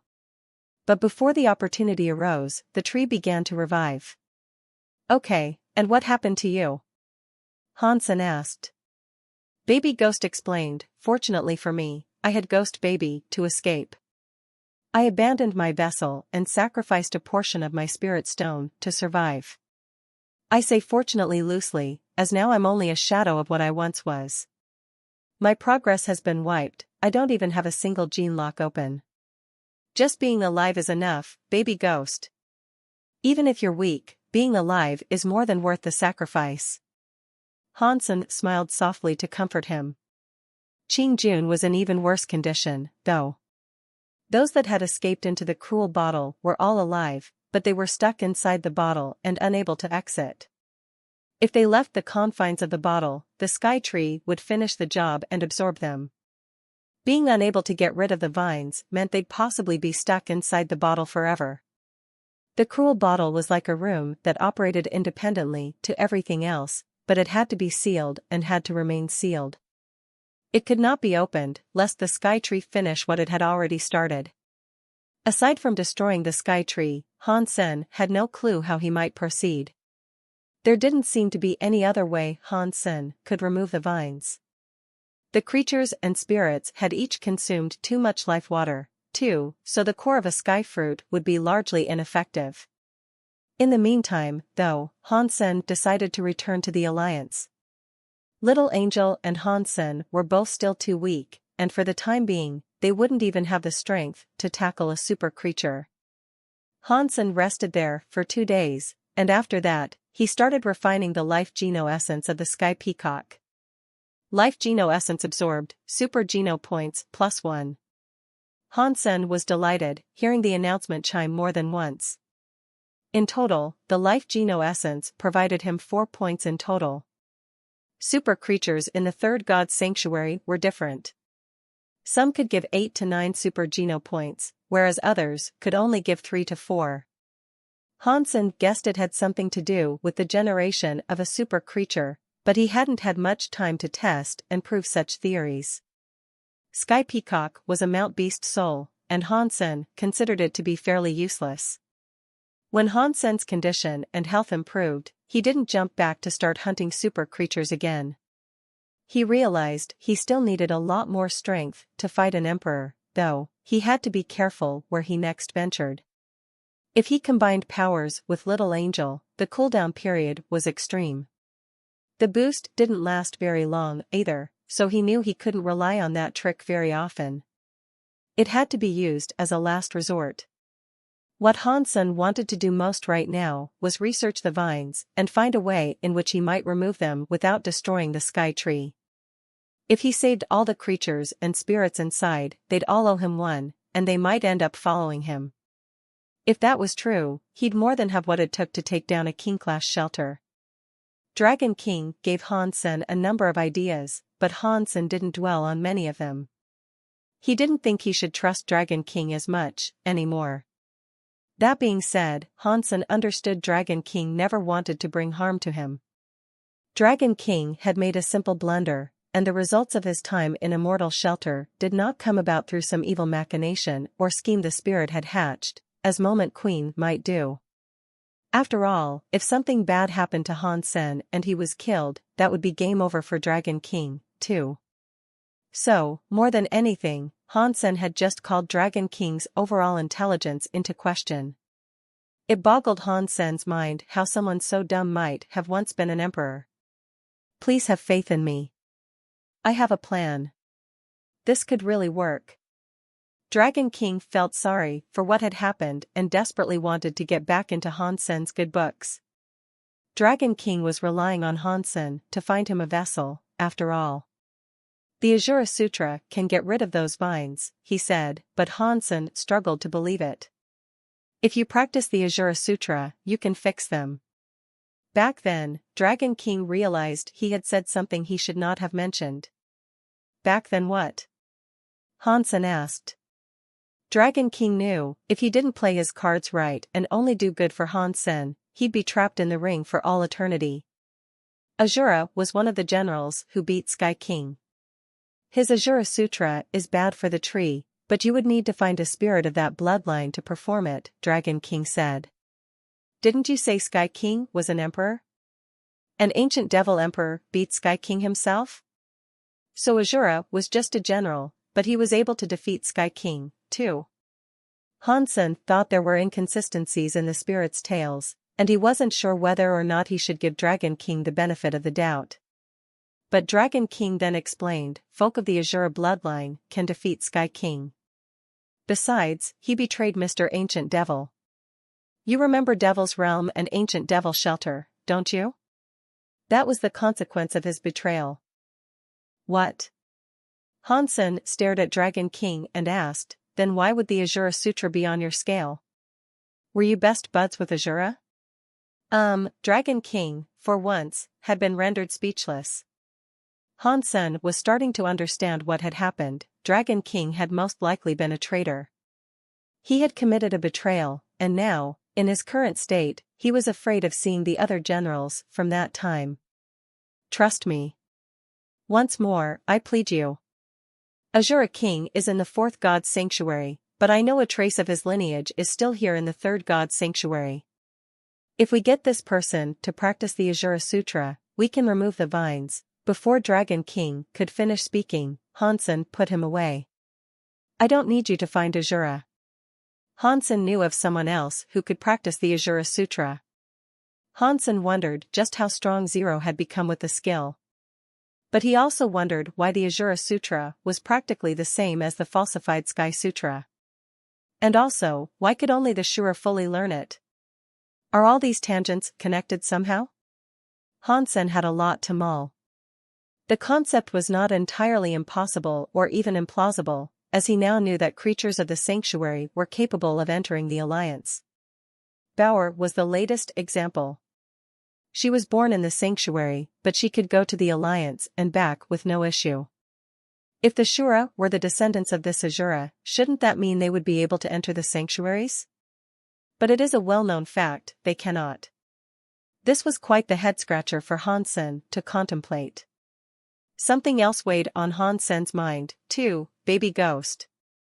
No matter what Han Sen asked about Blood Legion, he was given the same response, you are not Blood Legion, so I cannot tell you. Han Sen was desperate to find out why Blood Legion had kidnapped Han Jingji, but try as he might, the only person he knew who could give him an answer, refused to. Qing Jun had been grievously damaged following the ordeal with the vines. But the damage was not entirely physical. She was Sky King's child, yet Sky King showed no remorse in attempting to sacrifice her with the rest. She was heartbroken by the betrayal. After trying it out, Han Sen was unable to use Zero's falsified sky powers to remove the vines. So, for now, they all had to remain stuck inside the bottle. If Han Sen was able to save them all, Han Sen did not know whether or not the creatures would pay him heed and listen to what he commanded, either. As such, he decided to speak with each of them, and gauge which creature he might be able to trust the most. Han Sen asked Moment Queen to move the shelter once more, hoping it would move them closer towards Holy Sword Shelter. Xieqing King and the Silver Fox were supposed to be in that place. Hansen knew the thorn forest well by now, and he knew where Holy Sword's shelter lay. He was worried about the Silver Fox, though. Hansen still missed his companionship a great deal, and the Silver Fox's absence in his escapades was still sorely felt. Even now, Hansen would occasionally brush his own shoulder in the mistaken belief that the Silver Fox was right there. For now, though, Hansen had to return to the Alliance. He wanted to pick up a new Hypergeno art. Due to his inability to break the mirror, he knew he needed a move with a bit more of a power focus. Saving money was great, but it wasn't the best when used in a one-on-one fight, particularly so if it was in close-quarter combat. Furthermore, after his duel with Sky King, he had become infinitely more fascinated with the powers of bending and manipulating space. He had 100 space geno points, too, so he thought there'd be no harm in trying out an ability related to the element of space. There weren't many Hypergeno arts associated with the space element, however. There were only a dozen S-class skills for him to choose from. And what was more, they were pretty weak. There was one that was named Space Blade, but it only cut enemies slightly. Hansen wanted to be able to properly bend and warp the dimension. He wanted something that would allow him to really grip the fabric of space and manipulate it to his own will, just as Sky King did. After much perusing, Hansen found an S-class Hypergeno art that attracted him far more than all the others. This Hypergeno art was called Hyperspace. It was a fairly modern skill, too, and it wasn't something derived from some musty, aged texts of yore. It was a skill that had been derived from the teachings and learnings of modern science. It was widely believed that humans live in a three-dimensional reality, but according to the theory of relativity, that was not entirely the case. The concept of 3 dimensions of space, alongside 1 dimension of time, produced the concept of humans living in a 4-dimensional continuum. But there were believed to be 11 dimensions in total. Hyperspace dealt with the time axis a lot, though. So, it was a Hypergeno art most closely associated with the element of time. Hansen wanted the skill not because it was strong, but because of how refreshing it looked. It inspired him in more ways than one. For most people, though, hyperspace was more theory than anything. You needed time and space talents to learn it effectively. Few people could fully learn it, but even if they did, it wasn't very effective. A Hypergeno art like that, though, employed techniques not even the fiercest of super creatures could. Hansen thought he needed a space Hypergeno art only, but he was wrong. I already have 100 Space King Spirit Geno points. Moment Queen is associated with the element of time, so if I could get 100 time Geno points off her, I'd be all set. I'd be proficient in both talents, and I could learn that Hypergeno art. Hansen paused his thoughts for a moment, and then went on to think, I was gone from the underground shelter for some years, she must have obtained many Geno points in my time away. Perhaps it is only fair that she share the wealth. Hansen didn't buy hyperspace in the end, since he didn't meet the ideal Time King Spirit Geno point requirement yet. He still wanted to buy a Hypergeno art that dealt simple, non-fancy high damage, too. But he decided that could wait for the time being, so he could consult Moment Queen about her lending him time Geno points. Back in the shelter, Bauer leaped off the back of the white bear to go and sit on Hansen's shoulder. She was wearing cowboy boots, a cowboy hat, and had a large pair of aviator sunglasses on. Hansen patted her head and then went to the martial hall. There, Hansen walked up to Moment Queen and said, I have learned a new technique. Care to practice with me? I am too weak. Why don't you ask your blue dinosaur to help you out? Moment Queen said. He is too strong for me, so I can't practice with him. Besides, I'm in the mood to interact with you, Hansen said. Moment Queen's eyes twitched, suggesting she was easy for him to bully. Moment Queen lowered her head and answered, fine. Hansen asked her, have you heard of this fellow called the King? Yes, I have, Moment Queen answered with immediacy. In her heart, the mere calling of that name prompted her to think, the king who must one day become a most glorious emperor. Does he use a skill that involves coins? Hansen asked. I think so, Moment Queen said. Have you seen it in action? Hansen asked. No, I haven't. Moment Queen had developed a compulsion to lie, it seemed, as she snickered to herself on the inside, saying, Of course I have, you dimwit. As if I'd tell you about it. It is good that you have not seen it, then. I have a power that involves the use of coins, too. I bet I'm better than the king with them, too, Hansen boasted, baiting her. Hearing this, Moment Queen thought to herself, Pa. You are nothing compared to the king, you imbecile. Moment Queen despised Hansen with every bone in her body, but she was bound to him in service. So, for now, she had no choice but to comply with Hansen's desire to practice. Hansen could sense how much she hated him, but that was fine. She used to lie about possessing the space element, when it was in fact time. And she seemed to have some relation to a lot of emperors. If she wasn't useful, he would have killed her after her last attempt of betrayal. Hansen reached out his right hand and made a coin appear between two of his fingers. Moment Queen had already been shocked.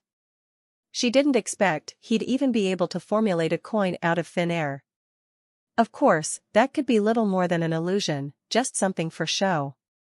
It didn't illustrate Hansen's true proficiency, power, and expertise with the coin technique he wished to show her. Her face soon changed, though. After a small amount of time elapsed, the coin was able to gather up a vast amount of scary, wretched power. Moment Queen was able to detect and detail how much power was being amassed. If it kept on going, Hansen could kill her. Have I finally outlived my usefulness? Has the time come for him to kill me? Is this the day?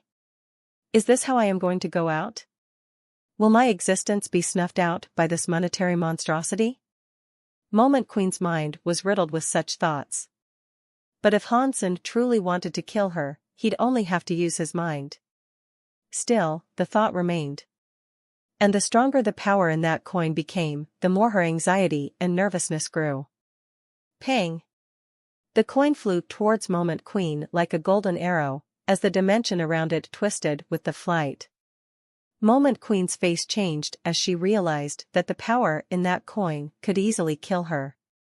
She had initially believed she could fake an injury and end the session prematurely. But when the coin flew, pretending an injury was off the table. If she wasn't outright killed, she'd at the very least be rendered a crippled mess. Moment Queen teleported a few hundred meters away. She believed she had managed to dodge the attack, but the coin's flight halted in midair. The coin twirled and twirled, as if trying to suck her back to it. Moment Queen tried her best to escape that power, but the coin had been brewing for so long, not even a king spirit with 9 of its gene locks open could escape such a thing. Seeing herself being drawn to the coin, she knew she'd be killed the moment she touched it. He really does want to kill me? Moment Queen then used her power to slow down everything around her. Then she sped herself up to attempt an escape. Unfortunately for her, even that was in vain. She was unable to escape the wretched suction the coin was producing. She was pulled towards it. Catcha! Moment Queen felt as if a mountain had been dropped on top of her, and she felt all her bones break. The coin then disappeared. She felt the weight quickly vanish after that, too. She was alive, but she was now little more than a crumpled sack of crushed bones on the ground. Wow! Why are you so weak? Hansen squatted down near her and shook his head. Moment Queen was infuriated by what he had done. If she wasn't trying to be nice, she would have tried to dodge and escape whatever he attempted to do earlier. Now that he had the audacity to insult her, she was furious. I really should have practiced with the blue dinosaur. This was a waste of time, eh? Hansen said as he turned to leave. Moment Queen then managed to wheeze out a few words, saying, Hold on. I'm not done yet. Moment Queen's bones had all been broken, but somehow, she was still able to stand upright. As she shakily got back up to her feet, Han Sen was more than surprised. It was as if time was going backwards, and the condition of her body was reverting to what it was before the coin ruined her. Her body was swiftly brought back to a good condition. If there was one power Han Sen was afraid of, it had to be time. Time and space were a freakish duo, but the former definitely made him the wariest. What it could achieve was both fascinating and frightening, and this was what Han Sen thought as he looked at Moment Queen now. Humans could control space, but not time. They were not technologically advanced enough for time manipulation. In the sanctuary, things were a little different, and time there could be controlled, or at the very least manipulated. Moment Queen had not opened as many gene locks as Han Sen had, but that didn't mean he was willing to underestimate her.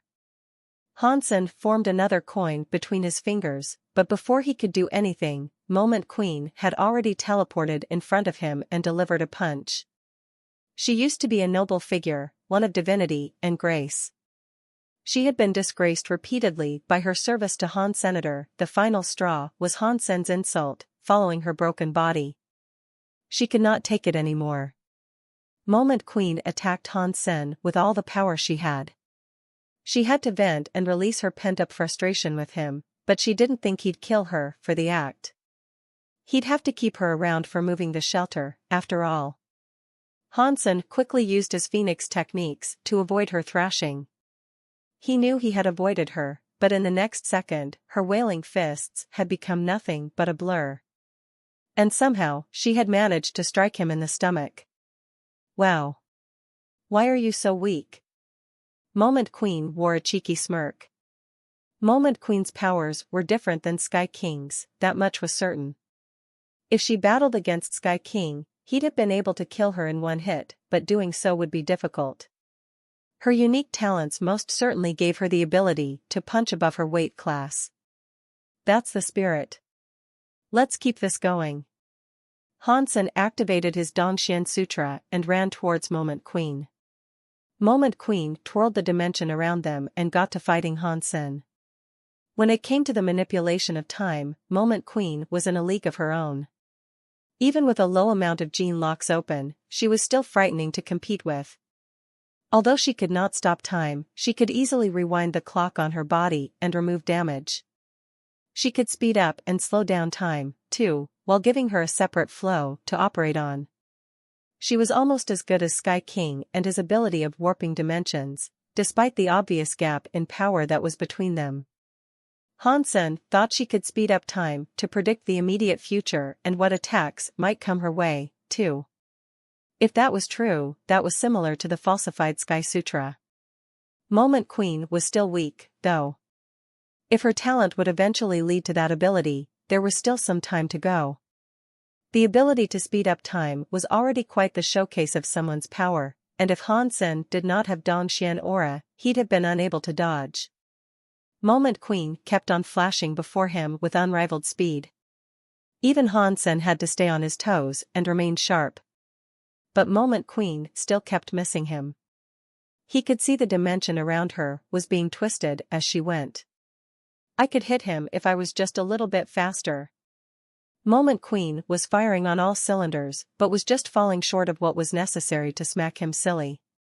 Believing herself to be too slow was just a misconception, though. That being said, it did drive her to give it everything she had. If she was able to move as fast as Sky King, there was no doubt she'd be able to strike Han Sen however she wanted. But the Dongxian aura was giving Han Sen the edge. By being able to predict her moves, he was evading her attacks before she even began executing them. Her speed wasn't quite the issue. At the very least, Han Sen was now able to gauge how much power Moment Queen had amassed in the time they had been apart and see how far she'd come. While he had been gone, she had managed to open 4 gene locks. Wanting to keep things fair, Han Sen made sure to only open 4 gene locks to compete, too. With things like this, their powers were rather even. And balance was what Han Sen wanted. He did everything he could to maintain the equal balance of the sparring session. From a spectator's point of view, all that could be seen were 2 wispy shadows brawling like mad in the martial hall. Now, Moment Queen discarded all attempts of maintaining a steady defense. She was now giving Hansen all she had, with all her focus placed in an attacking stance. Unlike Hansen, she could rewind. As such, Hansen would have to be put on the defensive. I can be faster. I know I can. There was only one thing occupying Moment Queen's mind, and that was the thought of beating the smirk off Hansen's ever-smug face. Whoosh! Moment Queen felt like a chain had just broken inside her, her fifth gene lock had now been opened. Her entire body became a blur before Hansen, and he could no longer see her fists coming. Then, he was quickly walloped in the chest. Yes. Moment Queen was tremendously overjoyed. Very good. Moment Queen thought of following up the attack with another, but she was taken aback to see Hansen praise, congratulate, and clap for her. You have opened 5 gene locks. It seems to me as if you have many King Spirit Geno points.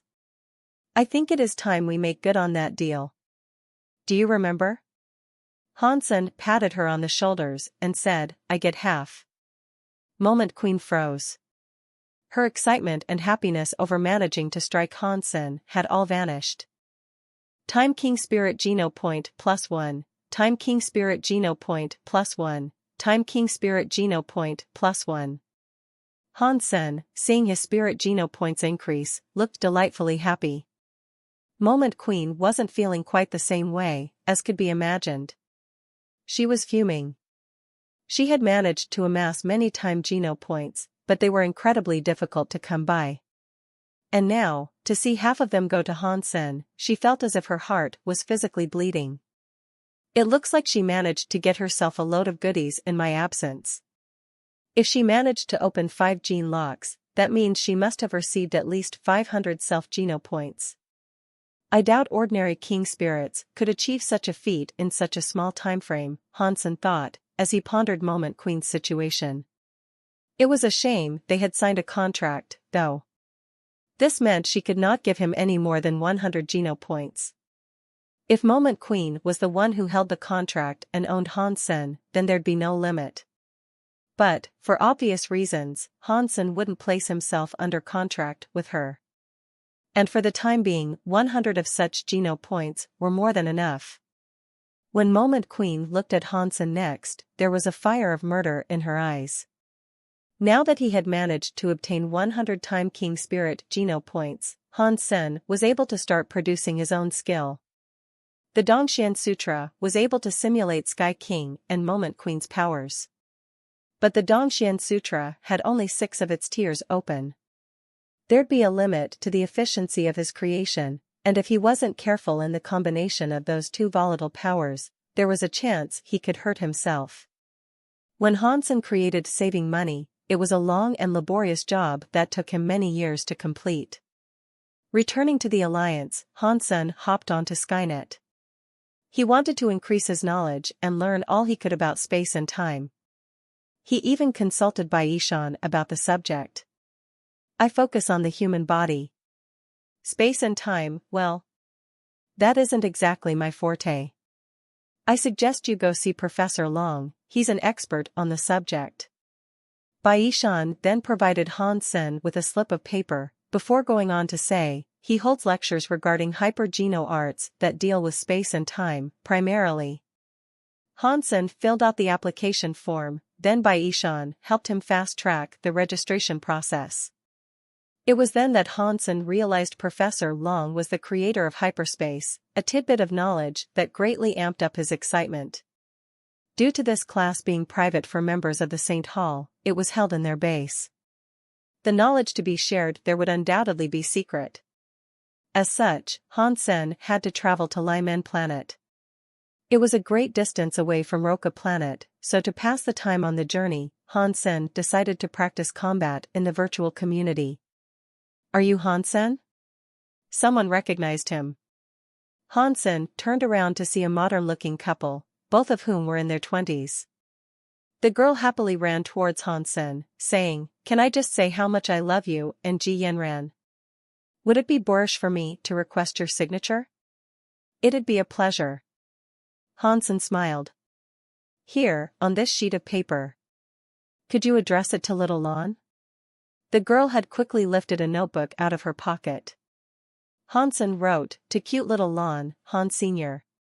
The girl thanked him and quickly left. I didn't know I had female fans.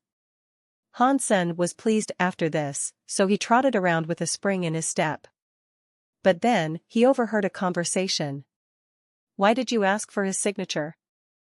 You do know he cannot fight anymore, right? The boyfriend told her. So? I think he's a lovely person, the girl said. Childish. The guy clearly didn't approve. Hansen, hearing this, did not mind too much. He wasn't a saint, and he knew he couldn't get everyone to like him. Hansen entered the holographic machine to practice combat and pass the time. Lai Men was on the outskirts of the Alliance's system, so it was going to take half a month of travel for him to reach it. A lot of that time was spent in virtual fighting. But Hansen soon lost interest in it. Each fight was a cakewalk, and after winning every single match with the greatest of ease, he grew numb and bored. He wouldn't have spent time there if he had anything better to do. Just as Hansen was going to go off and watch the news, he was matched with someone a little out of the ordinary. Hansen was impressed by the fellow's name. Fourth person in the Alliance, interesting. Hansen smiled when he saw the tag. If it was something number 1, Hansen wouldn't have been impressed. This, though, gave the impression he wasn't someone who was talking nonsense. This person exuded a feel that was real. Let me just see how strong this person is. Hansen chuckled to himself. Hansen was in social matchmaking, but there were rankings in play. He would only be able to match up with others of the same level, so in this case, other surpassers. When Hansen entered the arena, he did not hesitate to rush towards his opponent and unleash a flurry of attacks. When the dust settled, Hansen was shocked at the result. The opponent had successfully blocked each of his strikes. This person had to be special, as no one else could block Hansen's attacks like that. Hansen spent the next 10 minutes on the offensive, but he was surprised to see his opponent successfully defend against every attack.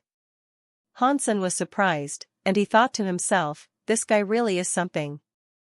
Hansen's hands did not slow down, though. Instead, they just sped up. Fang Mingquan entered the virtual community and sent a message to Yuan Zhufeng. Fang Mingquan had scheduled an interview with Yuan Zhufeng, and despite the fact that they could only meet inside the virtual community, he had still been very excited for the occasion. Yuan Zhufeng was a demigod teacher, and he was so well-renowned, he had earned himself the title, Tutor of the Alliance. His primary field of teaching lay in hyper-geno arts. He hadn't created any hyper-geno arts himself, but he had formulated simpler varieties of some of the more complex ones that could be found. That way, those who weren't the brightest of bulbs could still participate, learn, and become stronger. Yuan Zhufeng's influence was sprawling, and he had garnered a great deal of respect over the years. He was so well respected, he was given more credit than the original authors of hyper-geno arts themselves. Over the years, though, his services had aided countless people, so it wasn't undeserving. Fang Mingquan was proud and honored to have been given the opportunity to interview someone of such prestige. Fang Mingquan, however, was soon surprised. He received a reply to the message he had sent, and the answer was quite unexpected. I'm sorry. I am in a match, currently. I'll be available shortly. Fang Mingquan confirmed this in his online status, so without anything better to do, he decided to spectate. Fang Mingquan was quite curious over who the combatant was, who might have delayed him, and so he thought to himself, old Yuan is having a match against someone. Could it be another demigod? Could it be Zhuodong Lai? Fang Mingquan looked to his opponent and noticed they had hidden their ID. Fang Mingquan knew every person of renown's ID, but without being able to see theirs now, he couldn't tell who Yuan Zhufeng's opponent was. The image of the opponent's face had been obscured, as well. As such, all that Fang Mingquan could learn about that person was the shape of their body. As the two fought intensely, Fang Mingquan reclined and made himself comfortable. He noticed that Yuan Zhufeng was being very defensive. Not that this came as a surprise. In fact, this was quite normal for Yuan Zhufeng. When he joined matchmaking, he did so to teach. He never fought an opponent with the desire to win, he only did so to encounter individuals with strength and teach them. From the way Yuan Zhufeng is defending, though, I can only suppose his opponent is of a lower tier, Fang Mingquan noticed.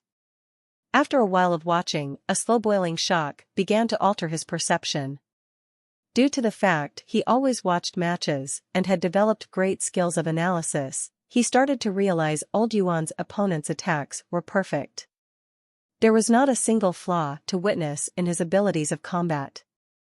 Before old Yuan, it was nearly impossible to remain perfect and flawless for a whole 5 minutes.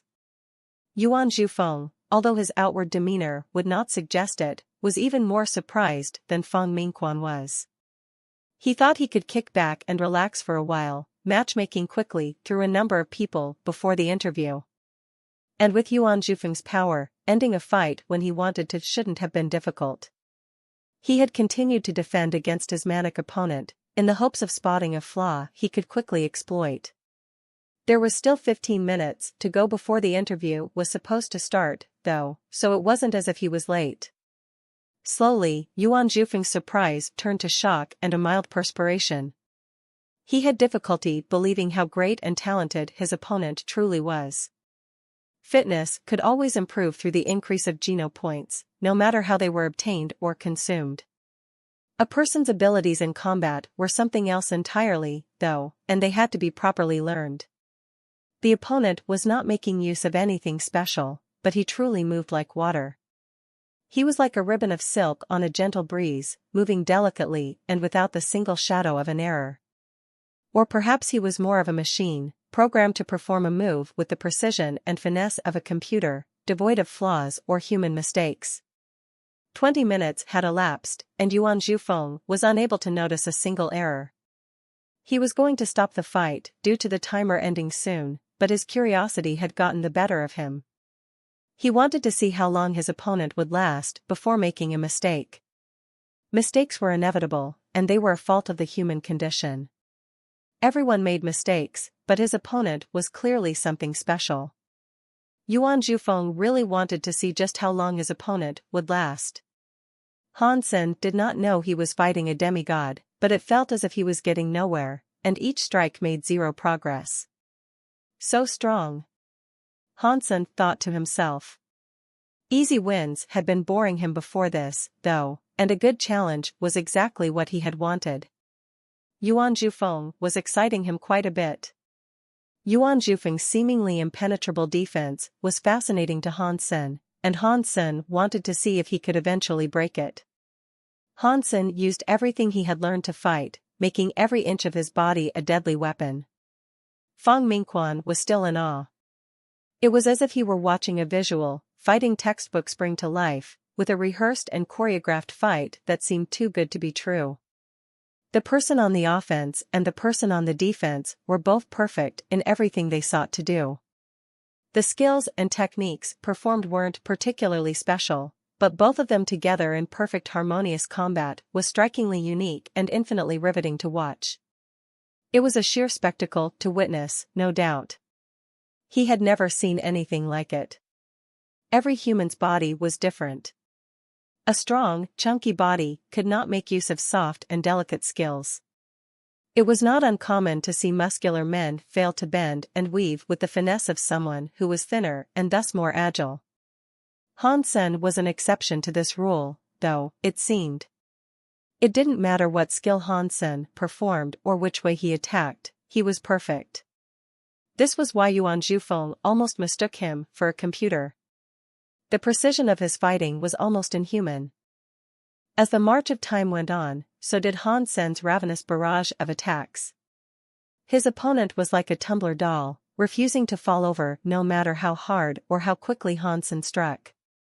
Even while channeling all his powers of prediction, he simply couldn't find a way to knock him down. Han Sen was actually shocked by what was going on. Yuan Zhufeng was just as shocked. They had been going at it like this for 1 hour, and Han Sen had yet to make a single misstep or produce a move that featured a flaw. Yuan Zhufeng was reducing his own abilities to match with his opponent, but he was starting to worry. Yuan Zhufeng was strong, but he was a human, after all. Even he could make a mistake after such a long, intense session that required absolute focus. And while he had been waiting for his opponent to make a mistake, he was starting to have the sneaking suspicion that this was what his opponent was waiting for, as well. They were both in on the game, waiting to see who would be the first to slip up. Yuan Zhufeng no longer treated Han Sen like a junior. He fought as seriously as he could and took him as a real challenger. Yuan Zhufeng was having to use every ounce of his power to stay strong, and he'd have to continue to do so if he wanted to emerge victorious. Fang Mingquan was in awe. It was only supposed to be a casual, social match. He never expected to watch a balls-to-the-wall, high-octane match such as this, given the circumstances. Amidst the dizzying array of skills consistently being cast, Fang Mingquan was only able to recognize around 1 in 10. And before he could finish blinking to acknowledge a skill, another flurry of attacks and defensive skills had been flung. Fang Mingquan knew his knowledge was lacking as he watched this battle between two hardcore elites. He was glad he had been recording the match, though. Once it was over, he'd be looking forward to a steady and studious rewatch. Although he couldn't fight very well himself, it was always an admirable trait of Fang Mingquan that his passion for combat never waned. It enthralled him, despite his lack of participation. The fight was frightening to watch, and it kept its spectators on the edge of their seats. It was one that required a constant, pinpoint-precise usage of stamina and endurance to maintain a status quo that could collapse at any minuscule miscalculation. Any who were to watch it would know that, and it imbued the atmosphere with a feeling of dread and unease. One attack, followed by one defense, whoever made a mistake first would be the loser. After 3 hours, there was still no change. But Yuan Zhufeng's gentle perspiration had turned to him full-on sweating bullets. This fight was no longer taxing on the body, it was exhausting to the mind. His opponent continued to show no sign of human emotion, and it continued its assault with the cold lethality of a machine built to destroy. Yuan Zhufeng was starting to fear he'd be unable to keep up, and that he'd make a mistake any second now. Who is this man? Who can have such a vast amount of power and stamina? Yuan Zhufeng thought to himself. He was well acquainted with many of the elites that populated the alliance, but his opponent was not someone he recognized. Rack his mind as he might, he just couldn't think of anyone who fit the bill. But he didn't think he was just some nobody either. Anyone who possessed that much power must have some manner of renown. Fang Mingquan had been there, staring intently for the past 3 hours. He was as captivated as ever. Still, he was starting to feel exhausted, more so than the fighters that were actually engaged in the battle. And just as Fang Mingquan thought this fight would go on for another eternity and a day, an explosion sounded. Yuan Zhufeng used his arms to block the incoming fist, but when the dust settled, he had lost. Impossible. He blocked the punch, but he lost? Fang Mingquan's face had twisted into an expression of utter disbelief. Seeing Yuan Zhufeng's virtual body outside the battleground, Fang Mingquan had to immediately ask, "Old Yuan, did you encounter a glitch?" Old Yuan gave a wry smile and answered, "I lost." He is not only strong of body, grand power resides in every aspect of that person. He's powerful overall? Fang Mingquan wasn't entirely sure what he was being told. Old Yuan did not elaborate any further, though. Instead, he sent an invitation to his opponent to request a meet. Who was your opponent? Do you know? Was he a demigod? Fang Mingquan believed his opponent had to be someone of a comparable level. Old Yuan smiled and admitted, "I don't know who he is, but believe me when I tell you that he is just a surpasser." A surpasser? Fang Mingquan was shocked, and he partially believed his ears had been fibbing. It was more than a surprise to hear a surpasser had beaten old Yuan, even if he had weakened himself to compete. Fang Mingquan wished to say something more, but all of a sudden, the opponent arrived to greet them. You are so strong. My name is Yuan Zhufeng, can we be friends so that we may compete again sometime? Yuan Zhufeng gave a gentle, heartfelt smile. Hansen was surprised. He knew who Yuan Zhufeng was, but he never expected that was the person he had spent the past 3 hours fighting against. I appreciate your compliments. Hansen then showed him his ID and name, then added him as a friend. Hansen respected his elders a great deal, particularly those that had done great services for humanity in their time. Hansen was not opposed to telling people he had healed either. You are Hansen? Fang Mingquan unwittingly blasted, while Yuan Zhufeng, beside him, was still deep in thought. It was shocking to see him there fighting like that, as many demigods had believed his condition to be beyond repair. Although they had never met before, Yuan Zhufeng knew exactly who he was. You are healed? Yuan Zhufeng asked, with visible surprise. Almost. Hansen smiled. He wished to say more, but all of a sudden, he disconnected from Skynet and disappeared. Warning! Warning! Universe is under attack. All passengers of Universe, please proceed to the evacuation terminal. The hologram disconnected and then all doors opened. From beyond, the blaring sounds of a siren raised everyone to their feet and incited panic. Boom! The ship called Universe was shaken, causing everything to be cast around in disarray. It was as if something had rammed the ship. Boom! Boom! Boom! It kept going, as if a cannon was repeatedly firing at the ship. The ship was rattling and shaking like mad, as passengers scrambled in their attempts to reach the panic terminal. Fortunately, most of the people on board were humans with a good fitness level. They were unfazed and unshaken by the sudden bombardment from a hostile force. Before Hansen could exit the hologram lobby, he saw the girl who had asked him for a signature make her way out alongside her boyfriend. They were both young, and neither of them was an evolver yet. Due to their inexperience, they struggled to maintain calm in the face of what had assuredly ruined their day.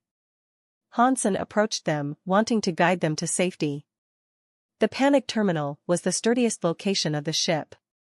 It was designed for an event such as this, as it had been built to withstand the crumbling of the entire battleship and to deflect cannon fire that was aimed directly at it. It also served as a large evacuation pod. Their ship was now in the farthest reaches of the Alliance's system. It was on the outskirts of human-inhabited space, the edge of the bubble. It wasn't near the Shura, but it was a mostly uncharted, rarely visited pocket of the black. Interstellar pirates frequented such desolate strips of space, so this attack did not come as a complete surprise. The universe had to divert away from the course it had been following. If things continued, this could end poorly. If they were being attacked by pirates, they would probably be alright. Pirates were thieves, and if the universe was boarded, then they would only want to steal valuables. Hansen had an ace up his sleeve, unbeknownst to everyone, though. He had the Black Beetle with him, and he could use that to slip into space and destroy the attackers with ease. Even the infamous pirate Minotaur only had 3 Star-class ships. A threat such as that would be nothing for the Black Beetle. For now, though, Hansen was going to cover the couple in their rush to safety. All of a sudden, an extra-large explosion struck the ship.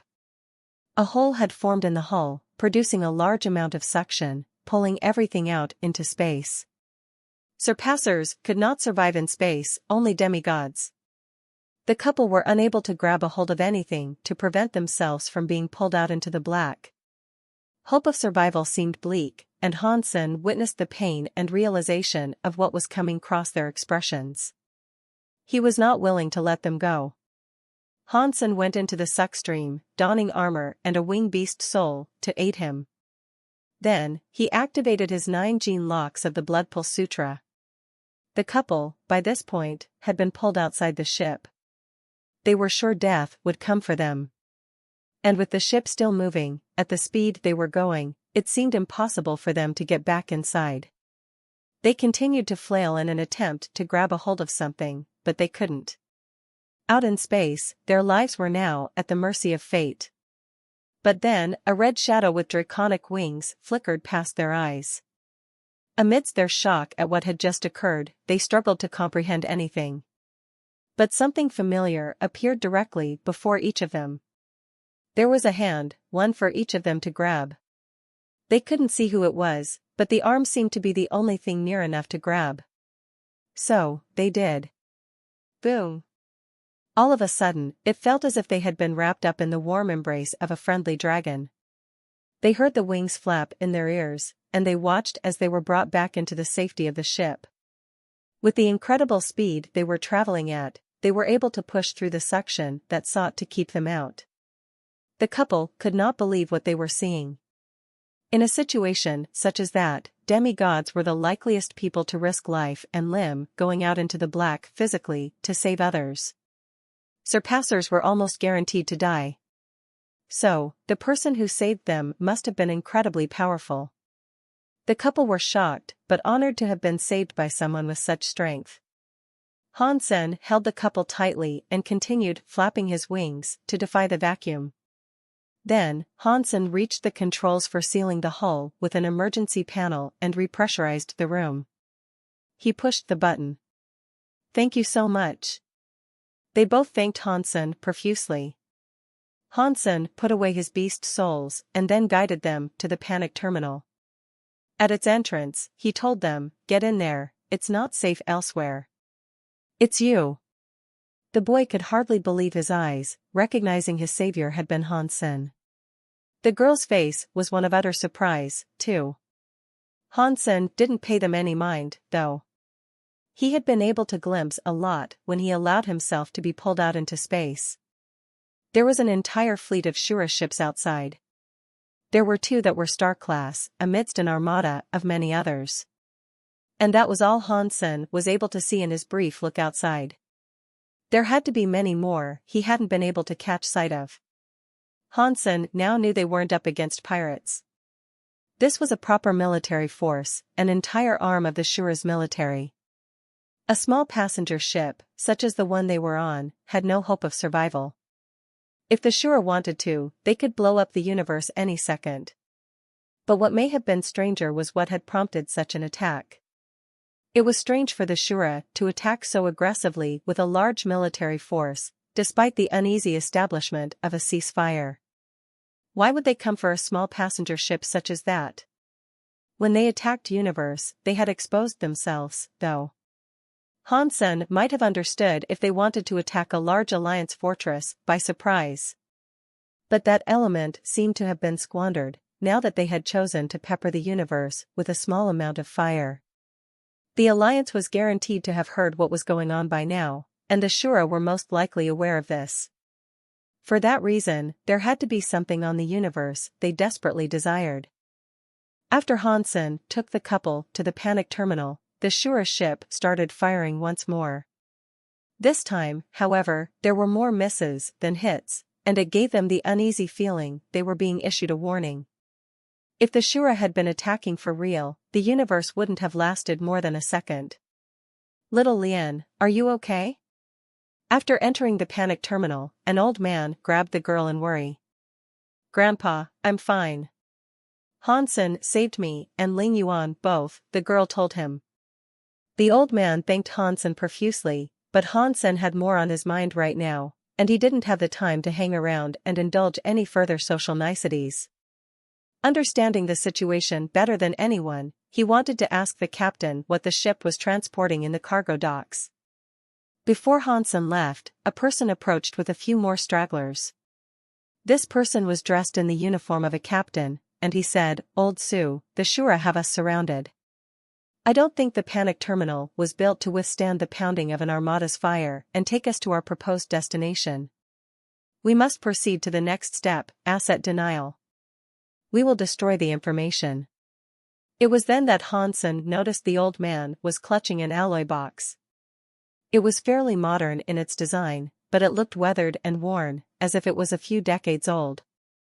Hansen felt as if he had seen a similar box elsewhere. No. This is irreplaceable, the old man pleaded, as his grip on the box tightened. Old Sue, we cannot be saved. Hope is lost.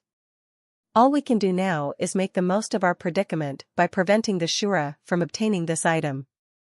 I apologize, but this is how it must be. The captain gestured with his hand, prompting soldiers to come forward and try to seize the box. I remember. Hansen remembered where he had seen this box before. It was an old box, one whose trace could not even be found on Skynet. He had seen it in the sanctuary. When Hansen first met Zero in the cave, he saw an identical box there, except it was broken. Looking at this box before him, Hansen knew they had to be the same model. Hansen also remembered he found a Geno solution and some information inside it. Hansen never figured out what that information dictated, so he had it hidden. It was all coming back to him, now that he was seeing that box. If there was a connection between the two, Hansen could not tell just yet. After all, the box itself wasn't particularly remarkable. Two of the soldiers were now directly in front of the old man, who had yet to flinch. His grip on the box only tightened. Old Sue, I am sorry. You know I wouldn't let it come to this if there was another way. Another round of explosions echoed around the ship, prompting him to gesture for the soldiers to hurry. They both grabbed the old man and removed the box from his grasp. The old man looked very upset, but he didn't resist too much. A soldier tried to open the box, but found out he was unable to. Old Sue, the captain shouted. The old man then sighed, providing the soldier a keycard to open it. The soldier used it, and the box opened successfully. Hansen looked at the now open box and was delivered quite the shock. Inside, there was a bottle. A bottle and information. The bottle was the same one Hansen had found. The box is the same. The bottle is the same. No way the solution inside can be the same, can it? Hansen thought to himself. The soldier opened the box and brought a punch down on the bottle with a fire-wreathed fist. Hansen watched the events intensely. The soldier was a surpasser, and with a fire element attack, the box was sure to be destroyed. If Hansen hadn't seen that bottle, he wouldn't have cared too much. But he wanted to learn more, so he ran before the soldier, blocked his fist, and grabbed the box himself. Pang! The hot flames came down on Hansen's hand like a meteor that spewed lava, but he was undamaged. Everyone was shocked, and the rest of the ship's personnel all aimed their weapons at Hansen, thinking he was a threat. You are a traitor.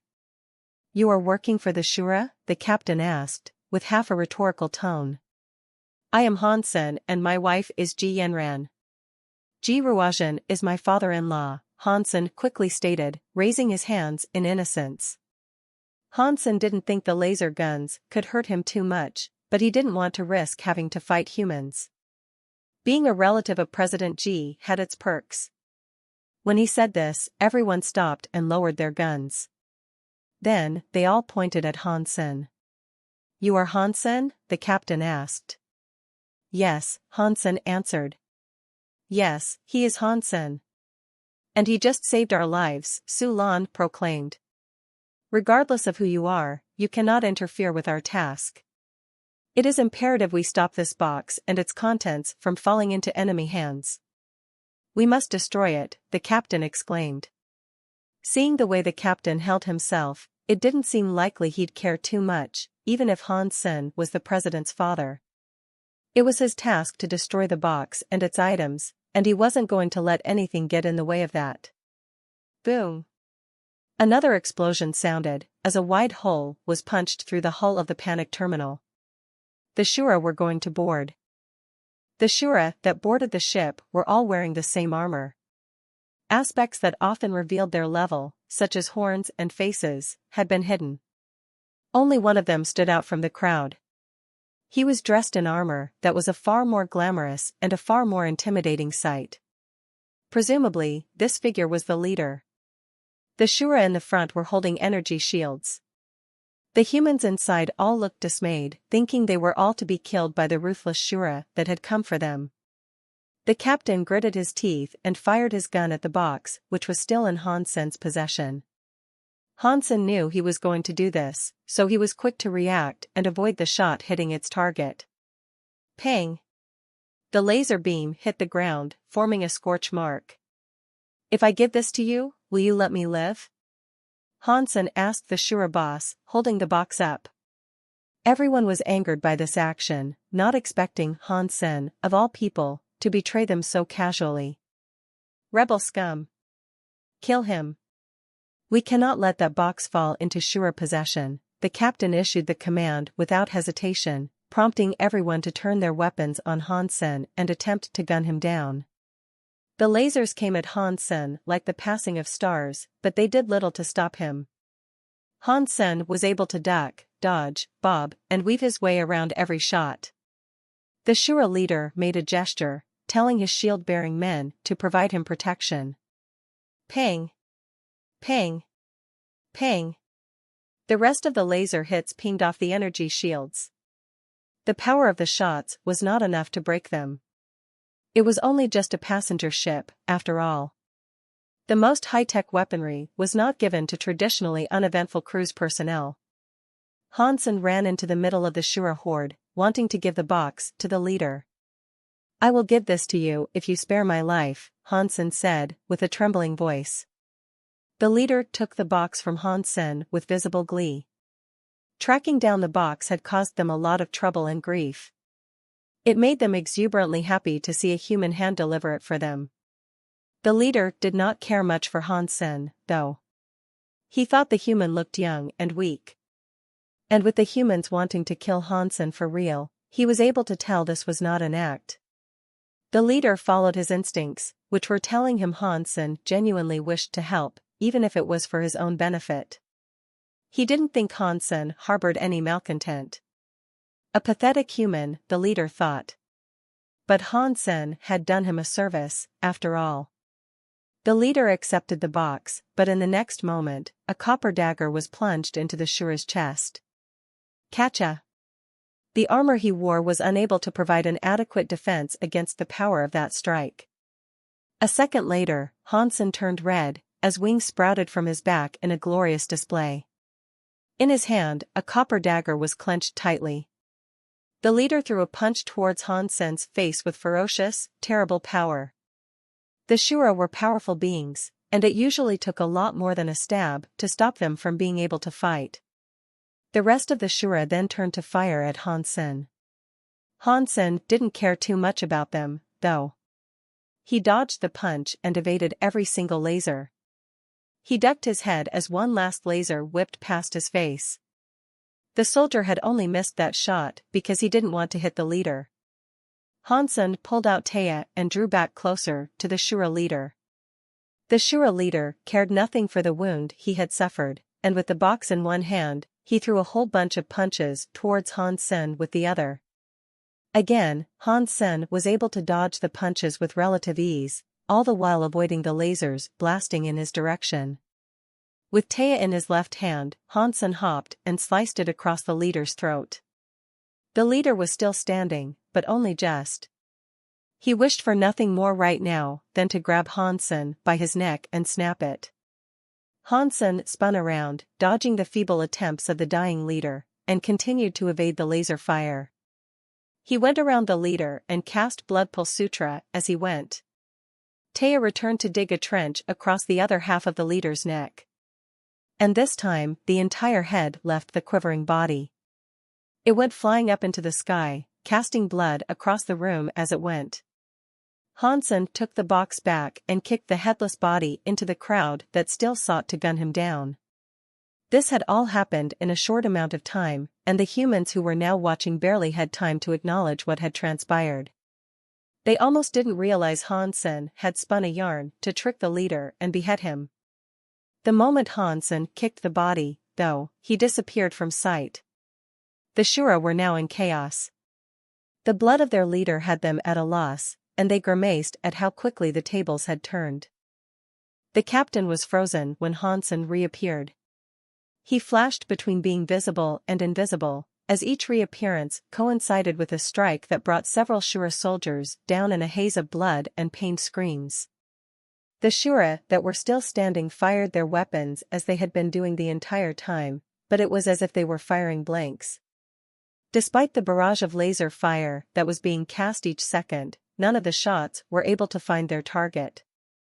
The panic terminal was blackened by the laser scorch marks. Hansen was like the Reaper himself, come to make good on a quota that had fallen far behind. His harvest of Shura was grand but terrifying to behold.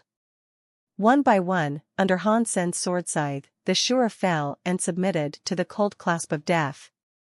The captain and old Su were not soldiers, but the men under their command were. They already had their guns out, firing at the Shura to aid Hansen. "Get to cover or get down, we're lighting this place up," a soldier exclaimed at the top of his lungs, as he squeezed the trigger of his blaster. The captain, guards, and passengers all fell back and got to cover. The formation and planned tactics of the Shura had fallen to ruin within moments of letting Hansen into the middle. They were in disarray, with no clue how to respond. It was utter anarchy. Hansen slew a few more shield-bearers after killing the leader, resulting in a complete collapse of their immediate chain of command. They were headless chickens, and all they could think to do was to try to kill the man who had brought ruin to their plans. But Hansen was like a ghost, and no matter what they tried to do, they could not hit him. More Shura soldiers came on board as backup, but they were just meat for the grinder.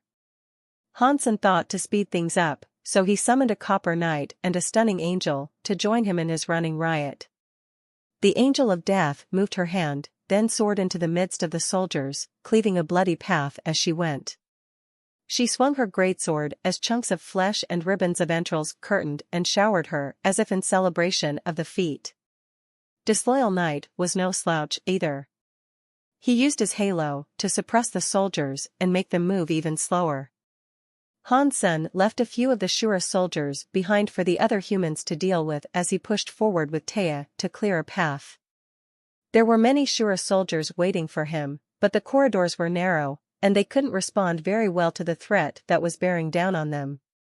When the human soldiers finished up the final few Shura they wanted to follow Hansen, they took off after him, but when they turned the corner to look down the corridor Hansen had gone, all they saw was a dim, red tunnel of death and destruction.